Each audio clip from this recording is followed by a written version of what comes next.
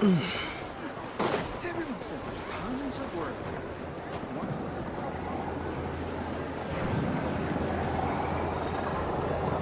Oh, it's been a few days since we said bye to the others in nacion.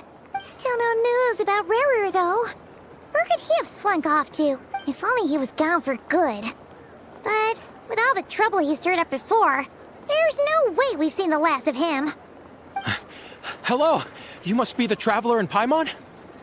Mr. Flint has been looking for you. Unfortunately, there's been a serious wild hunt attack over at the quarry.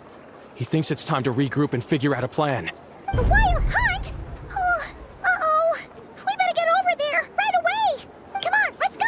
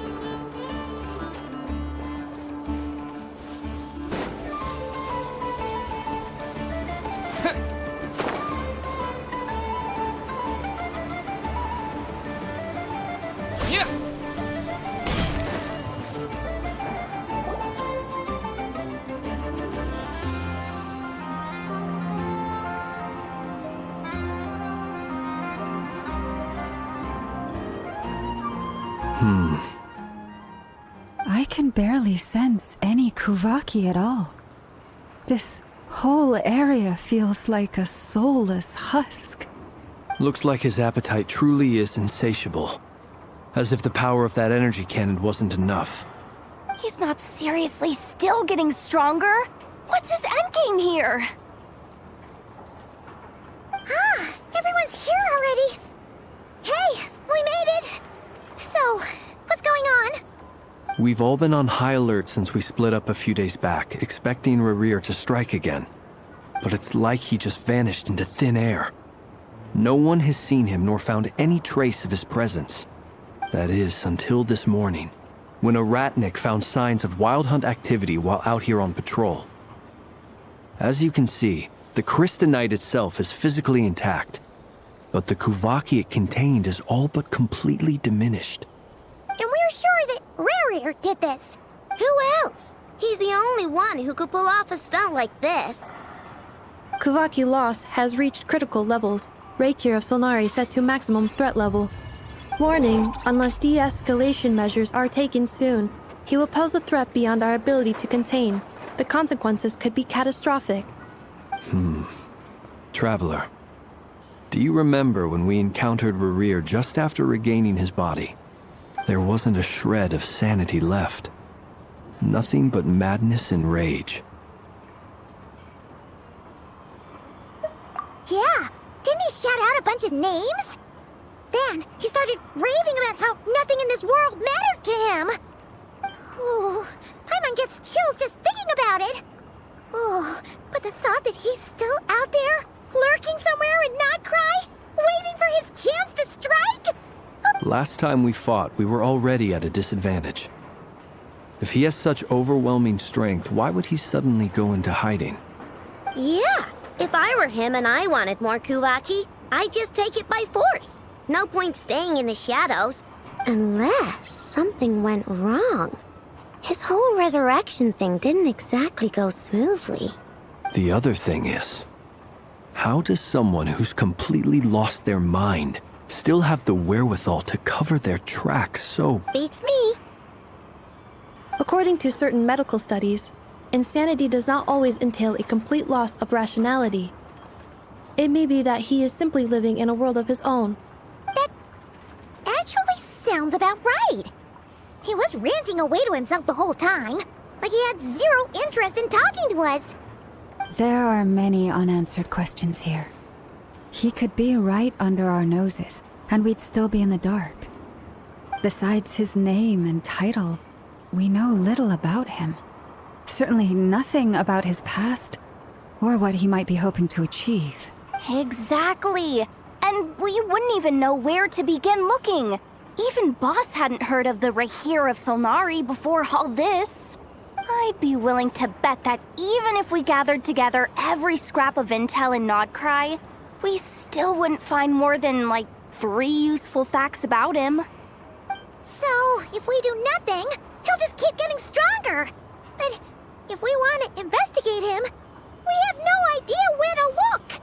Last time we had Marionette and her big robo-buddy to help us, and we still barely held our ground. If we had to face him alone... Oh, Paimon's head hurts just thinking about it. What are we supposed to do against a threat this big? Well, I do have a little hunch about his next move. Given that he attacked the quarry, I'd say it's likely he'll target other places rich in Kuvaki. Somewhere like the Eye of Krati, or the Pillar of Embla. One thing's for sure. If we just sit back and let him keep absorbing Kuvaki, we really won't stand a chance against him. A perfectly reasonable hypothesis. However, it is worth noting that these 2 locations are quite far apart. To investigate them both, we'll need to split up. I agree, we should split up. Right now, Rarir's goal seems to be gathering Kuvaki, not fighting us directly. Once we're done, let's regroup on Hisi Island. Wait, why Hisi Island? If I recall correctly, your largest goddess statue was carved from Kuvaki-rich ore, was it not? That's right. Yes, it could well be a potential target of his. I should head back and start evacuating the pilgrims.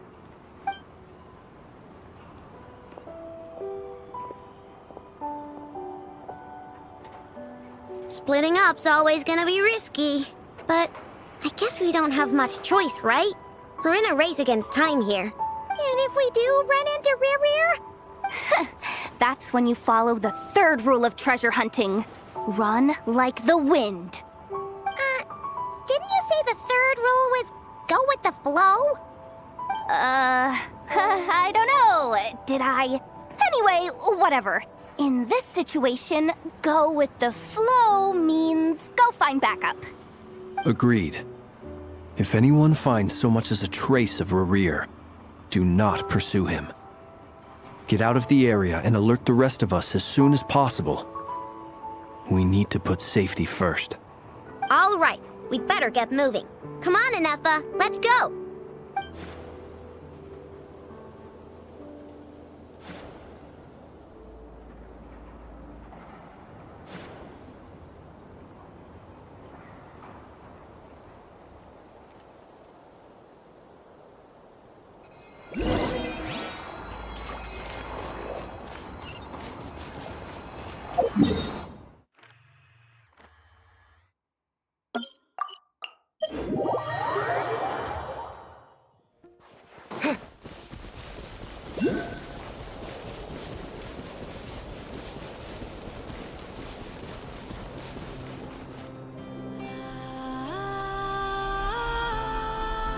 Any leads? Nope. Diddly squat. No clues to where he might be hiding. It's like he's a ghost. It feels like we're sitting on a powder keg that could go off at any second. Oh, I hate this feeling. I'd rather face him head on than be left hanging like this. So, you guys didn't find anything either? Not loving the word either. How about you, Flints? I questioned a few Ratniki and eventually narrowed my investigation down to one suspicious individual. But by the time I got to his place, he was already gone. Almost as if he knew someone was on to him. Either that or he's just extremely cautious and doesn't stay in one place for long. He's been biding his time for a while now. The question is, where or what is his next target? No idea. Since regaining his body, he seems to have lost all interest in the fragment in my possession. If he did still want it, he's had plenty of chances to take it. All we can do now is hope that Aino and Inefa turn up some leads. Darn it, Rarir. If you've got the guts, come face me one-on-one! Wait, he's actually here? I didn't mean it, I swear! No, it's coming from Silver Moon Hall. The Lady Kutar might be in danger. Let's get over there, quick!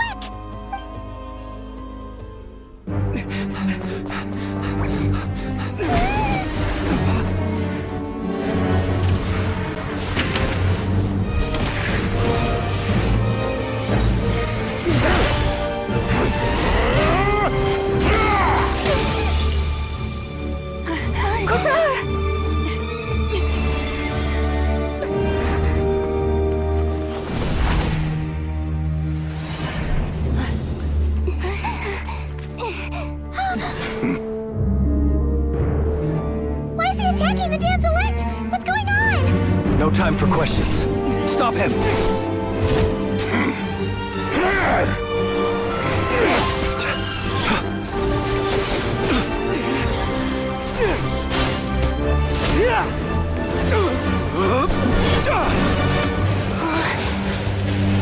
This is insane.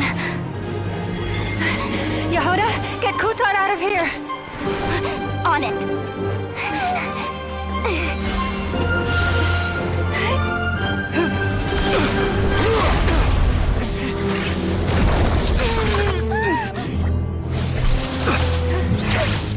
Look where your feeble light has gotten you. Now, you shall plunge into darkness. Felindus, soon, I will find a way. Watch out!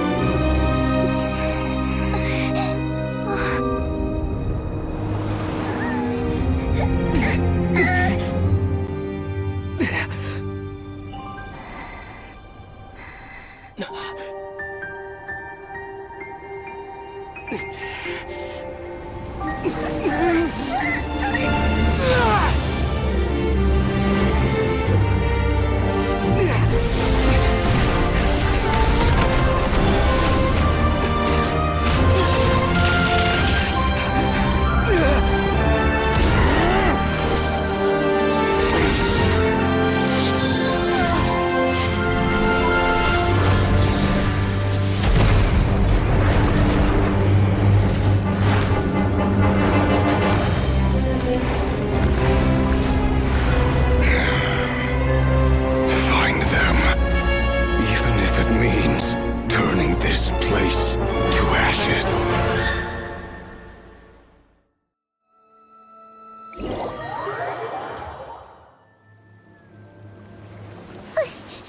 That was too close! We barely made it out of there alive! What's that guy's deal? How'd he get so crazy strong? He's a threat to this entire nation. I doubt his strength could even be measured by conventional standards. I have a question. When me and Anefa showed up, we saw him chasing after this lady like he wanted her dead. What was that all about? We weren't there for the whole thing either. They were already duking it out by the time we arrived. Yeah, we didn't see how it all started. It all escalated so quickly, we had no choice but to step in. Kutar, can you shed any light on the situation? Kutar. Cross-checking database. I see.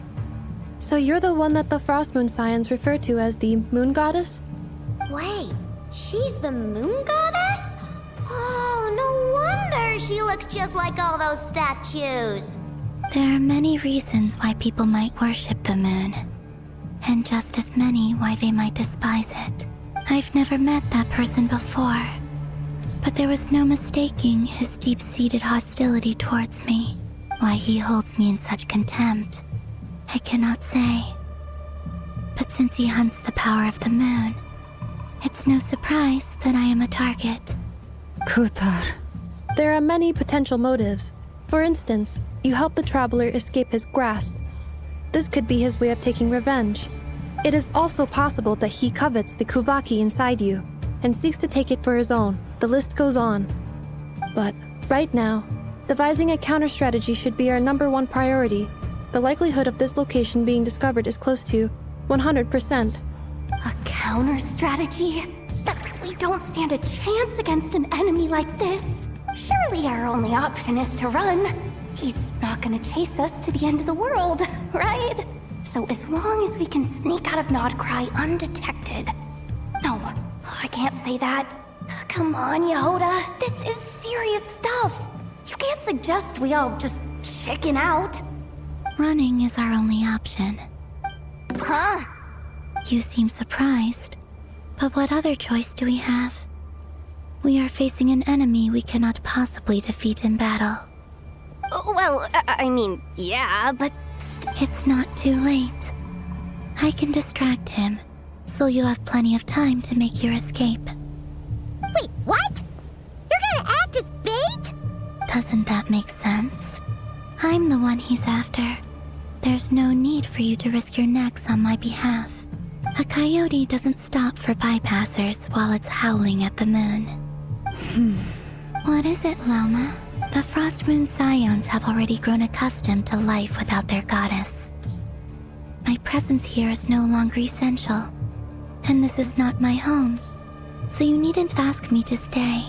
We can't just roll over and let him get away with this. That's not our style. Yeah. We can't just call it quits after everything we've been through together. Besides, she pretty much saved my life back there. If I just ditched her now, I'd never forgive myself. We can't overlook that you have saved our lives multiple times now. To talk of returning the favor would be a little crass for my liking.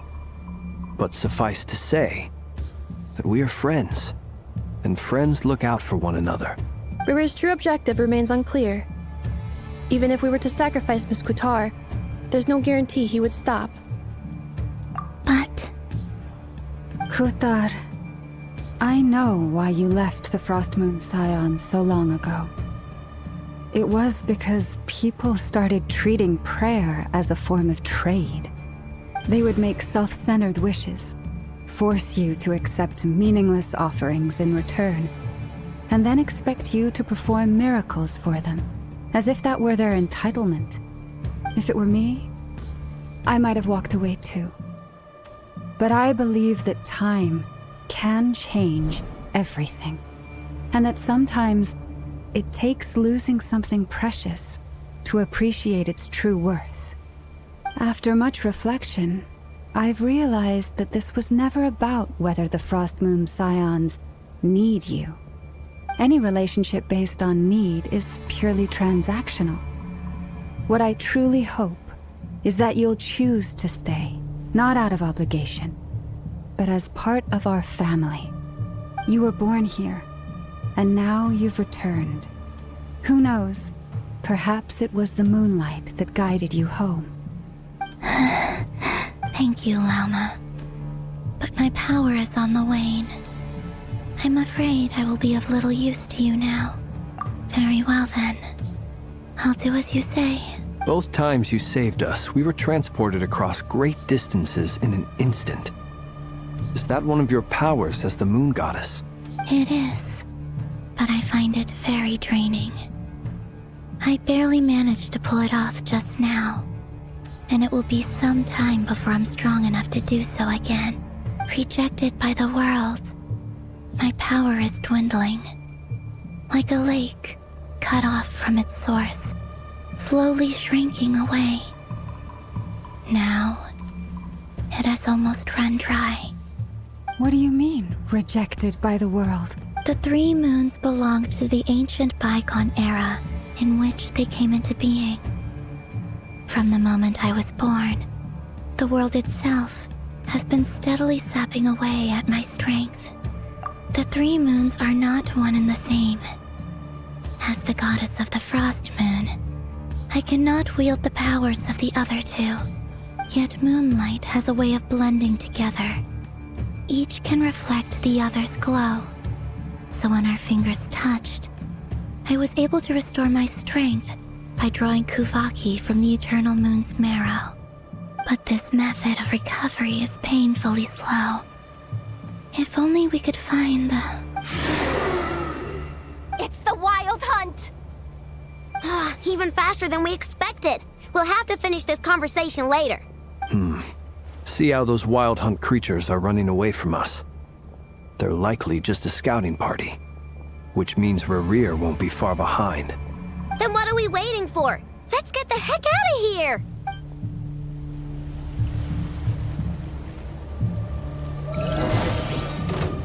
Poor lost lamb. For the everlasting forest. Look! The rainbow! They just keep coming! This is driving me nuts! Rerir's closing in on us. We need to pick up the pace. There's too many of them! And this time, we can't fall back on Kutar's house to escape! Hold on much longer.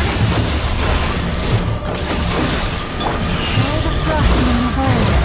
Lush as the moon.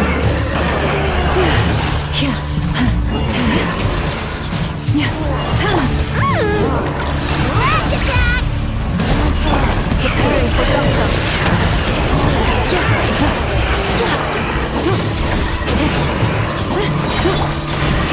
For the everlasting forest.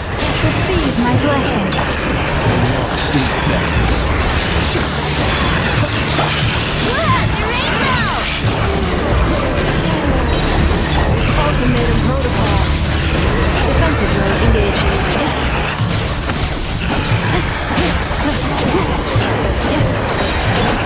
With one heart, we pray. Branch into song. Preparing for dust-up.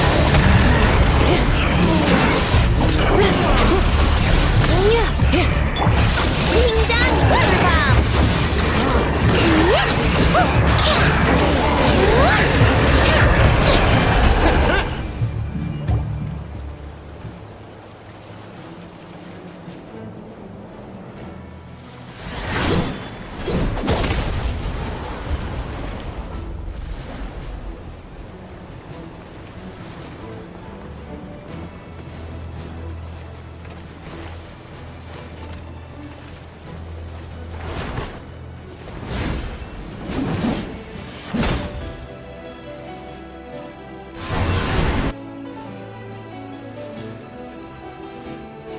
What's the matter? Bit off more than you could chew? Hold up! Who are you? Uncle Varka! You're back from Amsvartnir? Oh, you're Varka? Grand Master of the Knights of Favonius? We could save the intros for later. Right now, let's get you all out of this hellhole. Follow me. I know somewhere you'll be safe. Oh, is that where I think it is? That's the one. Come on, move! There's no time to waste.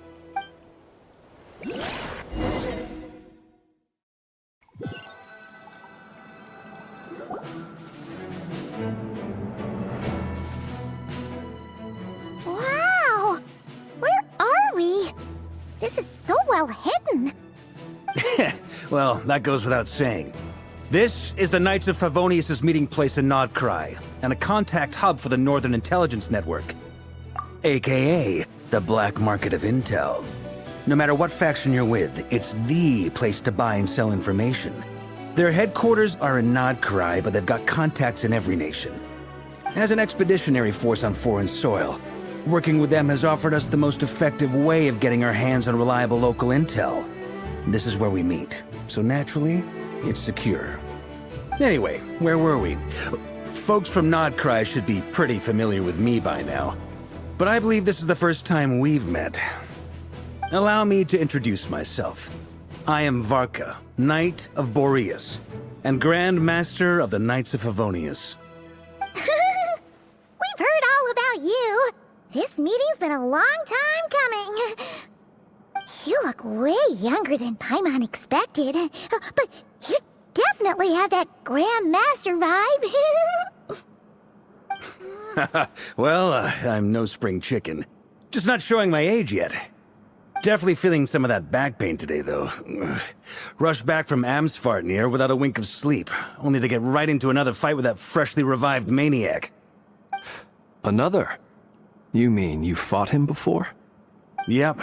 He wasn't nearly as strong back then, but he was still a formidable foe. I brought some of the knights along to give him a little surprise, but he saw us coming from a mile off. My squad took heavy injuries, and I barely made it out alive myself. We knew it might have been our last chance, so we staked everything on it. But still, it wasn't enough to stop him. I tried tracking him down afterwards, but he didn't leave a trace. Even in his unhinged mental state, he's as cautious as any trained operative. So, I decided to come find you. And as luck would have it, turned up to find you being ambushed by the Wild Hunt. The rest, you already know. Is that why he's been frantically absorbing Kuvaki these past few days? Because he sees you as a threat? Maybe I'm part of the equation, but even if I weren't, I'm sure he'd still be gathering power. He's clearly working up towards something. Note to self, Uncle Varka's strength rating officially upgraded. Guess it's my turn to ask questions now. So, what exactly has been happening in Nodcry? Why is the Wild Hunt returned in humanoid form? And why is it after you? That's a long story, but I'll try to make it quick.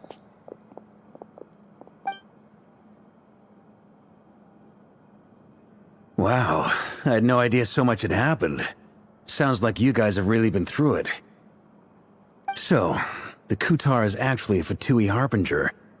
And all this Wild Hunt activity in Nodcry is the work of the Raker of Solnari, one of the 5 sinners. That's a lot to take in. Need some time to wrap my head around it all.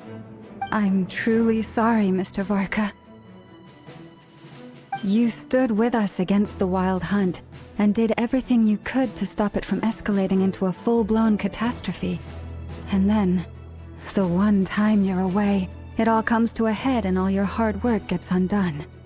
You've got nothing to apologize for, Miss Moonchanter.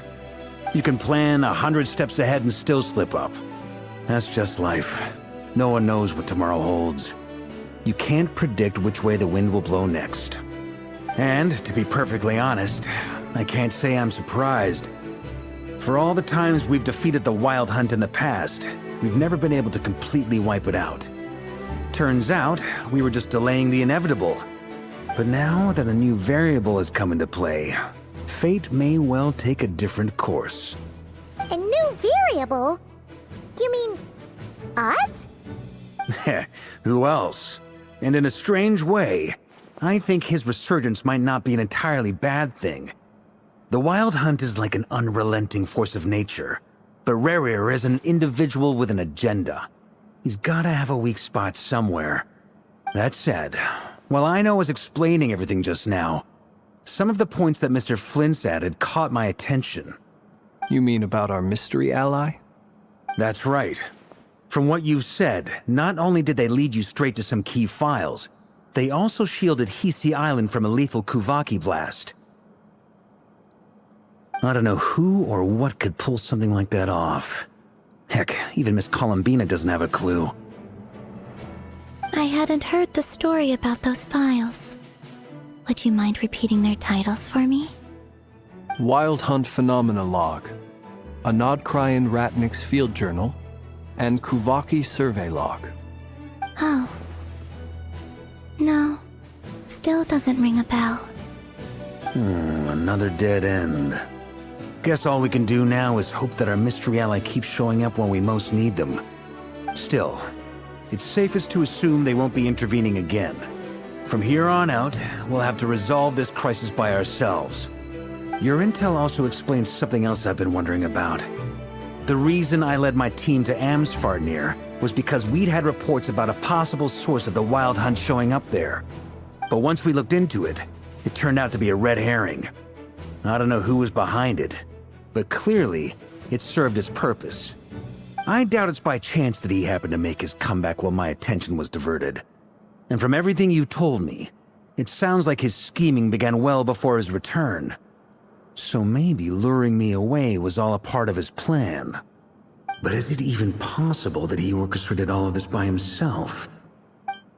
The Moon Maiden and the Raker of Solnari, Nodcry of all places. The way everything is unfolding, it can't be a coincidence.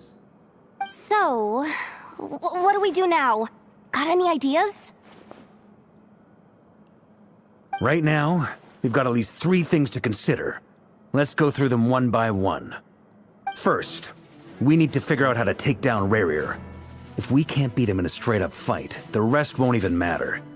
To my knowledge, the bulk of Nodcry's fighting force is already gathered here. But even with everyone united, we're still no match for Rerir in his current state, let alone with his power still growing. What if there was a way to tap into a new power of our own? How so? Have you thought of something, Columbina? 3 moons once watched over this world. The Eternal Moon was the largest. The Frost Moon was the brightest. And the Iridescent Moon was the most mysterious. They say that back then, the 3 moon goddesses wielded immense power. Enough to shape the workings of the world itself. I now bear the Frost Moon's power, and the Eternal Moon's marrow resides within the Traveler. Hold on. Are you suggesting... The iridescent moon, the last piece in the puzzle. That's right. If we can find the Iridescent Moon's marrow, I will be able to regain my strength much more quickly. The 3 moons are said to stir the tides and illuminate all things. Perhaps they hold further secrets beyond our understanding. According to my analysis, the solution is feasible. However, it is subject to one major condition. How do we locate the Iridescent Moon's marrow? I know a way, but... we will need to visit the Fatui's Experimental Design Bureau. The Experimental Design Bureau? Are you saying we need to involve Marionette? Yes. I must speak with Sandrone. It's a long way from here to the Experimental Design Bureau. There's a high chance you'll be spotted. You shouldn't go alone.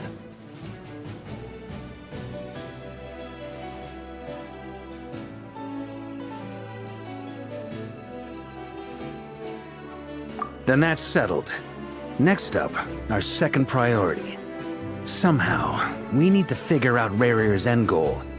As you saw for yourselves, when he was still in his wild hunt form, everything he did was for the sake of recovering his body and resurrecting himself. His first act since then, after laying low for a while, was to try and assassinate this young lady. People's obsessions often reveal their greatest vulnerabilities. There must be a reason why he despises the moon so deeply. Perhaps it sheds some light on his title, the Raker of Solnari. The Wild Hunt has plagued Nodcry for centuries now. If we want to stop it for good, we have to get to the root cause of what's driving it. It's true. We still know very little about him. If Kuthar hadn't given us that lead, we wouldn't even know his name. But where would we even start? I doubt even the Intel Queen of Nodcry has a clue, and she has info coming out of her ears. Oh? That's a rather hasty conclusion for someone who's so painstakingly meticulous when it comes to dealing with machines. Ah, she heard me.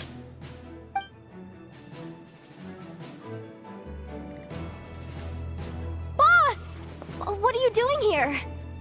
I'm now asking myself the same question. I received a letter from a humble knight of Favonius, requesting a meeting to discuss a major business deal. But it looks like this humble knight had something else in mind. Details. Miss Sneffer, the important thing is that you've arrived at the perfect time. Since his failed ambush, I've been racking my brains trying to come up with a plan to fight Rerir. Given the severity of the situation, I think it's fair to say that our only chance lies in uniting as one. And I'm talking all the factions in Nodcry.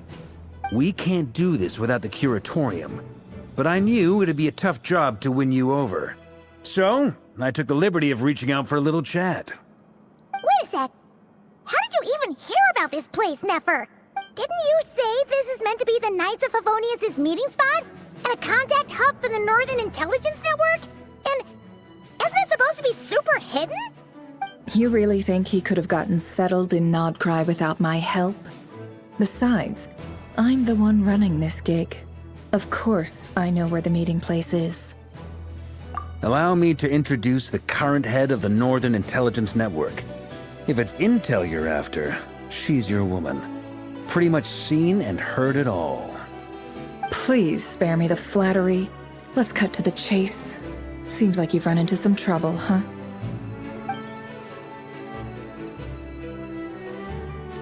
Well, this certainly qualifies as an unforeseen crisis. On behalf of the Curatorium of Secrets, I wish you all the best of luck. So you're just going to sit this one out?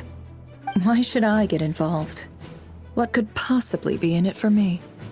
What if we told you we can't do this without you? Oh?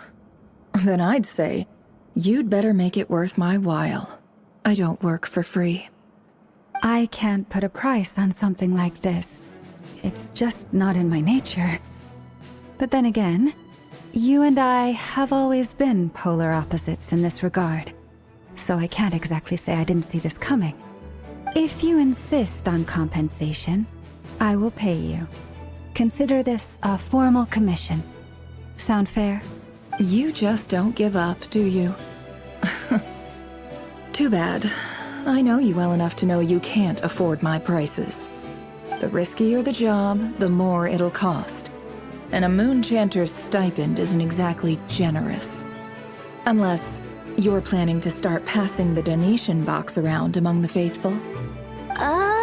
Boss, just a thought.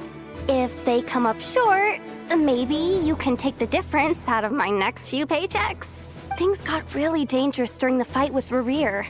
If this girl hadn't saved me, I'd be ley line fodder by now. I'd be gone for good, boss. If there's any way we can make this work, I'd really like to help her. Please? I'm begging you. This is why I'm always telling you never accept favors. They are the hardest debts to repay. You have to be careful who you get involved with, or you invite all kinds of misfortune. Very well, Yehoda, I will help. But just this once. Don't count on this happening again. Flynn's, that fragment that Rerir was after, do you still have it on you? Of course. Let me borrow it. I need it to follow up on some leads. Wait, you actually have some leads? Shh. This is top secret information. I get it. We all have things we'd rather keep to ourselves. Plus, I know we can count on you, so we'll leave the intel gathering in your hands. And that brings me to the third and final item. We need to find a way to distract him. We need time to make our move, so someone will have to stall him. I'm in for this part, no matter what. Anyone coming with? Count me in too. Come off it, you two. Quit playing heroes. I'm way ahead of you here. Nefa did a scan of the Moon Goddess's Kuvaki signature, and we're gonna use it to make some decoys over at the Kramkake craft shop. Anyone who's in, follow me. Once they're ready, we'll deploy the decoys across Nodcry. So as long as the rest of you keep moving, he won't catch on to your scent and won't be able to track you down. I like it. Genius idea. No biggie. All right then, we'll split into 3 teams. Once your team has finished their mission, return here and wait for the others. Dismissed!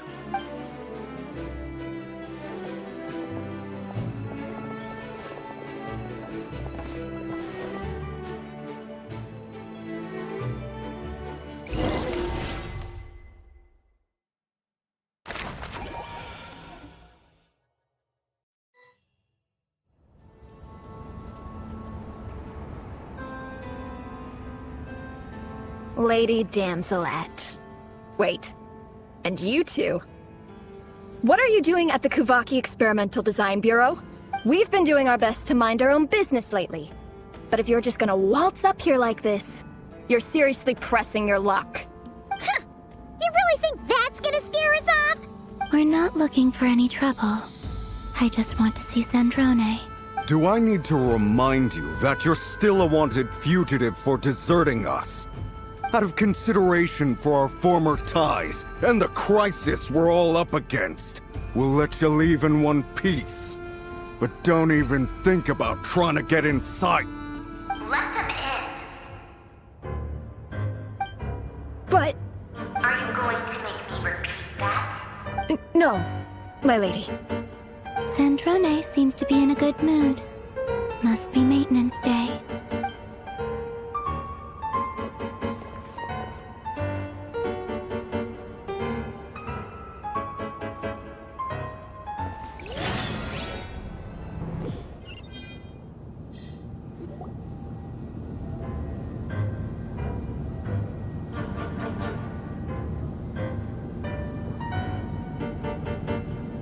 So tell me, to what do I owe the honor this time? Actually, before you answer that, just so we're clear, we're not colleagues anymore, Columbina. I don't owe you anything. I promise it's nothing big. It seems like you've gotten the wrong idea here. The only reason I let you in was because I was bored. It seemed like a way to kill some time and satisfy my own curiosity. Whatever miscalculations I may or may not have made in the past, I haven't lost the plot enough to even consider sticking my neck out for your sakes.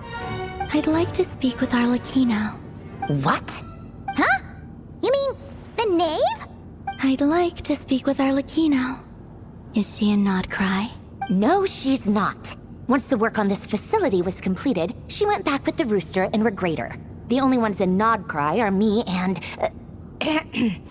What is it you need to speak to her about anyway? Rerir is hunting me. If I'm going to face him, I must first retrieve the lost moon.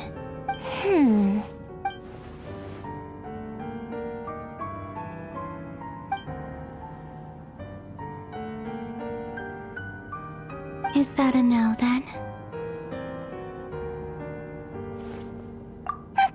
As if I need reminding. I was this close to settling things with him before someone decided to whisk me away to their weird little garden. Have you held any tea parties lately? Tea parties? Yeah, obviously. You don't seriously think we'd pack it all in just because you aren't here. If anything, they've been more eventful than ever. Just me, Arlecchino, and a bunch of insolent and sensitive guests who won't stop asking where you've gone. Oh, they've been a real joy. I bet you served them the worst tea you have. Just like you used to do to me when I upset you. Who cares about how good the tea is when there's no one around to drink it? I keep losing people. First Rosaline, now you. I'm running out of people who can make me laugh. Honestly, what could be more ridiculous than the multi-centenarian goddess, who's only ever had the plain herbal tea she received as offerings? You'd always brew a different type of tea for me each time. Was it really just to see how I'd react?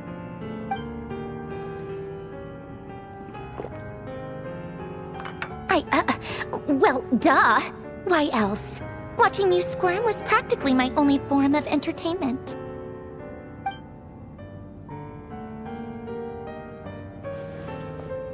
Oh, yeah. And Capitano sometimes used to bring Tartaglia around, too. But I guess we won't be seeing him again. Well, I guess we are overdue for a get-together. Polonia! Have Febronia pass a message to Arlecchino for me. It's time for tea. Will suffice. Pass along a message for me, too, if you would. My body cannot contain the marrow of 2 moons, so I'll be leaving one of them in her care. Excuse me? Who said you were on the guest list? If my tea meant that much to you, maybe quitting the Fatui wasn't your brightest move. Back when you were under the Tsaritsa's protection, no one would have dared come at you so openly. But that protection didn't come for free. In fact, I paid dearly for it. At the end of the day, it was just another transaction. I just got tired, that's all. I never wanted any part in their grand ambitions, and I've had enough of being treated like a bottomless supply of power.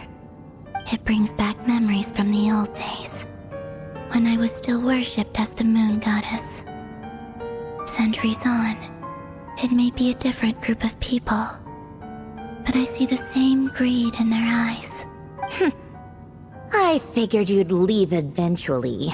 You didn't have as much of a reason to stay as I do. The Tsaritsa gave you shelter and protection, but that was it. Nothing more, nothing less. Meanwhile, the Fatui demanded everything from you in return, until it was more than you could bear. I get why you left. And frankly, I have no interest in dragging you back just because the higher-ups told me to. But if you keep hanging around with this riffraff, the next time we cross paths, we might be enemies for real.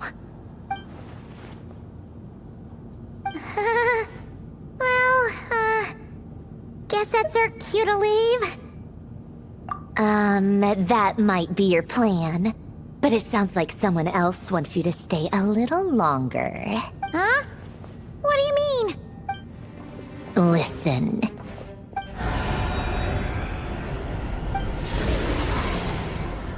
My lady, it's the Wild Hunt.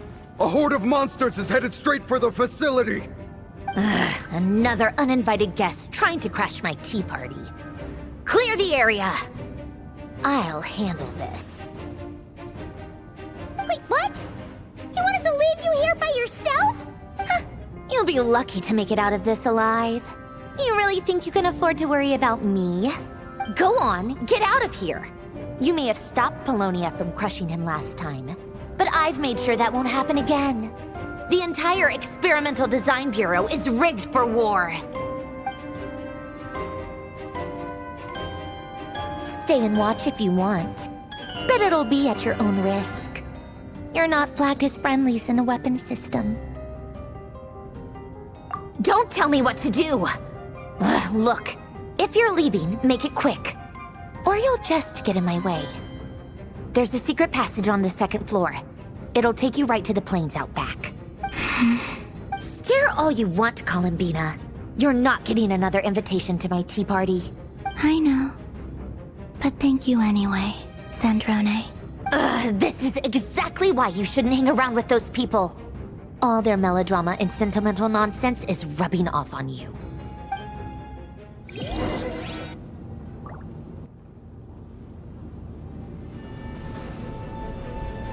Come on then, Mr. Ray here. Let's pick up where we left off. It's your Wild Hunt monstrosities versus my beautiful creations. Let's see who comes out on top.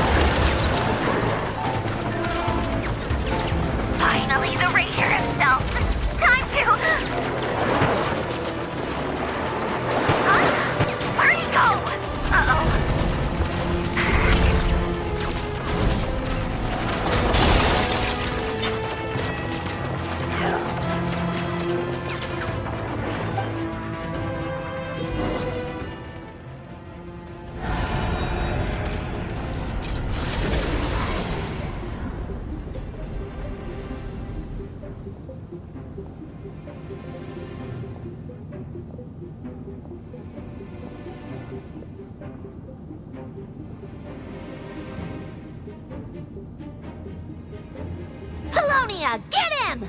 I've upgraded Polonia again since our last encounter, and uploaded every last scrap of your data. So let's finish this, once and for...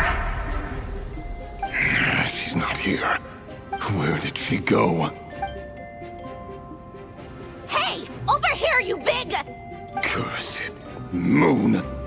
Go. Keep searching. She cannot have gotten far.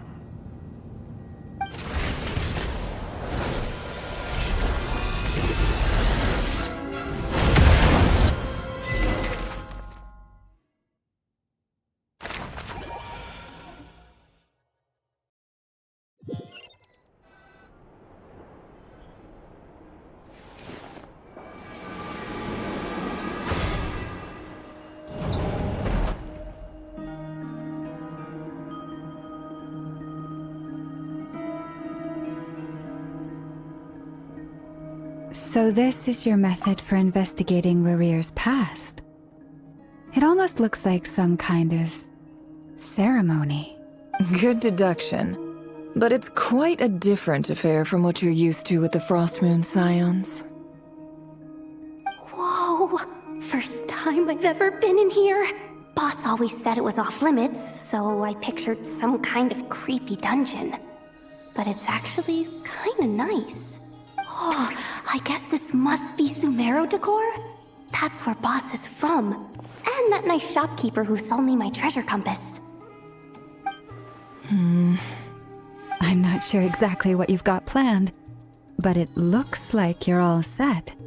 When do we begin? Whenever we wish.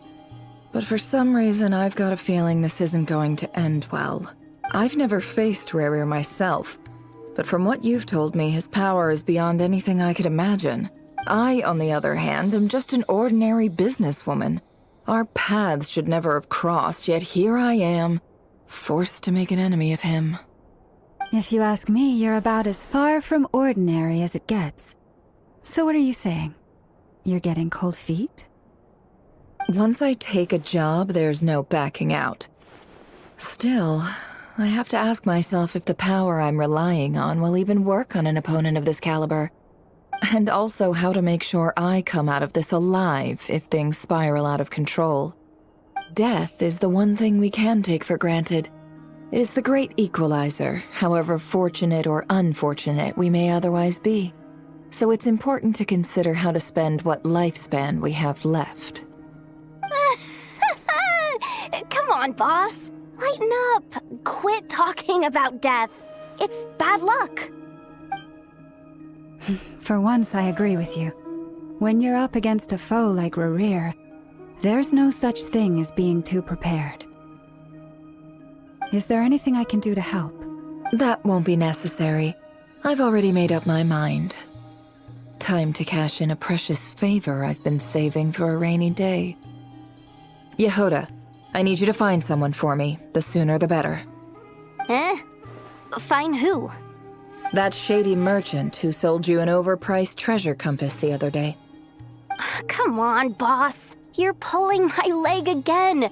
In what way is she shady? She showed up when I was completely lost and sold me a neat little gadget that was exactly what I needed. Trust me, she's a good person. Anyway, I know who you're talking about. Don't go anywhere. I'll be right back. Quit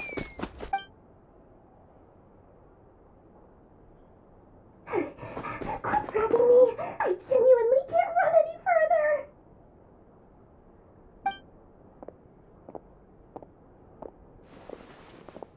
Hey, aren't you?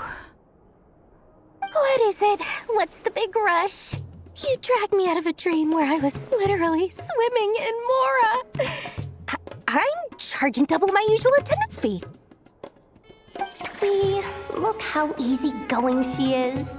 After that rude awakening, she could have completely snapped at us. But instead, she kept it together and just asked for an extra fee. Dori Sangama Bay? I never would have pictured you two doing business together. If you want to make it big and not cry, it's all about connections. Lady Nefer just so happens to have a lot of intel that interests me.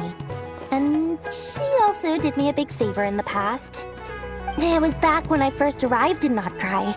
My trusty assistant, the genie in my lamp, had an adverse reaction to the Kuvaki and fainted. And when you know it, that's when I suddenly find myself in a life-or-death situation. Good thing my compatriot was there to swoop in and save the day. I've been giving her a 30% discount off all of my goods ever since. Now, so that no one here feels left out, I'm willing to extend a 20% discount to fellow friends of Boss Nefer. Plus, any other friends you send my way will enjoy 10% off. What can I say? The great Lord Sangamabe is nothing if not generous. So, let me guess. You've run into some trouble? I've got everything you could possibly need. And the more you buy, the more you'll save. You guessed correctly. What have you got in the way of survival gear? The one type of gear I've never been short on. What are you looking for? A jetpack fresh from the Academia's labs? An ancient suit of armor dredged up from the bottom of the sea? At the very least, I need to know what kind of opponent you're dealing with here. If even you're worried about staying alive, it must be pretty serious. What if I told you it's someone with the power to bring a nation to its knees? Is that so? Then we really are talking top-shelf treasures. I don't have anything like that in stock right now. I'll have to ask my supplier. Your supplier? A powerful woman, make no mistake. I can't reveal her identity, but luckily for you, I hear she's planning to visit Notcry in the near future. If you're willing to wait, I can ask her when she's here. Can't say exactly how long that'll be, though. Then, let me put it another way. What would you do if you encountered an enemy like that? Roll over and serve yourself up on a silver platter? Of course not! I have a handy little trinket from one of my generous suppliers, which... Hold on. What exactly are you getting at? No! This is for my personal use only! Let's just say I'm borrowing it, all right? Just for insurance purposes. You'll get it back later.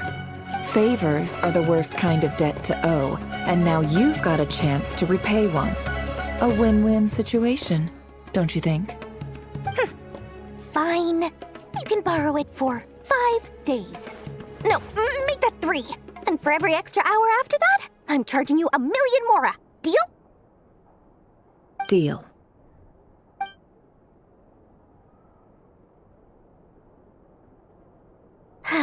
What a way to start the day. Now, was there anything else you wanted? Or can I go back to bed now?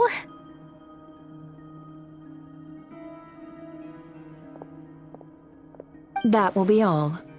Take care now. Don't trip up on your way back, friend. See you later! You're my favorite shopkeeper.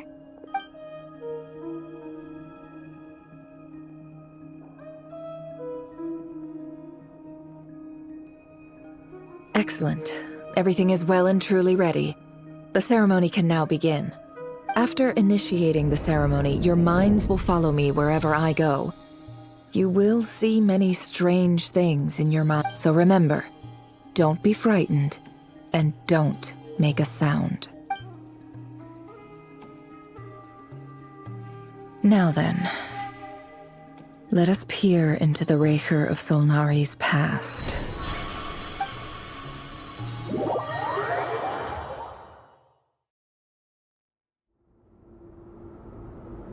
I made it. I don't recognize this style of architecture. Must be Conrian. Simple furnishings, table and chairs. It's a more ordinary house than I might have expected. Looks like the fearsome Raker of Solnari came from surprisingly humble beginnings. Unless this passed for luxury in Conria. Unlikely. It was said to be a very prosperous nation in its heyday. Anyway, I'll keep exploring.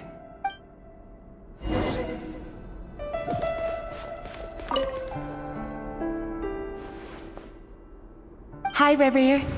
Since you're working extra hours tonight, I thought I'd keep myself busy by checking out that new kebab shop. I've heard good things about their menu. I'll test it out, and if it's as good as everyone's saying, let's go back together sometime. P.S. New stash from the Universitas Magistrorum. I brought some goodies home. A few teacups and a pin rack. Hope you like them. They didn't sign their name. But they must have been close. Sounds like they were living together.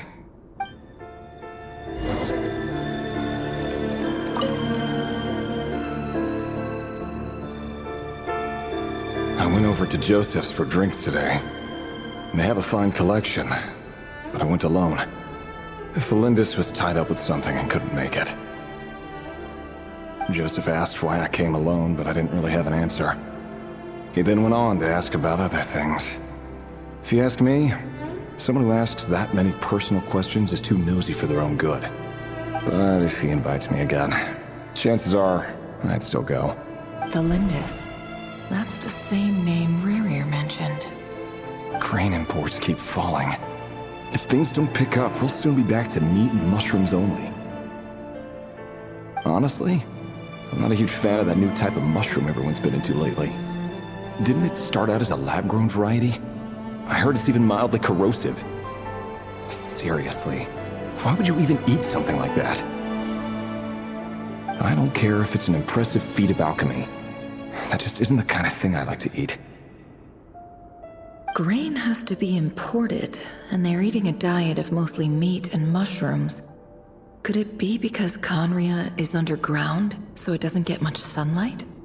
That would explain why they use so much stone in their buildings. They even use alchemically modified strains for food. Seems like the people of Conria don't have many options when it comes to dining. I've just about saved up enough now. Time to buy it and keep it somewhere safe. Making a big purchase.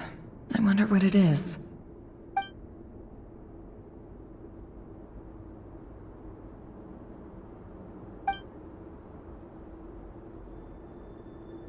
He really is a professional. No wonder he's so good at covering his tracks. Despite what he's become, it seems like he's retained certain habits, at least in this regard.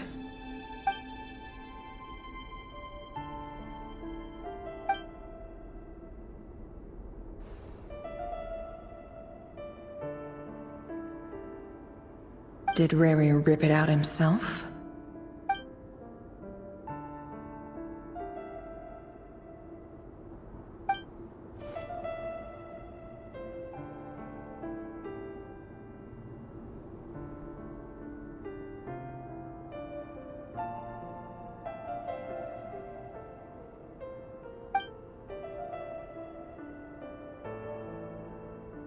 Before I met you, I was convinced that my heart was nothing more than a stagnant pool.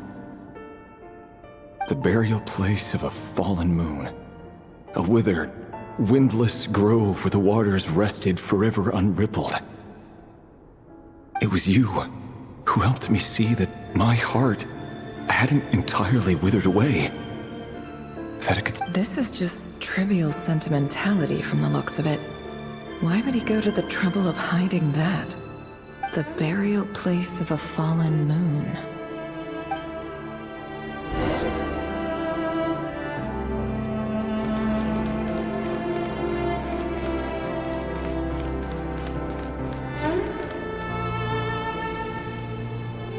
Over here.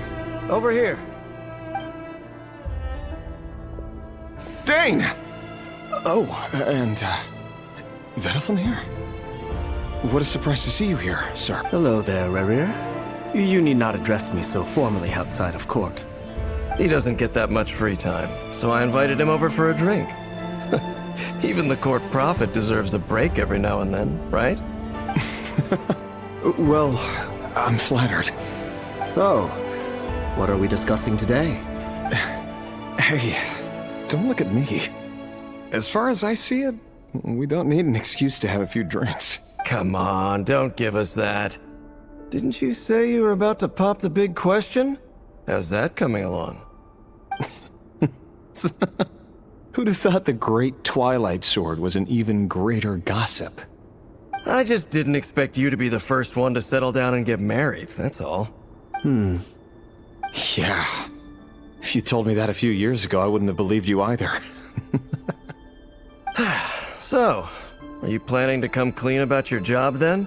I'm guessing you still haven't told her. Sure, I'll have to tell her at some point. But I'll need to pick the right time and place. To be honest, I have no idea how she'll take it.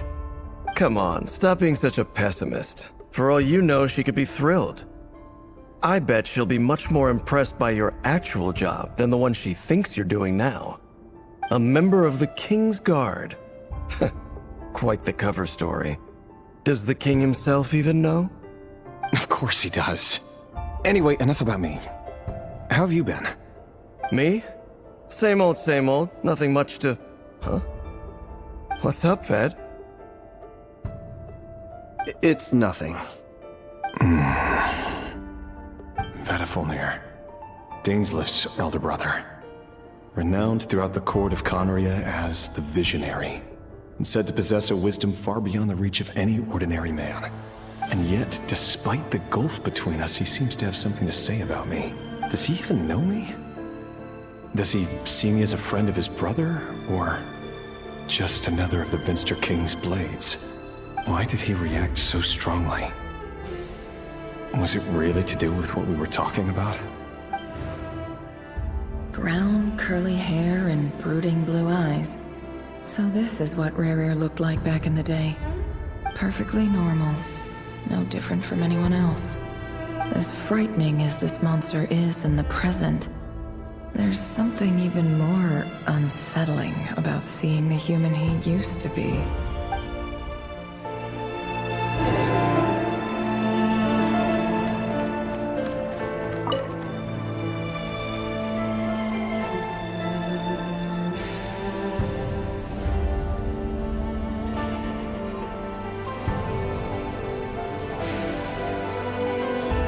Felindis? You're back early? Our equipment's being serviced today, so I got off earlier than usual. How's your day been? Aw, why the long face? Is something the matter? Has your boss been giving you a hard time again? Went for a drink with Dane and the others after work. Isn't that a good thing?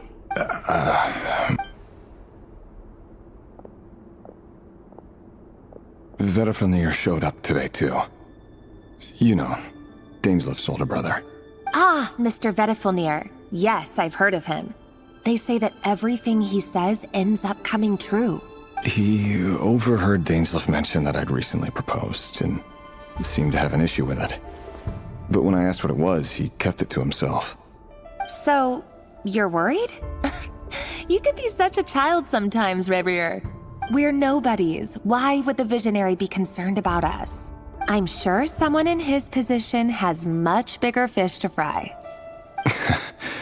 Maybe you're right.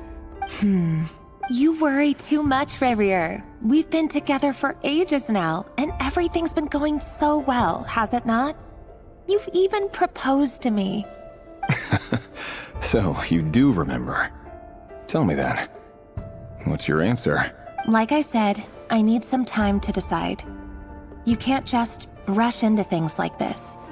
We may be nobodies in the grand scheme of things, but if we want things to work out, we've still got to plan ahead. All right. Take your time. Just don't keep me waiting forever. Nobodies. Sounds about right. In the eyes of people like Vedifulnir and Dainslift, what do we matter? Can someone whose gaze is so fixed on a far-flung future even see the present clearly?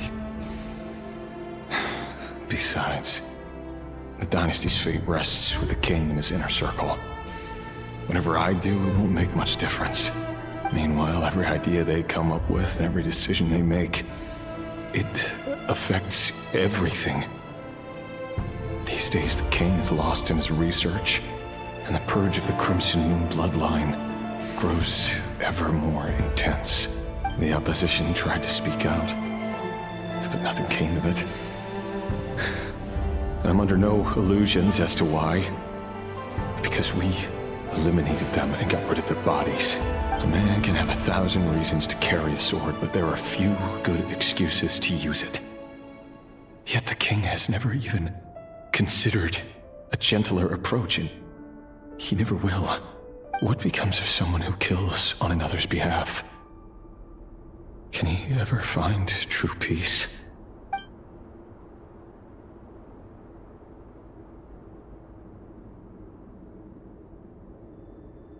Thelendis?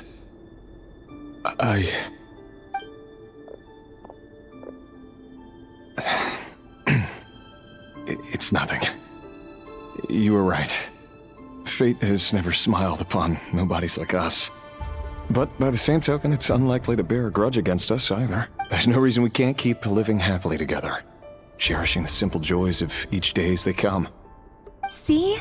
You just need to stay positive, Revere. I can feel your warmth, your breath. You're right there, right by my side. Just seeing you makes me happy in a way I can't explain, and that's something that no one could ever take away from me. So smile, my love. Let go of that frown. You're right, Thelendis. I've just been overthinking things. That's better. Getting caught up about things like this will only ruin our evening.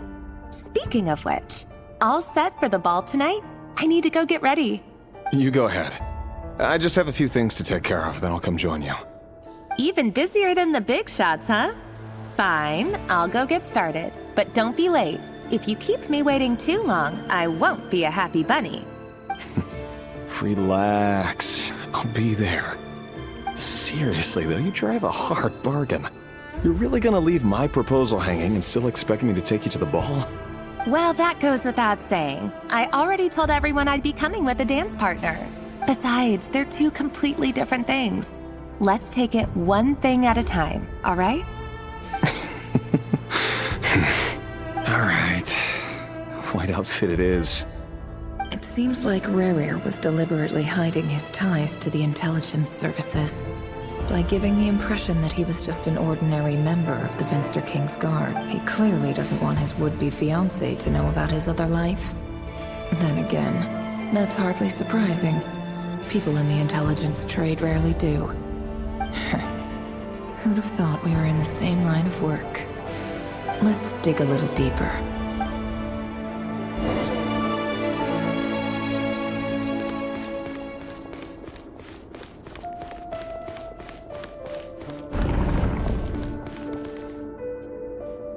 Our last operation was a resounding success, and all thanks to you, Rehir of Solnari.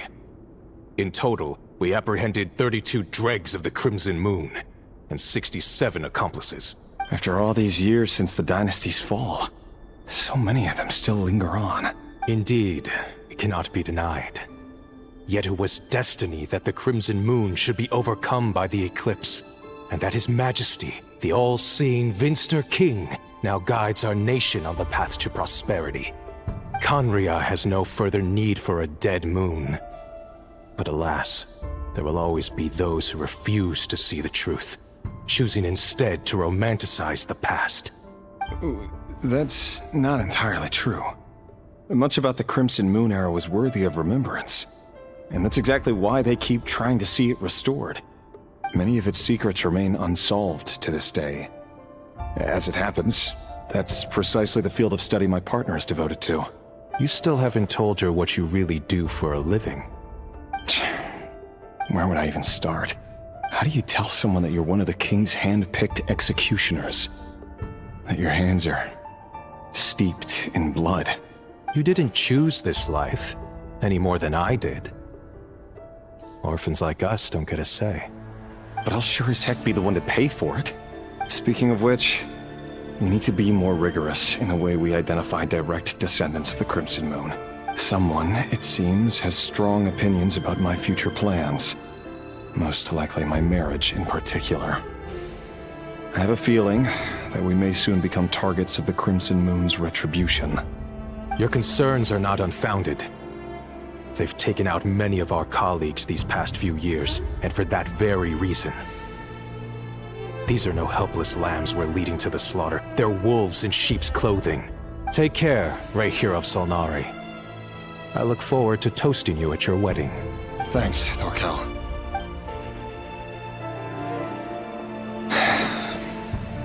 Thelindis, I never wanted to keep this from you. You're the last person I would ever want to lie to. But that's exactly why I can't tell you everything.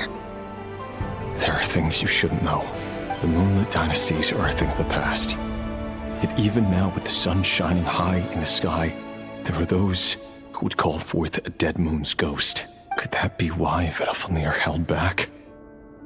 Or was it because of some court secret he's not at liberty to share? I have to get a clear answer from him. No matter what happens, I will protect Thelindis. Rerir seems to be very concerned by Vedalfnir's reaction. Vedalfnir and Dainsleif, the Visionary and Twilight Sword.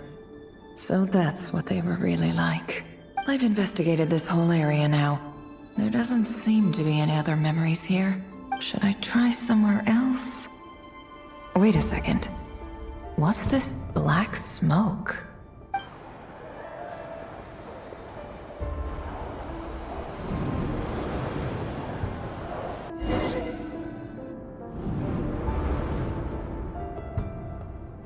So, he's late after all. Just you wait, Rerir. Are you waiting for someone, ma'am? Could I tempt you into buying some flowers? Oh, sure. Pick me out a pretty bunch if you would. Thank you. But I'm afraid none of them are as pretty as you. For someone so young, you sure have a way with words, don't you? I'm only telling the truth. Look me in the eyes. You'll see I'm not lying. You're... May we have a word in private? Who are you? And what do you want? It doesn't matter who I am. Too many of our kind have fallen lately, so I decided to take the risk of reaching out. Not long ago, the Ray here of Solnari led an assault on one of our strongholds. We suffered many casualties, and many who came to our aid lost their lives as well. Sorry, I don't know why you're telling me this. And I don't want to get involved. Wait, hear me out. This time we finally got a clear look at his face and learned his true identity. His name is Rerir, and he claims to be one of the King's guards. What did you... A cruel irony, isn't it? The man you're set to marry leads a double life as a brutal executioner. But surely, you must have caught a whiff of the blood on his hands. Why are you telling me all of this? Simple. It's because... How strange. Rerir was nowhere to be seen in that memory. It clearly belonged to Thelindis. Rerir couldn't possibly know what happened if he wasn't even there. Why would her memories appear in his fragment? The ceremony won't last much longer. I think it's time to call it a day.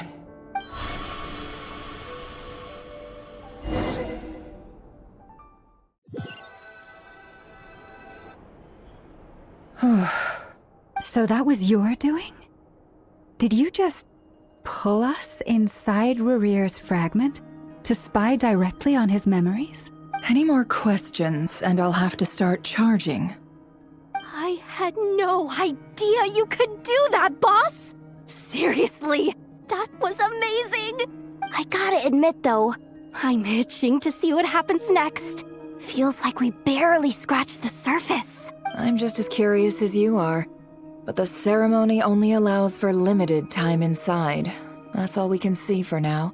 Luckily, we managed to learn quite a lot. So far, so good.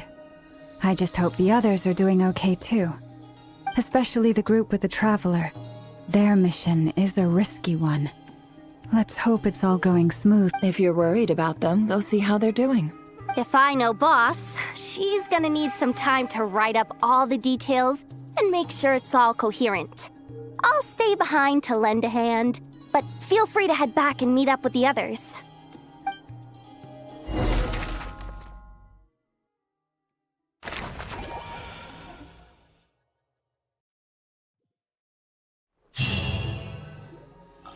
Oh, they've been prowling around for nearly 2 days now. These things just won't quit. Oh, they might not have seen us yet, but them constantly sweeping the area, our way out is completely blocked.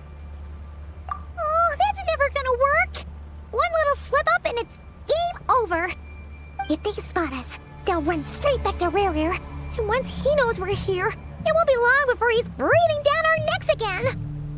Ugh, guess you're right. Alright, time to zip it.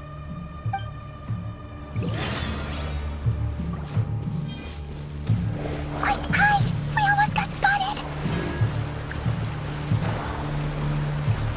Phew, that was a close call.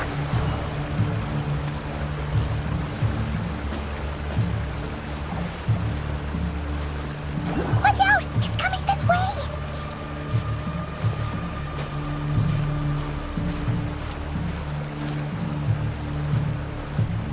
Keep going. We're nearly there. This is the final hurdle.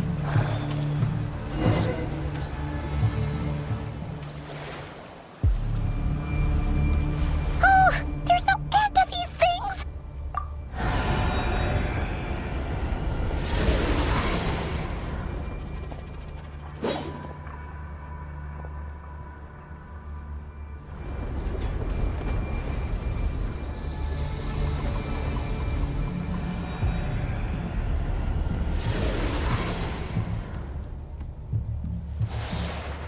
Fire.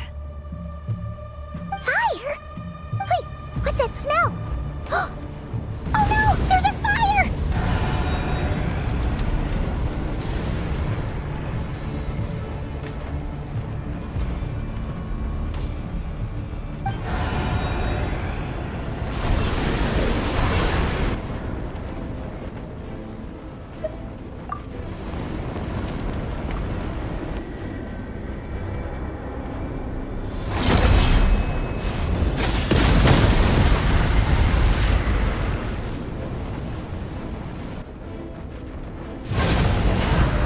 Sandrone was right.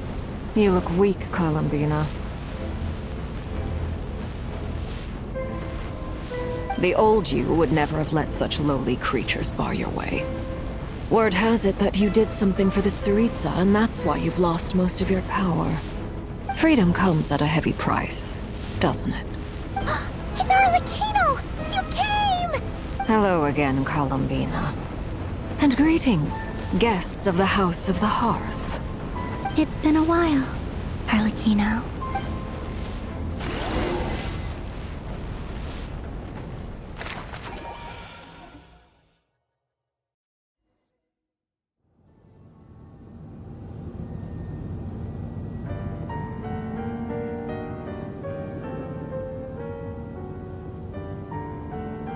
Stupid right here of stupid Solnari.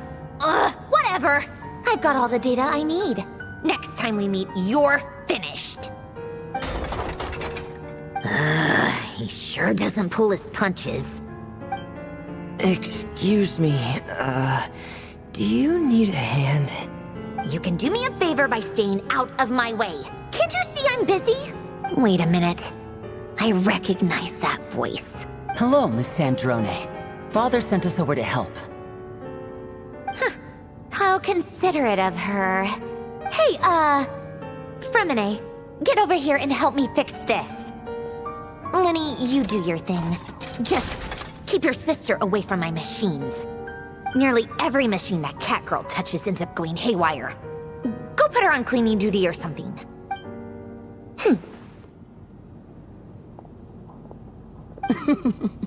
Then let's start downstairs. Fremine, we'll leave this place to you. You've got it. Wait a second. Pretty sure there's still some tea in the cupboard. If you want some, you'll have to make it yourselves.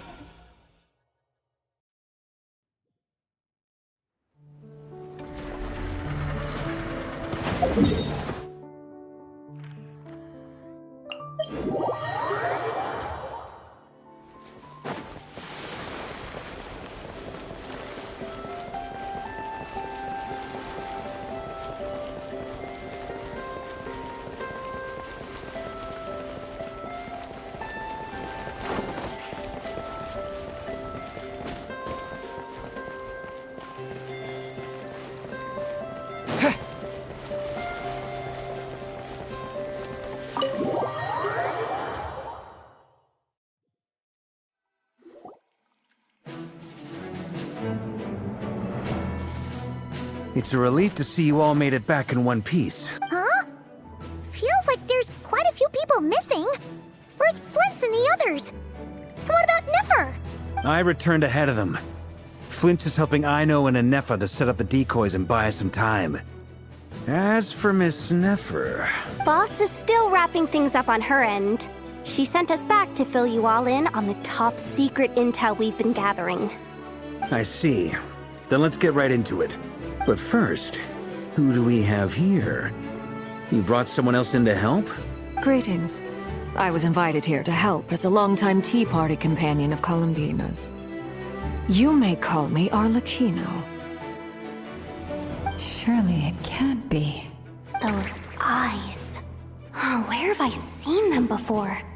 Wait, of course. In those memories we just saw. The only Arlecchino I know is the fourth of the Fatui Harbingers. So either you share a pretty uncommon name, or you're more than just a Tea Party buddy. You're well informed, Grandmaster. A man from Mondstadt living all the way out here in Nodcry, and yet the people and affairs of Snezhnaya seem to hold a special place in your heart. Oh, the feeling's mutual. Sounds like you know all about who I am, too. A Fatui Harbinger.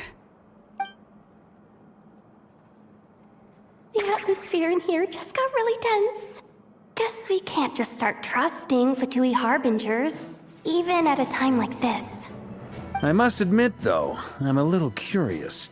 Seeing as the Moon Goddess no longer belongs to the Fatui, what makes you so willing to put your neck on the line here? Nor does Nodcry belong to Mondstadt, Mr. Varka. Yet still, you're fighting for it all the same. Things don't always have to have a tangible payoff. Sometimes, stopping things from spiraling out of control is a higher priority than chasing the spoils of victory. Of course, I can't say there's nothing in it for me at all. But that's between Columbina and myself. Forgive me. I don't mean to doubt you. It's just that the Fatui really have been the source of many of our troubles. We have our own way of doing things here in Nodcry. But ever since they arrived, the Fatui have treated us with nothing but hostility. I know there's been a lot of bad blood between us in the past. I've done my utmost to avoid friction whenever I could. But sometimes fundamental conflicts of interest simply can't be settled amicably. That's why I'm here solely in a personal capacity. This has nothing to do with the Fatui. As a gesture of good faith, I'll be frank. I can help Columbina track down the iridescent moon's marrow, which will help her restore more of her power. Anyway, what else is on the agenda?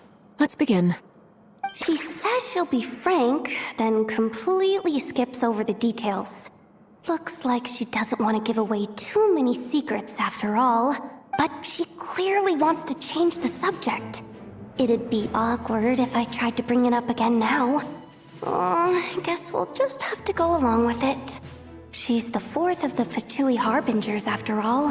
One look and you can tell she's not someone you'd want to mess with.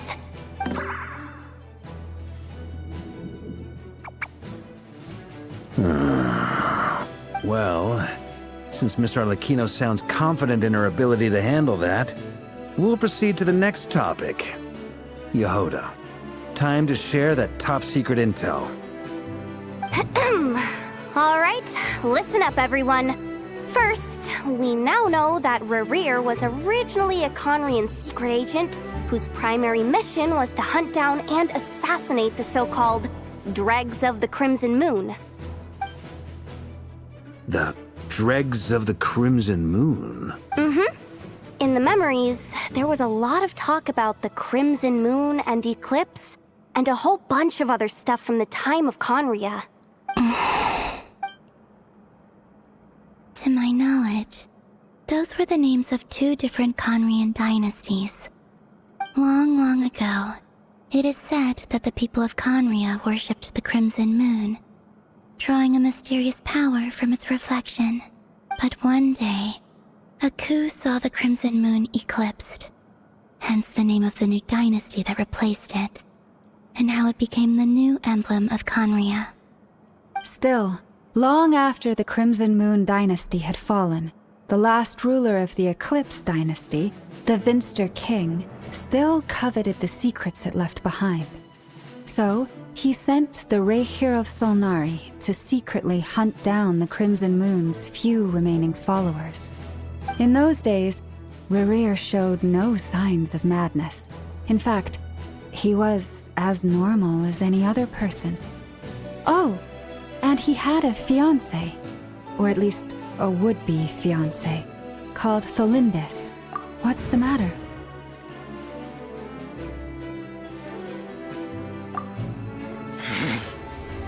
Certainly, Granddaughter! Tholindis!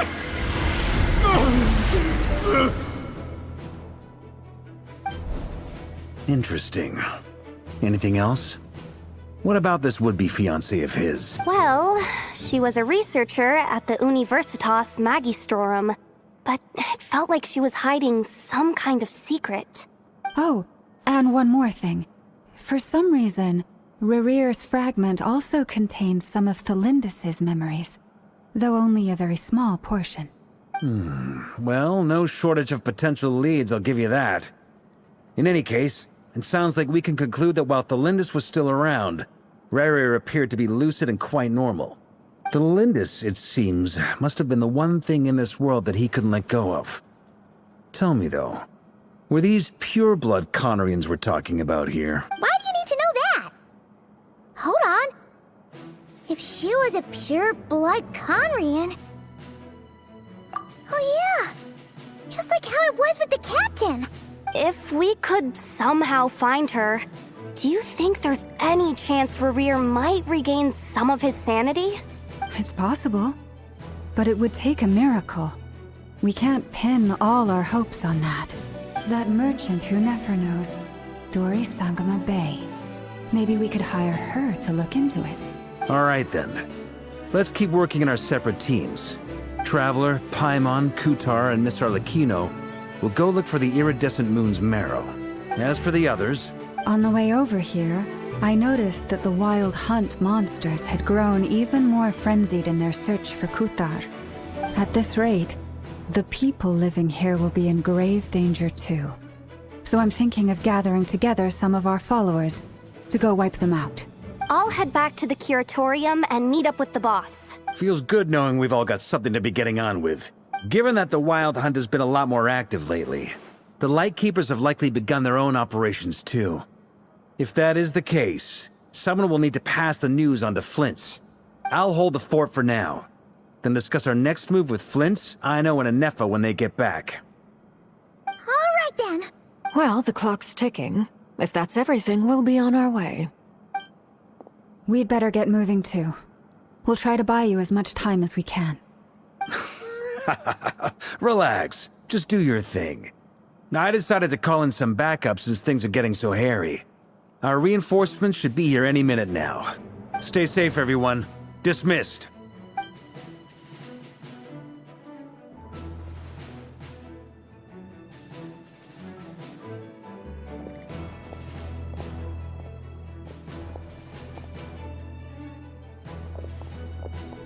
We're back.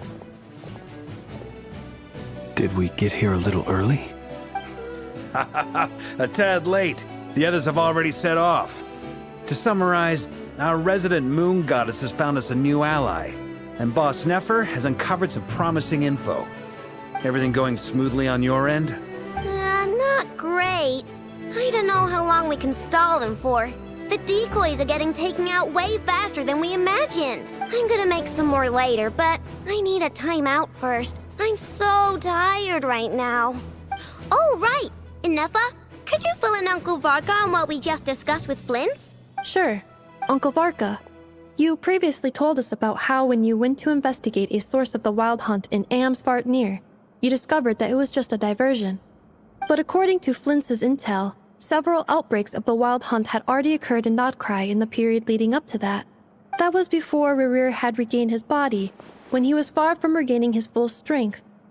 In other words, in theory at least, he still lacked the means to act in two places at once. Flint's, With everything that's been happening, the Lightkeepers across Nodcry are rallying to fight back against the Wild Hunt. They're gonna need your help.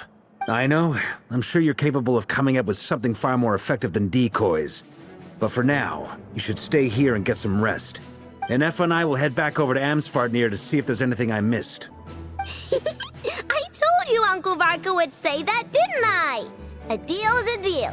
Not a word about my snack intake for the next week. Database updated. Reliability of Aino's predictions increased. What does that mean? They were betting on how you'd respond after hearing their intel. It's the obvious choice, isn't it? That's hardly worth betting on. We already decided that Ineffa should go investigate the situation over at Amsfartnir on her own. You might as well stay here and keep watch. Someone needs to hang back and oversee our strategy meetings. And besides, you still haven't fully recovered from ambushing Rerir. So I've ended up with the easiest assignment.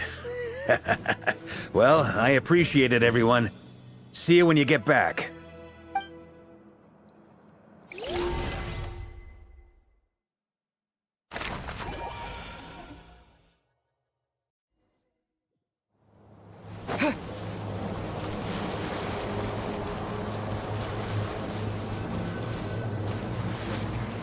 Here, this will serve as a good spot to cross. Arlecchino, hold up a second. Since you brought us all this way, would you mind telling us what you've got planned? We still haven't got the slightest idea what's going on here. And if even Columbina doesn't know where the iridescent moon's marrow is, how do you? Simple. Because I am an inheritor of the royal bloodline of the Crimson Moon. And one of the last surviving embers of the Two Worlds' flames. Huh? Are you serious? Isn't you're a descendant of that Crimson Moon dynasty we were just talking about? The one from ancient Conria? Your surprise is understandable. I was also taken aback when I first learned of it. But the more I thought about it, the more I realized the signs had been there all along. When I was young, I discovered I could wield a very special kind of fire. It coursed like blood through my veins and smoldered away inside my nerves. What's more, whenever I experienced strong bursts of emotion or drew too deeply on this power, it was like some kind of presence within the fire would begin to gnaw away at me, consuming me from the inside out. Exactly. That is why my hands are like this too. At first, I saw it only as a curse, but once I became a harbinger, the Jester apprised me of the truth. Together with my own investigations over the past few years, there are several things that I have gradually come to understand. For instance, take the so-called Crimson Moon. In truth, it is nothing more than the shattered remnants of the iridescent moon, fused with the abyss to prolong its lifespan. Since this blood flame was bestowed upon me by the Crimson Moon, it is a fusion of the iridescent moon's former power and the corruption of the abyss. You all understand the nature of the abyss well enough. I draw upon its power, and in return, it hungers for my soul. This strange blackness is the mark of corruption it has left behind. If I recall correctly, you once told me that if the corruption ever made it to your heart, you'd become a completely different person. Yes, and that's the reason I'm always careful not to push my power too far. It's essentially a never-ending tug-of-war. Oh, sounds intense. Anyway, the rest of my story can wait. Is there anything else about the Crimson Moon or the Iridescent Moon that you're unclear about? Paimon has a question. So, the Crimson Moon that the Carians used to worship was actually the Iridescent Moon, right? Which was one of the three Moon Sisters. Does that mean that the Carians were to the Crimson Moon as the Frost Moon Scions are to the Frost Moon? So much of that history has been lost. We have no way of knowing exactly what they were like. But I would suspect that the Conrians weren't as devout in their moon worship as it might appear. The iridescent moon's remains simply served as their link to the Abyss. Later on, perhaps someone discovered a way to make direct contact with the Abyss. Or maybe there was some kind of ideological divide. Either way, a dissenting faction staged a coup and drove out the royal heirs of the Crimson Moon dynasty. Still, even with the dark sun looming high overhead, the Crimson Moon's glow never truly faded. If you want living proof, it's standing right before you. The first time we met, I sensed something familiar in your presence. When I looked at you, I felt I could see that mysterious red moon in the corner of my eye. In your flames, I saw its broken image, surrounded by a strange black aura. Well, I appreciate that you kept it to yourself. Much about the Crimson Moon is still a mystery, and I'd prefer not to end up as the object of an insane research project. Anyway, time is against us here, so if there's any other questions, they'll have to wait. I just want to make sure I've got one thing straight. In her letter, Sandrone mentioned that since you are unable to contain the iridescent moon's marrow yourself, you intend to leave it in my custody. Correct? That's right. For now, it's the only way I can pay you back for your help. The iridescent moon is already part of who you are. So with its marrow in your possession, you'll be even more powerful than before. Deal. Then let's get started. Get what started? What does this place have to do with the Crimson Moon? When I first became a Harbinger, the Jester gave me a book called Paranhari, also known as Leobranto Innamorato. You should be able to buy a copy next time you're in Fontaine. It's a love story set in the Crimson Moon era, but setting aside the tangled romances of its characters, it also records a few interesting details. In the Crimson Moon era, or so the story goes, there was an orphanage that received children from beyond the bounds of this world, and subjected them to a peculiar induction ceremony. Beyond the bounds of this world? For real? And what kind of induction ceremony? The Crimson Moon sages looked beyond this world for beings with powers that surpassed the gods. But fearing they might lose control, they subjected these children to a process of refinement. They made these children crawl up a fireplace and kept asking them, "Have you died? Did you see it?" Until they finally admitted to having died and seen a crimson moon. The adults embraced the children who passed the ritual, telling them, "Within the fireplace, you have traversed the flames between two worlds. Here and now, you are born anew." The book leaves much unsaid, but I suspect that this was their way of branding the children they had enrolled, leaving an indelible mark upon them so that they would forever live in the Crimson Moon's light. That explains why I can't sense the Crimson Moon's marrow in this world. It makes sense that it would be sealed in a special space that can only be accessed temporarily through some kind of ritual. But there's no fireplace here. Do you see a chimney anywhere? Oh, are we supposed to build it ourselves? Okay, fine. Paimon will go find some bricks. That won't be necessary. The fireplace is purely symbolic. The key to the ritual is crossing the flames between two worlds. In other words, the flames that burn within me. Those burned away by such flames leave behind a kind of ghostly afterimage in the world. In the days of Conria, people believed they could be used to bridge the gap between the two worlds of life and death. In short, I can open a passage to that space for you. That's the easy part. The catch is I'll need to stay on this side to keep the passage open, so I won't be able to come with you. Once you're inside, you'll have to find your own way. Very well. Then I'll open it up. Traveler, spare me a little more moonlight if you would. I may need it.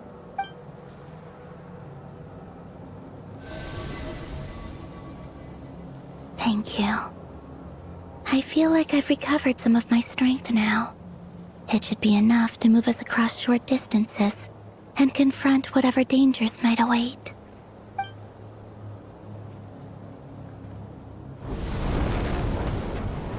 Mistress of the seven hues of ages past, great mother of the present, crimson-clad sovereign of the two realms, by fire severed, by fire renewed, I offer myself now and beseech your descent.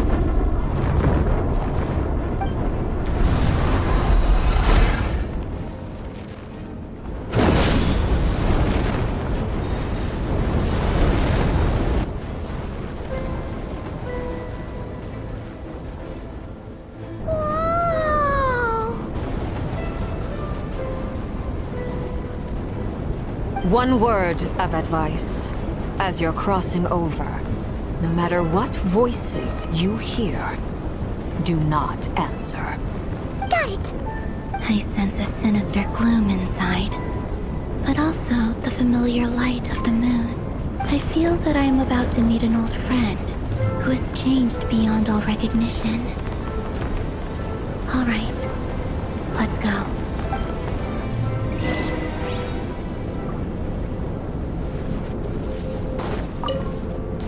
Seismic changes often begin with small windows of opportunity.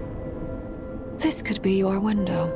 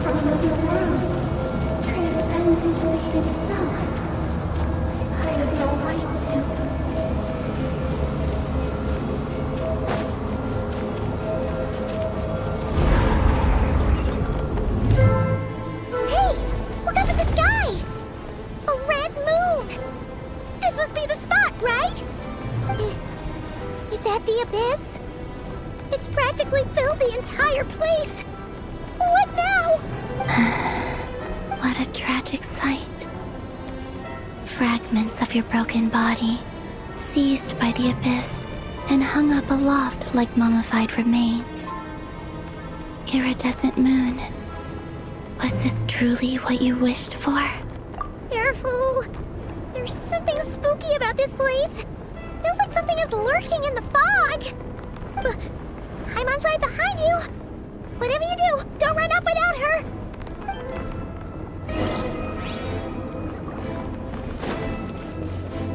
By the way, Kalambina, didn't you tell us that the iridescent moon had shattered into pieces? The moon up there looks pretty whole to Paimon. How is that possible?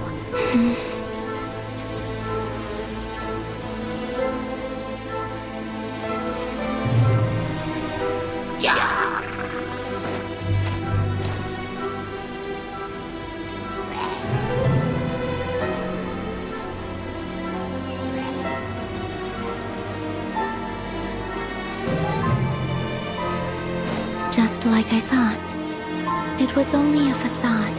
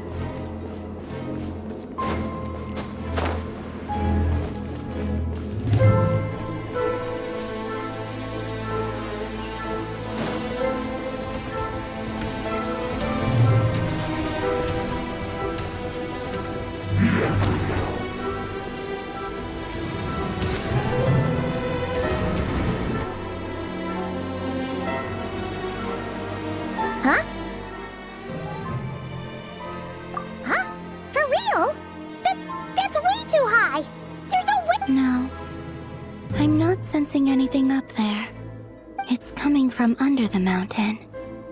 Let's see. Ah! There's some kind of weird shadow over the water. Wait, see that? Looks like a mechanism of some sort. Let's check it out.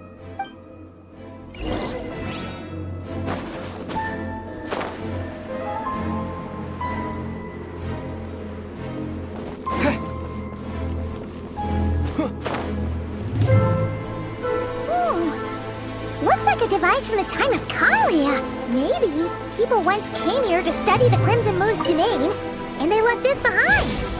Oh, if we can activate it, we might find some clues.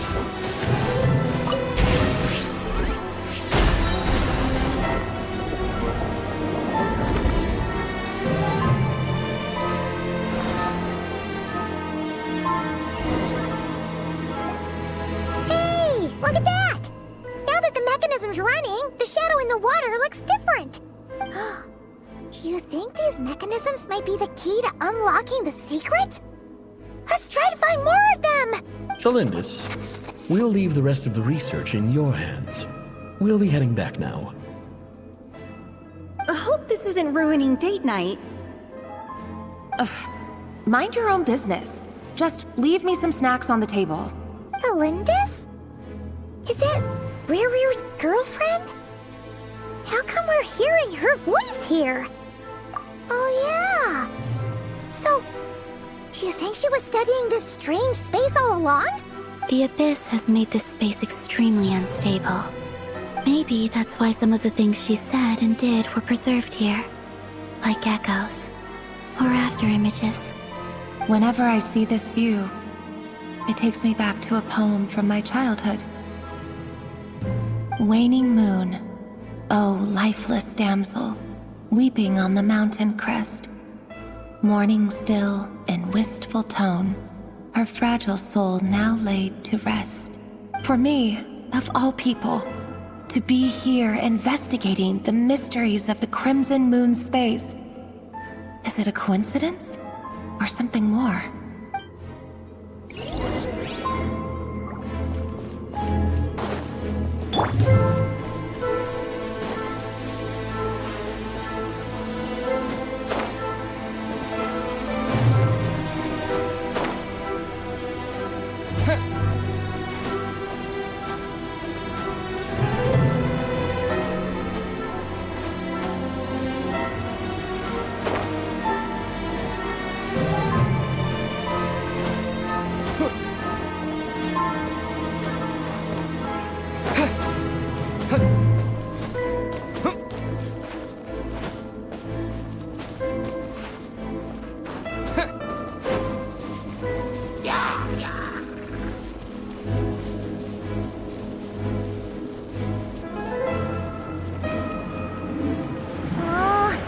The Abyss has messed up this mechanism.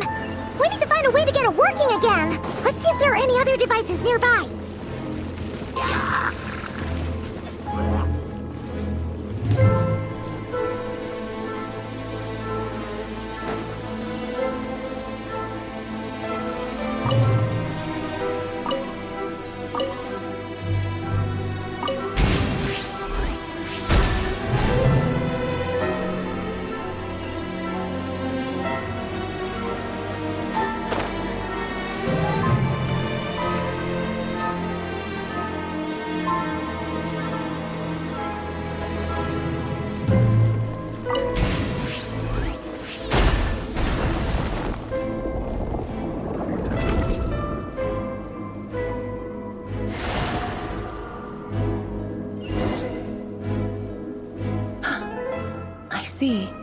So the moon marrow, or rather the power of the 3 moons, is the key to unlocking. If it really does exist, then maybe this madness can finally be put to an end.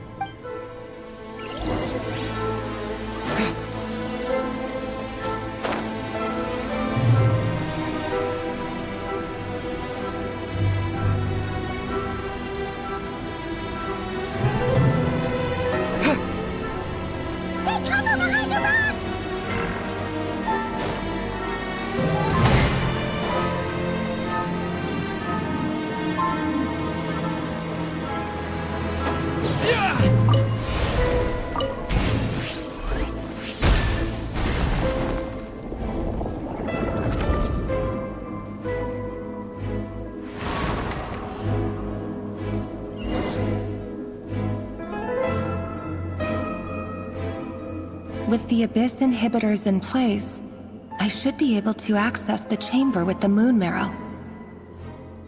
Oh, Rerir, with every step you take, you're drifting further from what you truly desire. But you're not the root of the problem. Ever since that outsider set foot in Conria, the Vinster King has sunken deeper into madness. If only I could get my hands on that outsider.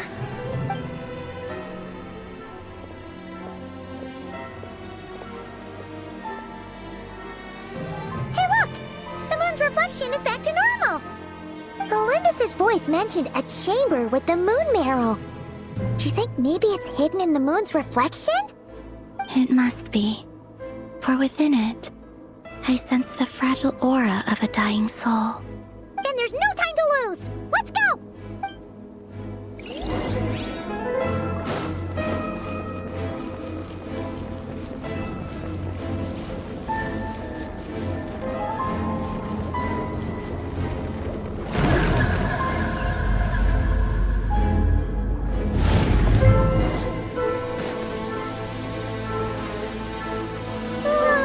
These things are so creepy! Looks like we'll have to destroy them if we want to get to the iridescent moon's marrow.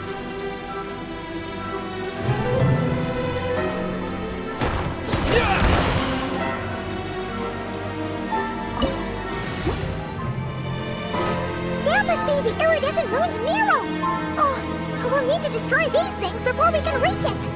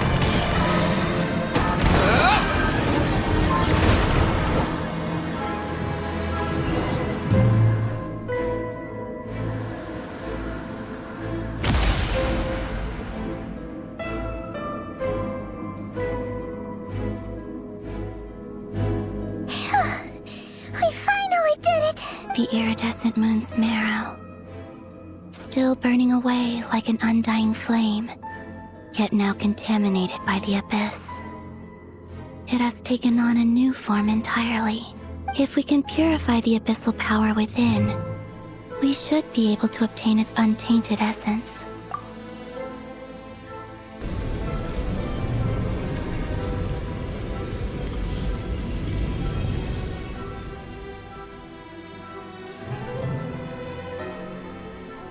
It's so cold.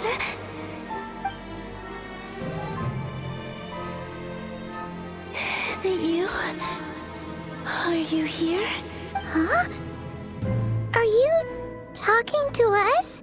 At long last, I can see you once more. Our fates have crossed, and I am finally free. I'm sorry, I lied to you.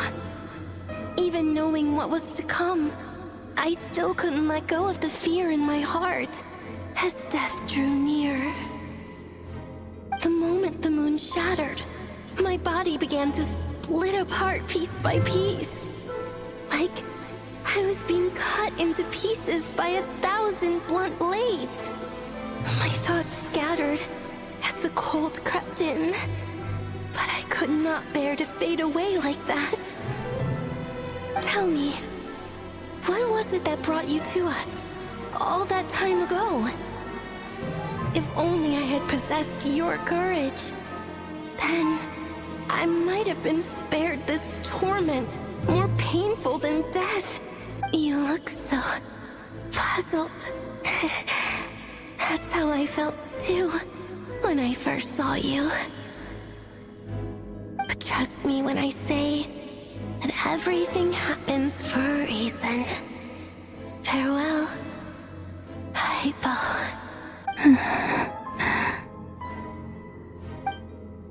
What was that all about? Was that the goddess of the iridescent moon? It sounded like she was speaking to a long-lost friend. But none of us have ever met her before. Perhaps she took me for the goddess of the frost moon she once knew. For a fading soul like hers, our auras must be too similar to tell apart. But anyway, we've got the iridescent moon's marrow now. That should help you regain your strength, right? Alright, time to leave this place and meet back up with Arlecchino. Let's go!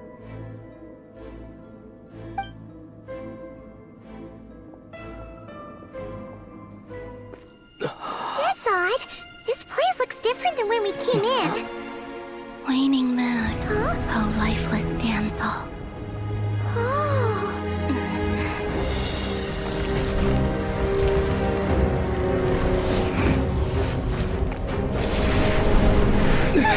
Hurry! The place is collapsing! It wants to trap us here.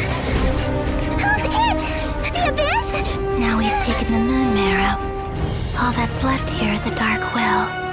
It will show us no mercy.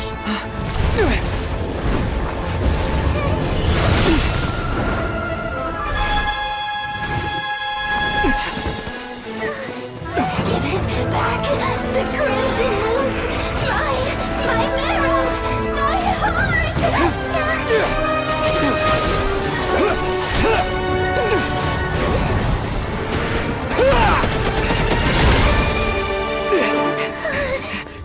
Finally! Huh? Oh no! The exit's blocked! They're back! Now what do we do? This is where you fall. Witness my rise. What are you waiting for?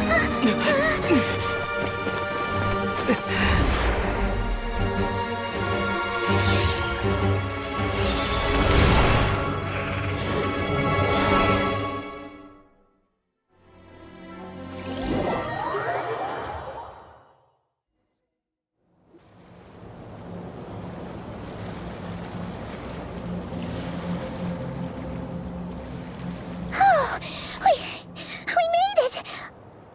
Was that you, Arlecchino? Did you save us? Wait, your hands! They're... Oh, this? Don't worry. It's a small price to pay. The Abyss wanted to trap you inside, and I defied its will by bringing you out. No wonder it's a little angry. No. I have paid the price, albeit a small one, and it cannot be undone. My hands have already fused with the Abyss. Purification would simply destroy whatever's left of them. But surely... Oh... We're so sorry, Arlecchino. Paimon can't believe you'd make a sacrifice like this for us. As much as I'd like to call it a favor, the truth is I was simply holding up my end of the deal. Well, Columbina.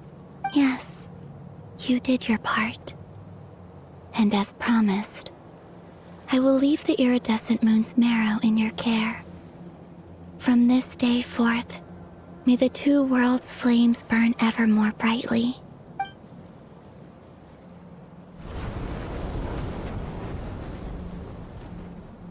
I'll take that as a blessing. Now, Columbina, give me your hand. Accept this moonlight I offer in return.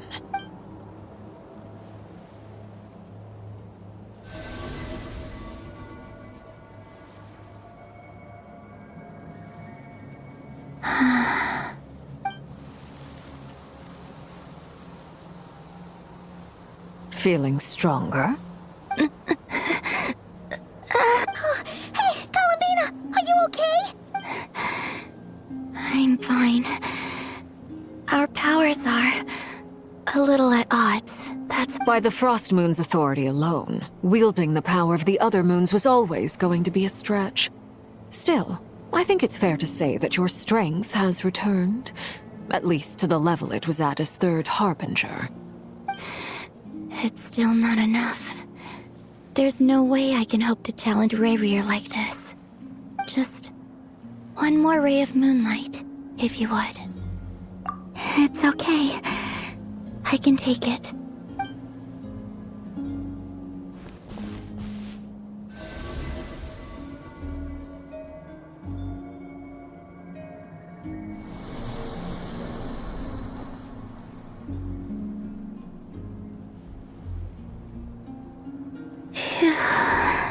How about now? Fighting fit? At the very least, I won't have to stay hidden like before. I want to see him gone from Nodcry. The Rayhear of Solnari and his wild hunt must be sent back where they belong. Well, it's good to have something to aim for. You certainly seem more alive now than you did earlier. When I first met you, you didn't strike me as a ray of moonlight. More like a wisp of fog drifting in from who knows where, ready to scatter at the first sign of a breeze. But now, you're full of vitality, just like the frost moon, once the brightest of them all. May you keep shining, Columbina. This is who you are. Thank you. Look after yourself too, Arlecchino. I know you have plans of your own, and that's why you're always seeking to grow stronger. But whatever you're after, don't let the Abyss take a hold of you. I do not wish to see you go down the same path as Rayrear. I appreciate the concern, Columbina. Although perhaps it's time you took a new name. A new name? Kutar, the Moon Maiden, Columbina. They're nothing more than code names. They describe who she is and the roles she's played, but they're not her real name. We often use code names in the House of the Hearth, too. But it's knowing your real name that keeps you grounded. Up till now, you've been living a wandering life, so you've probably never really cared. All I'll say is this. Once you've defeated Rayrear, give it some thought. All right, that's it from me. I'll get you back safely first, then go meet up with Sandrone. You're the best! I appreciate the gesture. It speaks to your good character. Anyway, let's get going. There are more urgent things to do right now than trade compliments.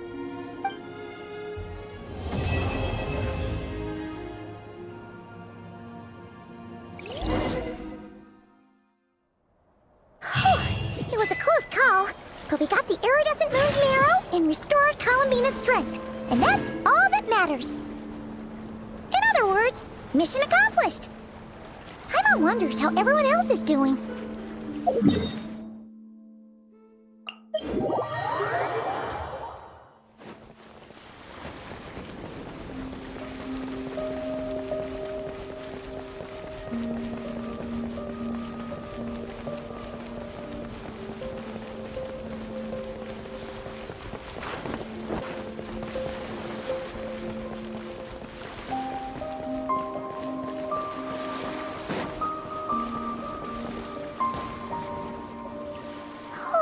Do you think the others are making good progress?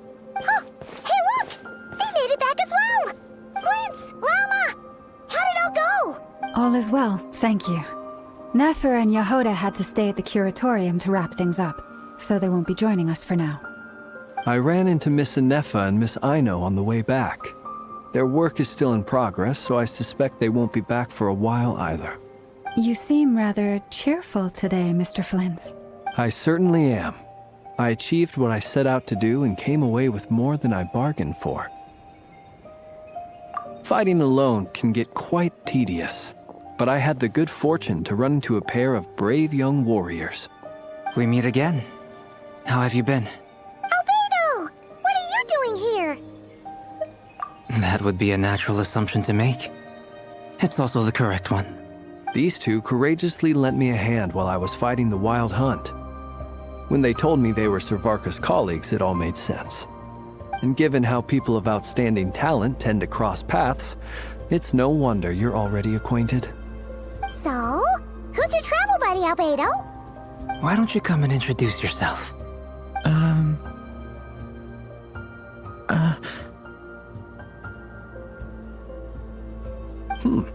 A gentleman of few words, I see. And a rather stern countenance. I presumed you were acquainted with him. It's nice to meet you. Again. We've technically met before. Wait a sec! You're Minnie Durin! That's right. It's me. I'm glad to see you again. By the way, he says it's okay if you drop the mini. Yeah, I'm not as mini as I used to be. Interesting, isn't it? The first step towards blending into human society appears to be reflecting on whether one's name really reflects who they are. Wow! You look so different! In a good way, of course. It's great to see you looking so healthy. Thank you, Paimon. And although you're as mini as ever, I understand that diminutives don't always convey endearment. I'll be sure to simply call you Paimon, as a sign of my great respect for you. Wow! You're such a smooth talker now. Paimon could get used to this. From now on, you may refer to her as your esteemed guide, Paimon. Personally, I think our little Paimon is the perfect size. When people call her Little Paimon, it's just because she's so adorable that they can't help themselves. If that's not a sign of endearment, what is? You're absolutely right, Miss Lauma. My brother still has a long road ahead of him when it comes to understanding human relationships. Anyway, speaking of long journeys, didn't Columbina, leave with you? How come she isn't back yet? She's been catching up with old friends. Wouldn't be surprised if she stopped for a cup of tea, or Uh-oh. People are talking about me. Hope it's nothing negative. Judging from your expressions, I'm guessing it all went well? It's getting crowded here. I'll go grab some chairs. No need. This is a job for an alchemist. Thank you for your hospitality, ladies and gentlemen, but I was merely escorting my friends back. I'll be meeting Sandrone shortly, as we still have some things to discuss. It's been a pleasure, everyone. But this is where I'll say goodbye. We really appreciate your help. Oh, come on. Spare the formalities. I'm just glad I could help out some true friends. I understand. Well, bye for now, Harlequino. Oh, this place is hopping. It's probably a good thing one of us left. Otherwise, we might not fit all these people in. Are you saying we're about to run out of chairs? As a matter of fact, I am. Come on in and see for yourself.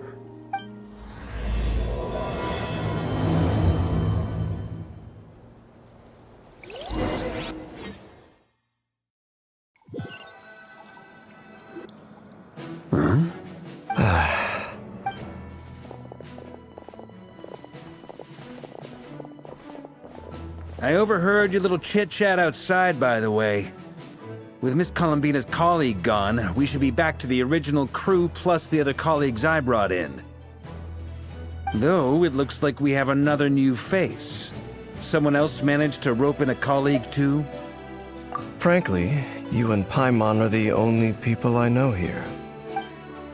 This here is Deansliff, colleague of Tibet's greatest guide, Paimon, and greatest adventurer, the Traveler. Well, not exactly colleagues, more sort of friends. When someone else jumps in to do the announcing, you know you're speaking to someone important. Let's hear what he has to say. Note to self. Once Paimon knows your name, the rest of the world will soon follow. When he comes looking for us, it's usually something important. Paimon's guessing you've heard about the Wild Hunt, then. From the looks of it, you're about to hold a meeting. If I were to say that the Wild Hunt is our mutual enemy, would that earn me a seat at the table? As the saying goes, the enemy of my enemy is my friend. Mr. Dainsliff, there's a seat with your name on it. Though, I can't promise the same for everyone else. Hey, Albedo, think you can rustle up a couple more chairs? After all this time apart, Grandmaster Varka's first order is to rustle up a couple more chairs. I've missed this. Is he being sarcastic? Hey, he's your brother. Why are you asking us? I've still got a lot to learn about the nuances of human conversation. Trying to decipher Albedo's way of speaking has been like jumping in at the deep end. Oh, good point. Paimon gets you now. Don't sweat it. There are people who go their whole lives without getting the hang of it. You're ahead of the game. I wonder what's taking Nefer so long. Perhaps you should go and check in with her. If anyone can hurry her along, it's you. I just got back from the curatorium. Besides, aren't you curious to see what's taking her so long? Miss Nefer doesn't strike me as the type to share secrets. And since gathering intel is her specialty, I'm guessing she'd prefer to keep her methods confidential. Under such circumstances, would it not be tactless for me to impose? Oh, but it's fine for me to impose. What can I say? You have an unrivaled ability to garner people's affection, Miss Moonchanter. Besides, you have far more in common with her than I do. All right then. Impressive. She barely fought back at all. I admire your powers of persuasion, my friend. As I'm sure Miss Lauma will realize soon enough, the trick in life is to always pitch in with other people's responsibilities so that you can be selective with your own. Another trick is to simply hide in the background. Spoken like a true sage. Anyway, looks like we've got some time to kill before the meeting. Let's take a little breather, folks. And feel free to chat amongst yourselves. We'll get down to business once the other two arrive.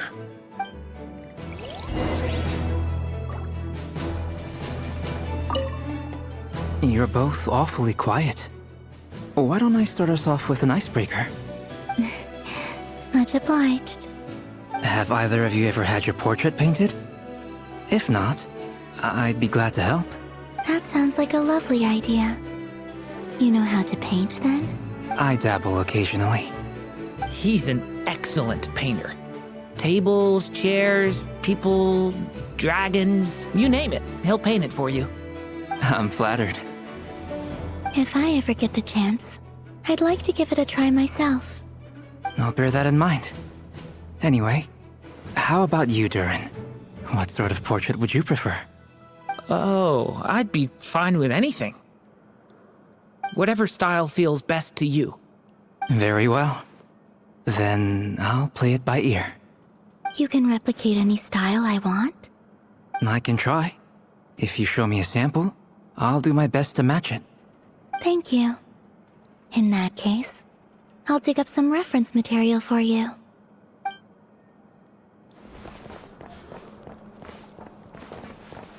Is there something you'd like to say to me? Yeah! For starters, why'd you just show up here without even giving us a heads up? If you think back to our previous interactions, you may recall that that's hardly out of character for me. You do have a point there. Oh yeah! You'll need to find somewhere to stay the night too, right? Want to tag along with us? You never know. We might get a group discount. Sure, let's do that. Great! Paimon will handle it! And in return, we can get Dainslift to be our very own personal bodyguard. If that's what you had in mind, you should have said so sooner. I'd be happy to help. Oh, okay then. Paimon was only kidding, but good to know. Anyway, since we're all here together, we might as well watch each other's backs. That's just what friends do, right? Indeed. Thank you. Is there some... Yeah! You do have a point. Oh yeah! Sure. Great! And in return... If that's what you... Oh, okay, anyway. Indeed. Truth be told, I can't remember the last time I was in a meeting with so many people. You're not alone there, my friend. The Lightkeepers also struggle to bring everyone together for a serious discussion. I don't doubt that. I've only ever met two Ratniki, one being you, and the other being that young guy, Eatlua. Eatlua's a good apple. I'll give him that. He's kind, honest, and regularly delivers supplies to my lighthouse. A true Ratnik to the core. In that sense, he puts me to shame. So you're what? A fake Ratnik? That's what it sounds like you're saying. But I get the feeling that's not quite what you meant. Come on, why the awkward silence? Sorry. I'm not even gonna bother trying to hide it. You've known all along, haven't you, my friend? Now that was an awkward silence. Let's just keep this between ourselves. Probably best if Eatlua doesn't know, huh? That goes without saying. Gotta be careful what you share with youngsters, after all. Anyone else in the know? Let me guess. The Traveler and Paimon? It's dangerous being too sharp for one's own good, you know. Then, in the name of the Animo Archon Barbados himself, I swear, your secret's safe with me. When we went for drinks, you said that you and Barbados were practically best buds. In the light of that claim, do you really expect me to take your oath seriously? Of course. Just as long as you don't go spreading around the fact that I'm close with Barbados, all right? Fair enough, then. Nothing like a bit of mutual leverage to seal the bonds of friendship.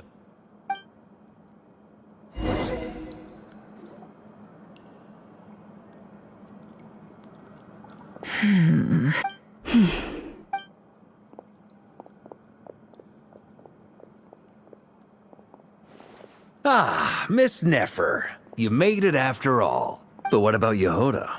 I'm here to give you an update on how things are going on our end.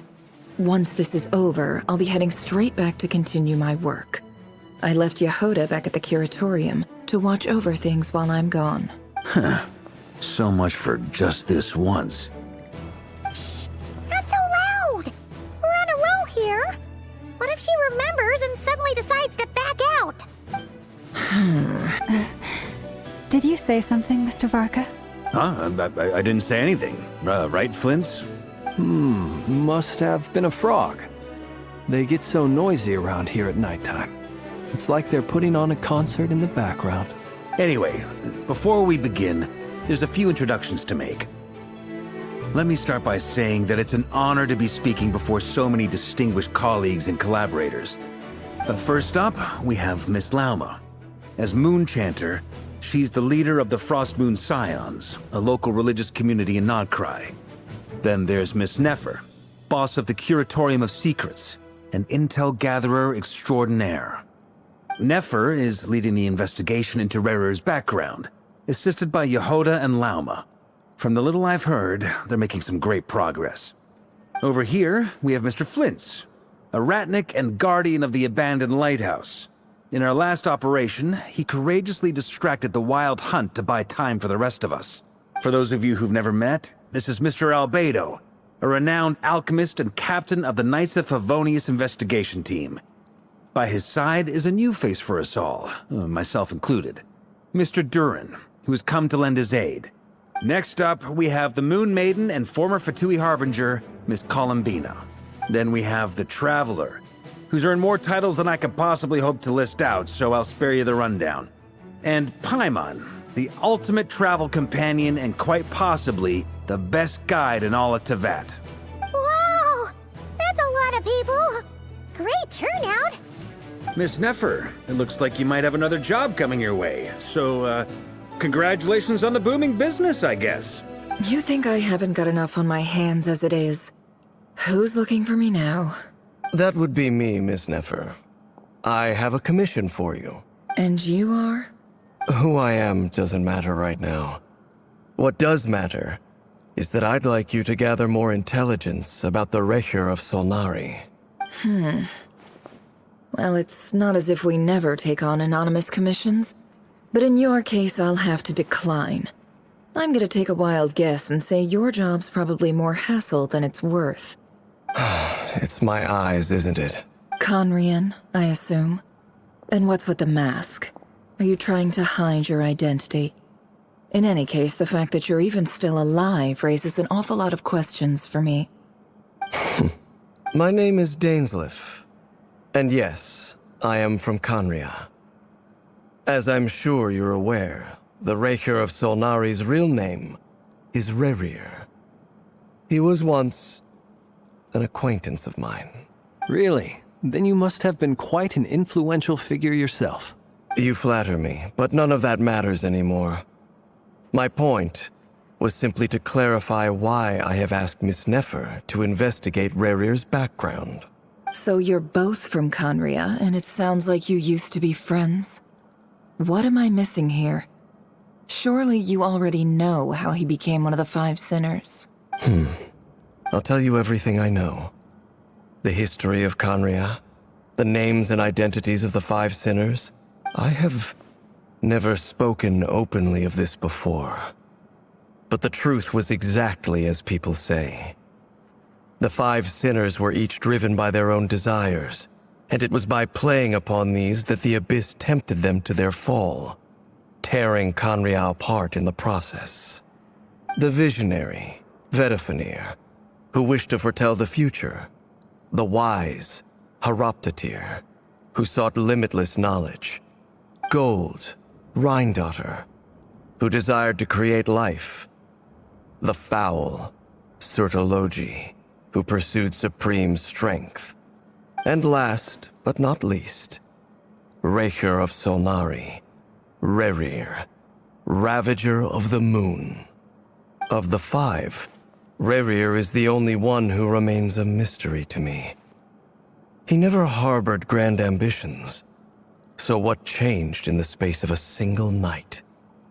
How did he come to fall like the others? In other words, you're saying that his change came as a shock to you, and you have no idea what actually happened? That's right. You mentioned how the Abyss tempted them, which led to their fall. But what did that look like in practice? And what other context can you give me about the events of that time? Strangely, now that it comes to it, I hardly know where to begin. The fateful night took place during the era of the Eclipse Dynasty. One day, my elder brother, the visionary, Vedifenir, was summoned to the palace by the Vinster King, only for the king to gouge out his eyes and cast him into the dungeons. When I came to hear of this, my fury knew no bounds. I gathered together every ally I thought I had, and together, we set a night to storm the palace and free Ved.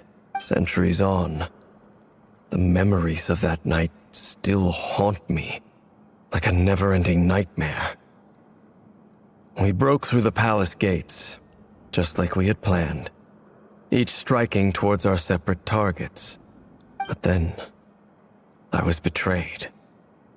Even Vedifenir, the very person I had come to rescue, abandoned me and partook of the Abyss's power.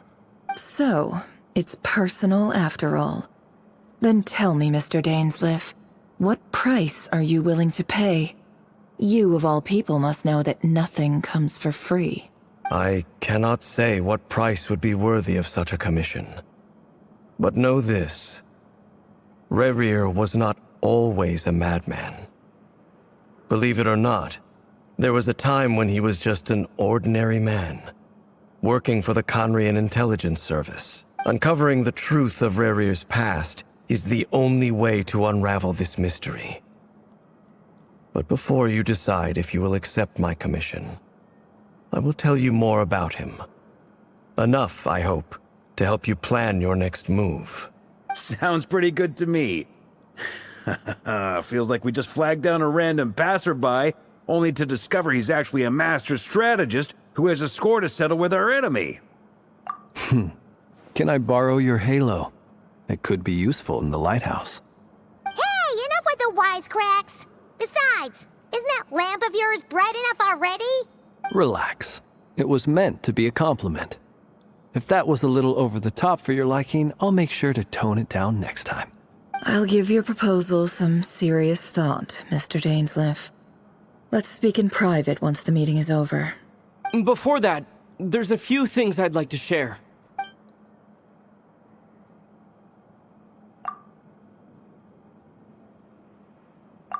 Now that we've united the hearts of the three moons, your power should be greatly enhanced. But it seems like that hasn't happened yet? I believe it will take a little longer. You've done so much for me, so I want to be completely honest with you all. Even though I'm doing a lot better now, the truth is, my recovery will likely be an ongoing process. From the moment I was born, my power has been slowly ebbing away. And that is because Tevat has never accepted me. Even with the moons united as one, it seems my rejection cannot be undone. So far, I have yet to find a solution. It may turn out to be a problem that will plague me until the day I finally leave this place behind. Even so, I will do everything in my power to help you drive out the Ray here of Solnari. As Arlecchino put it, this is not about chasing the spoils of victory. It's just a gesture of heartfelt gratitude. Kutar. Defeating the Ray here of Solnari will be no easy task. While my strength slowly recovers, we'll also need to gather more intel. Naturally. We should take all the help we can get if we hope to defeat him. We've considered several viable plans now, but our choice hinges on the answers to a few key questions. Is it even possible to kill Rerir? What experiences shaped the person or monster he became? And what's he really after? Given Albedo's expertise in alchemy, I think we should leave him to try and answer the first of these questions. Understood. As for the other two, I'm afraid we'll have to count on you again, Miss Nefer. Believe me when I say it's not my wish to burden you. But right now, relying on your skills is our only option. So you're placing all your hopes on me, huh? We can't thank you enough for agreeing to help us. Honestly, I can hardly believe how lucky we are. You sure have a talent for changing your tune, Miss Moonchanter. Timid like Yehoda one moment, then flinches insincere flattery the next. Ladies, please. I must object to your portrayal of me. That's all. Feel free to keep bickering. Just pretend I'm not here. I almost don't want to leave this room. I have faith in you, Miss Nefer. Something tells me you'll stand by us until the very end. Oh? And what makes you so sure of that? What if I suddenly decide that my compensation is insufficient? This isn't about the money. I can sense that you've got a deep-seated distaste for Rerir. And knowing you, that alone is motive enough. Look at them getting along so well. Like two peas in a pod. And I'm the one they accuse of insincere flattery. Miss Lauma, you have to understand something.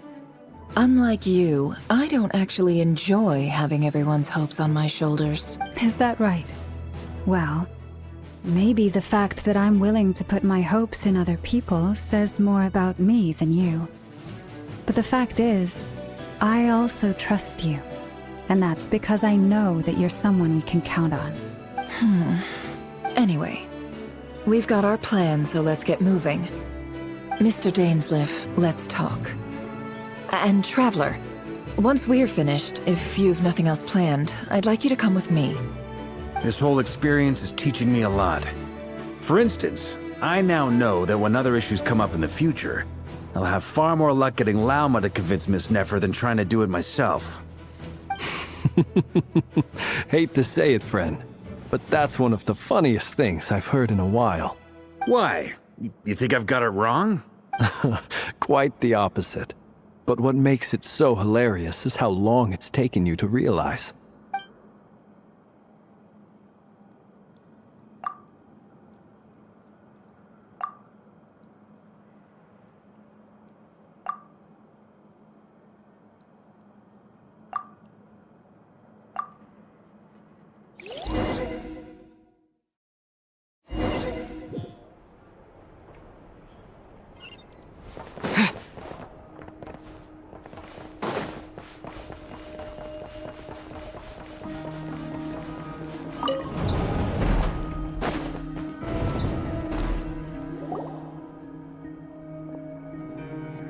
Thank you for waiting.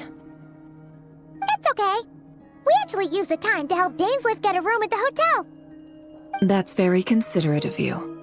Now, I trust you share my curiosity about Rerir's past, and you seem fairly familiar with Mr. Dainsliff already. We spoke at some length after the meeting. He was the one who suggested I should invite you to join this operation. He feels confident that these secrets will be safe with you. Dane has a lot of faith in us, that's for sure. Likewise. I appreciate that you got right on board without interrogating me about why I invited you. It shows that you trust me to explain everything in due course. That's because we know what you're capable of. We appreciate you too, Nefer. You might have been forced to help in the beginning, but this time, it was your choice. That's one way to put it. Another is this, that once a decision's been made, it's set in stone. After that, my only goal is to see it through. Alright, so here's how it is. I'm going to access Rerir's thoughts again using my confidential method. Now, I'm sure you've seen things like this before on your travels, so you're surely well aware of how dangerous it can be. The reason I've gathered you all here is to ensure my safety during the proceedings. I plan for us to enter the fragment of his consciousness together, and once inside, I will focus on searching for information. Think of this as a diving expedition into someone's brain. If I'm the diver, you are my safety equipment, tasked with keeping me alive while Once the ceremony begins, we will all be spying on privileged information. But in the interests of safety, you must remain absolutely silent at all times. We will discuss our observations after the ceremony has concluded. Lastly, any individuals of a weaker constitution are advised not to partake in the ceremony. In any case, Paimon has her own job to do, which requires staying in the room, but...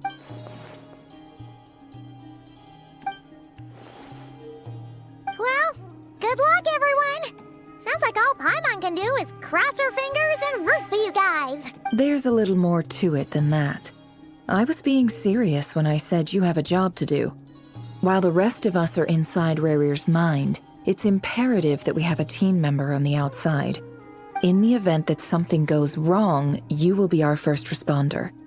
I don't anticipate any issues, but the extra level of safety will be greatly appreciated. I second that. This is a dangerous operation here, and you're our whole rescue team.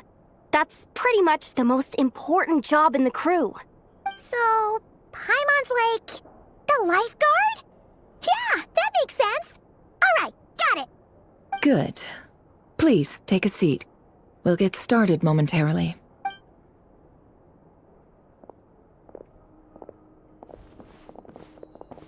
So, did Mr. Dainsliff tell you anything else? He told me that he believes Rerir kept some big secrets in his life.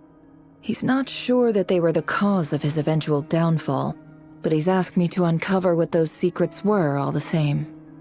But surely you're not planning to go through with this, no matter the cost. If you think that, you'd be overestimating me. I'm a businesswoman, not a mercenary. But I do have my own professional reasons for taking this job. You think I'd turn down the opportunity to get a first-hand glimpse into Conrian history? No chance. Well, as long as you don't let morbid curiosity get in the way of safety concerns, we're good. We'll do whatever we can to help you. You're such a killjoy.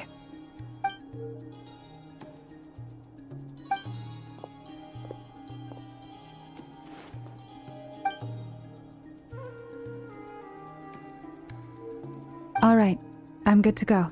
All set over here, too. Promise, Paimon, you'll be extra careful. All right. Let your whole body relax. We're about to begin. Close your eyes.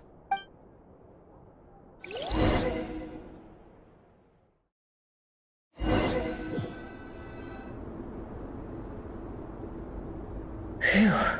Could this be his office? Pretty standard setup. Bookshelves, paperwork, files, According to Dainsliff, Rarier used to be an intelligence operative.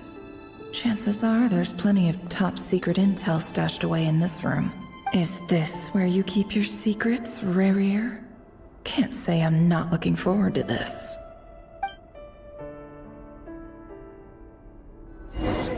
He looks even gloomier than last time.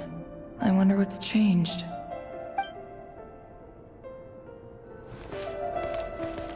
He looks even gloomier.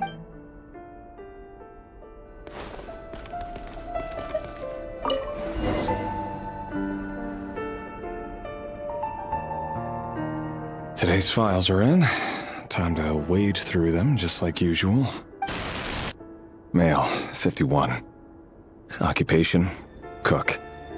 Confirmed Crimson Moon descendant. Has maintained frequent contact with other descendants over the past year. Poses a threat to the dynasty. Neutralized.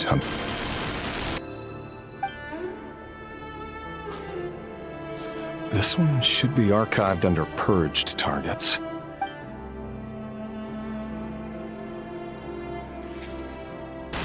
Female, 23. Occupation, office clerk. Confirmed Crimson Moon descendant. Has maintained frequent contact with other descendants over the past year. Poses a threat to the dynasty. Neutralized.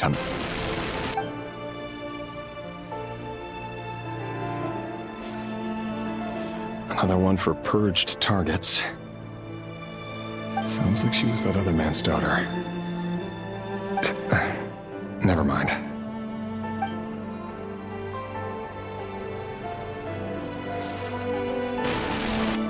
Male, 40. Occupation, teacher. Confirmed Crimson Moon descendant. Has been observed making contact with other descendants during the past year. Poses a threat to the dynasty. Neutralized on... Just another nobody for the archive.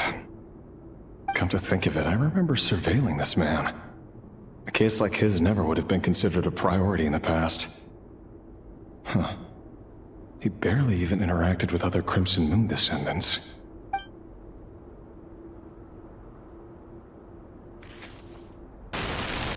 Female, 16. Occupation, none. Orphan and confirmed Crimson Moon descendant. Has been observed making contact with other descendants during the past year. Poses a threat to the dynasty. Neutralized on... Filed. I have no recollection of this girl. None whatsoever. She doesn't seem to be anyone important, but then again, how many of them really are?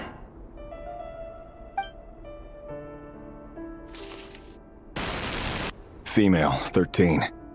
Occupation, none. Orphan and confirmed Crimson Moon descendant.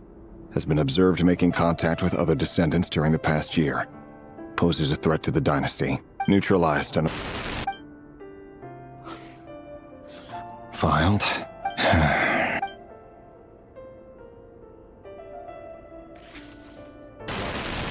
Male, 11.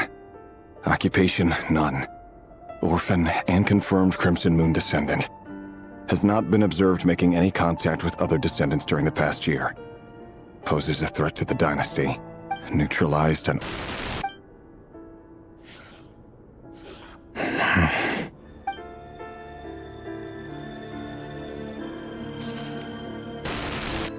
Male. 6. Occupation, none. Orphan and confirmed Crimson Moon descendant. Poses a threat to the dynasty.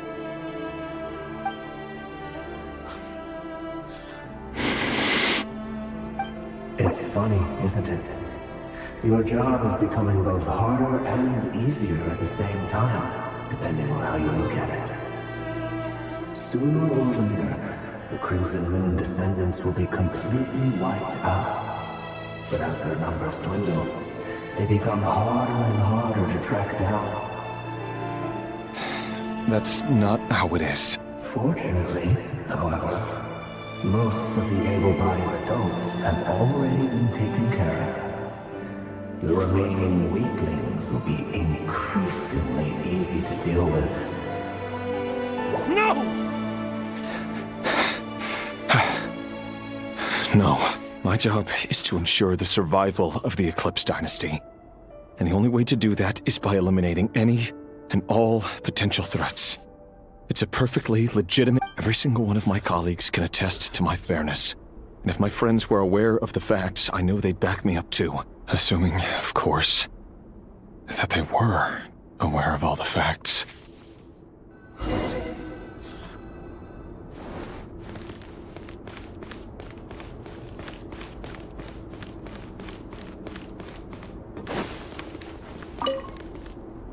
A box containing a ring inlaid with a precious... Must be for his girlfriend.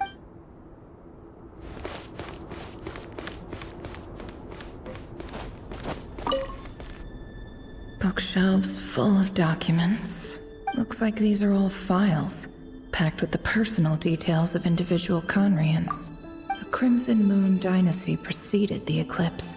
Since Rerir worked as a secret agent during the latter, it stands to reason that he was tasked with purging remnants of the old dynasty. Yep, lines up exactly with what Dainsleif told me.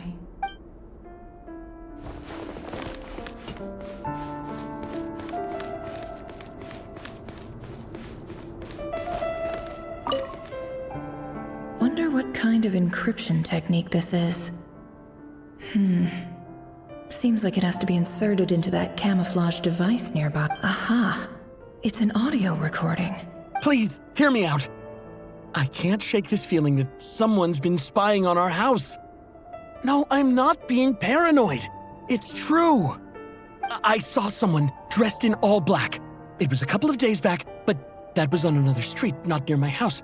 I swear, I know what I saw. There's a note in the margin. Surveillance of the Runforther residence has concluded. We apprehended the target and filed the mission report last night. Could the voice in the recording belong to one of Rerir's targets?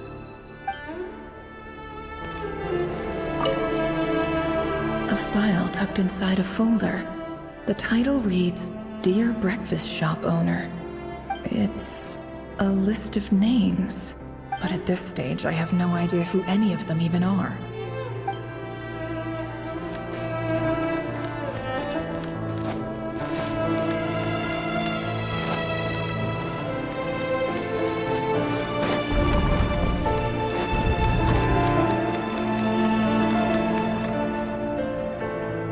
Mr. Vedifalnir, it's been quite some time since we last met. Rerir, I trust you're here because you have something important to discuss. Forgive me. I wasn't tuning out, it's just, I noticed you didn't even phrase that as a question. As if you knew I was coming. Tell me, does someone in your position ever feel the need to ask questions at all?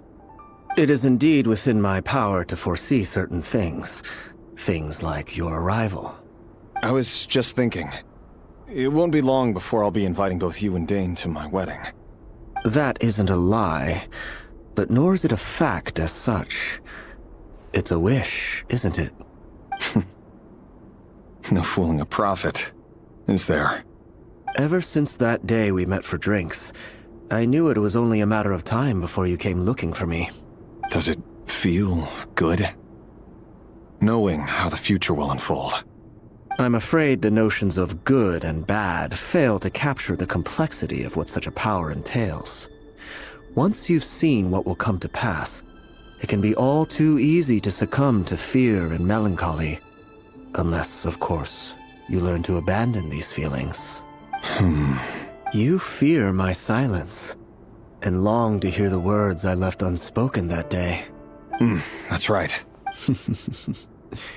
You must have noticed my reluctance to broach the subject, and the reason is simple. Because the truth could never have lived up to your hopes. For both our sakes, such words are better left unsaid.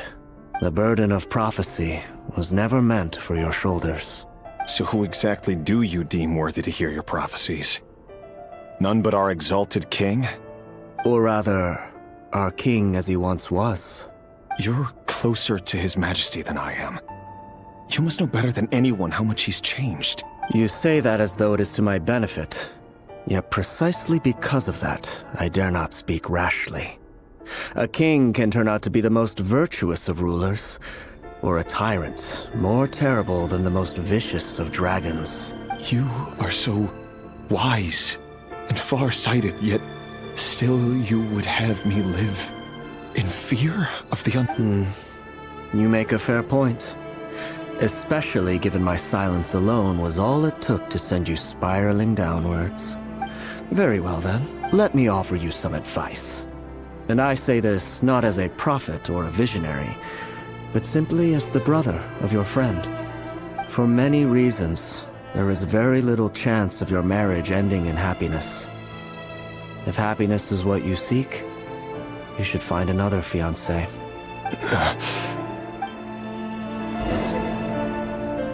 Hold on. There's that same black fog again. Could this memory belong to Thelindis? Wait. Hear me out. This time we finally got a clear look at his face and learned his true identity. His name is Rayrir, and he claims to be one of the king's guards. What did you say? A cruel irony, isn't it? The man you're set to marry leads a double life as a brutal executioner. Why are you telling me all of this now? Simple. It's because I want you to kill him. You are the only person he would never suspect. No, absolutely not. I would never dream of doing such a despicable thing. So you'll just stand by and watch him slaughter us to the last? Do not forget that the blood of the Crimson Moon flows in your veins too. The blood of the Crimson Moon? What does that matter now? The dynasty has long been dead and gone. You think that alone is reason enough for me to throw away everything I have? Why wouldn't it be? You two were once a child of the Crimson Moon, just like me. Don't tell me you've never felt so much as a flicker of fury for the way we were trampled into the dust. As long as you promise to abandon this pipe dream of restoring your dynasty, I can try to persuade him. Or have him persuade the Vinster King. Persuade the Vinster King? Do you even know why he's so obsessed with hunting us down? Why he keeps trying to force us to hand over our secrets? Over and over again? Or why we refuse to give up on restoring the dynasty? The Vinster King. A blind fool. His eyes clouded by powers from beyond this world. A petty little man with a miser's heart. And he dares to sit upon the throne? Mark my words. Sooner or later, Conria will fall. And it will be his doing. If you can't bring yourself to do it, so be it. Just you watch. It won't be long before calamity descends upon us all. The Rayrir of Solnari. That really is quite a secret you've been keeping from me, Rayrir. But who am I to talk? Am I really any better? I've kept my own past a secret this whole time too. Love should be built on honesty. But ours was born from lies. And yet, is it really so wrong to hide things that would only make life harder? If we don't cover up the parts that no one else should see, how can we go on pretending to be normal? Vedifulnir must have known all this. And that's why he made his prophecy. In the end, nothing stays hidden forever. But I won't just sit by and watch this disaster unfold. I'll do everything in my power to protect what I cannot afford to lose, no matter who I have to face.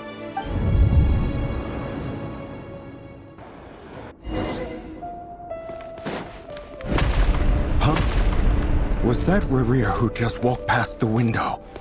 Doesn't it give you the chills that he still takes the same road to work every day, as if nothing ever happened? Those people at the deli. Enough already. They're clearly pretty taken by their own disguises, so just smile and play along. Pull the rug from under beasts like that, and you'll risk having your throat torn out. Deli. But surely you can see he's not the man he pretends to be.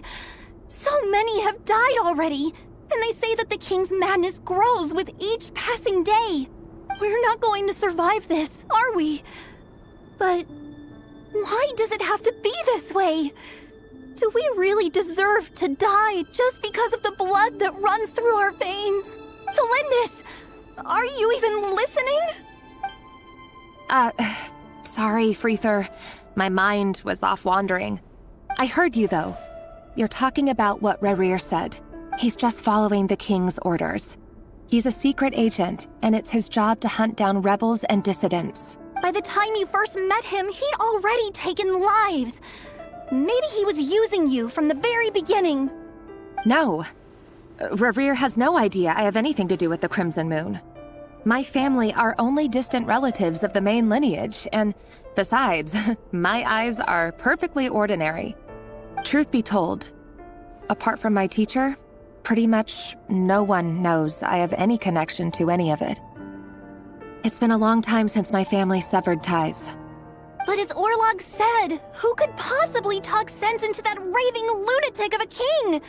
No one. I'll work something out. Trust me, I'm with you all.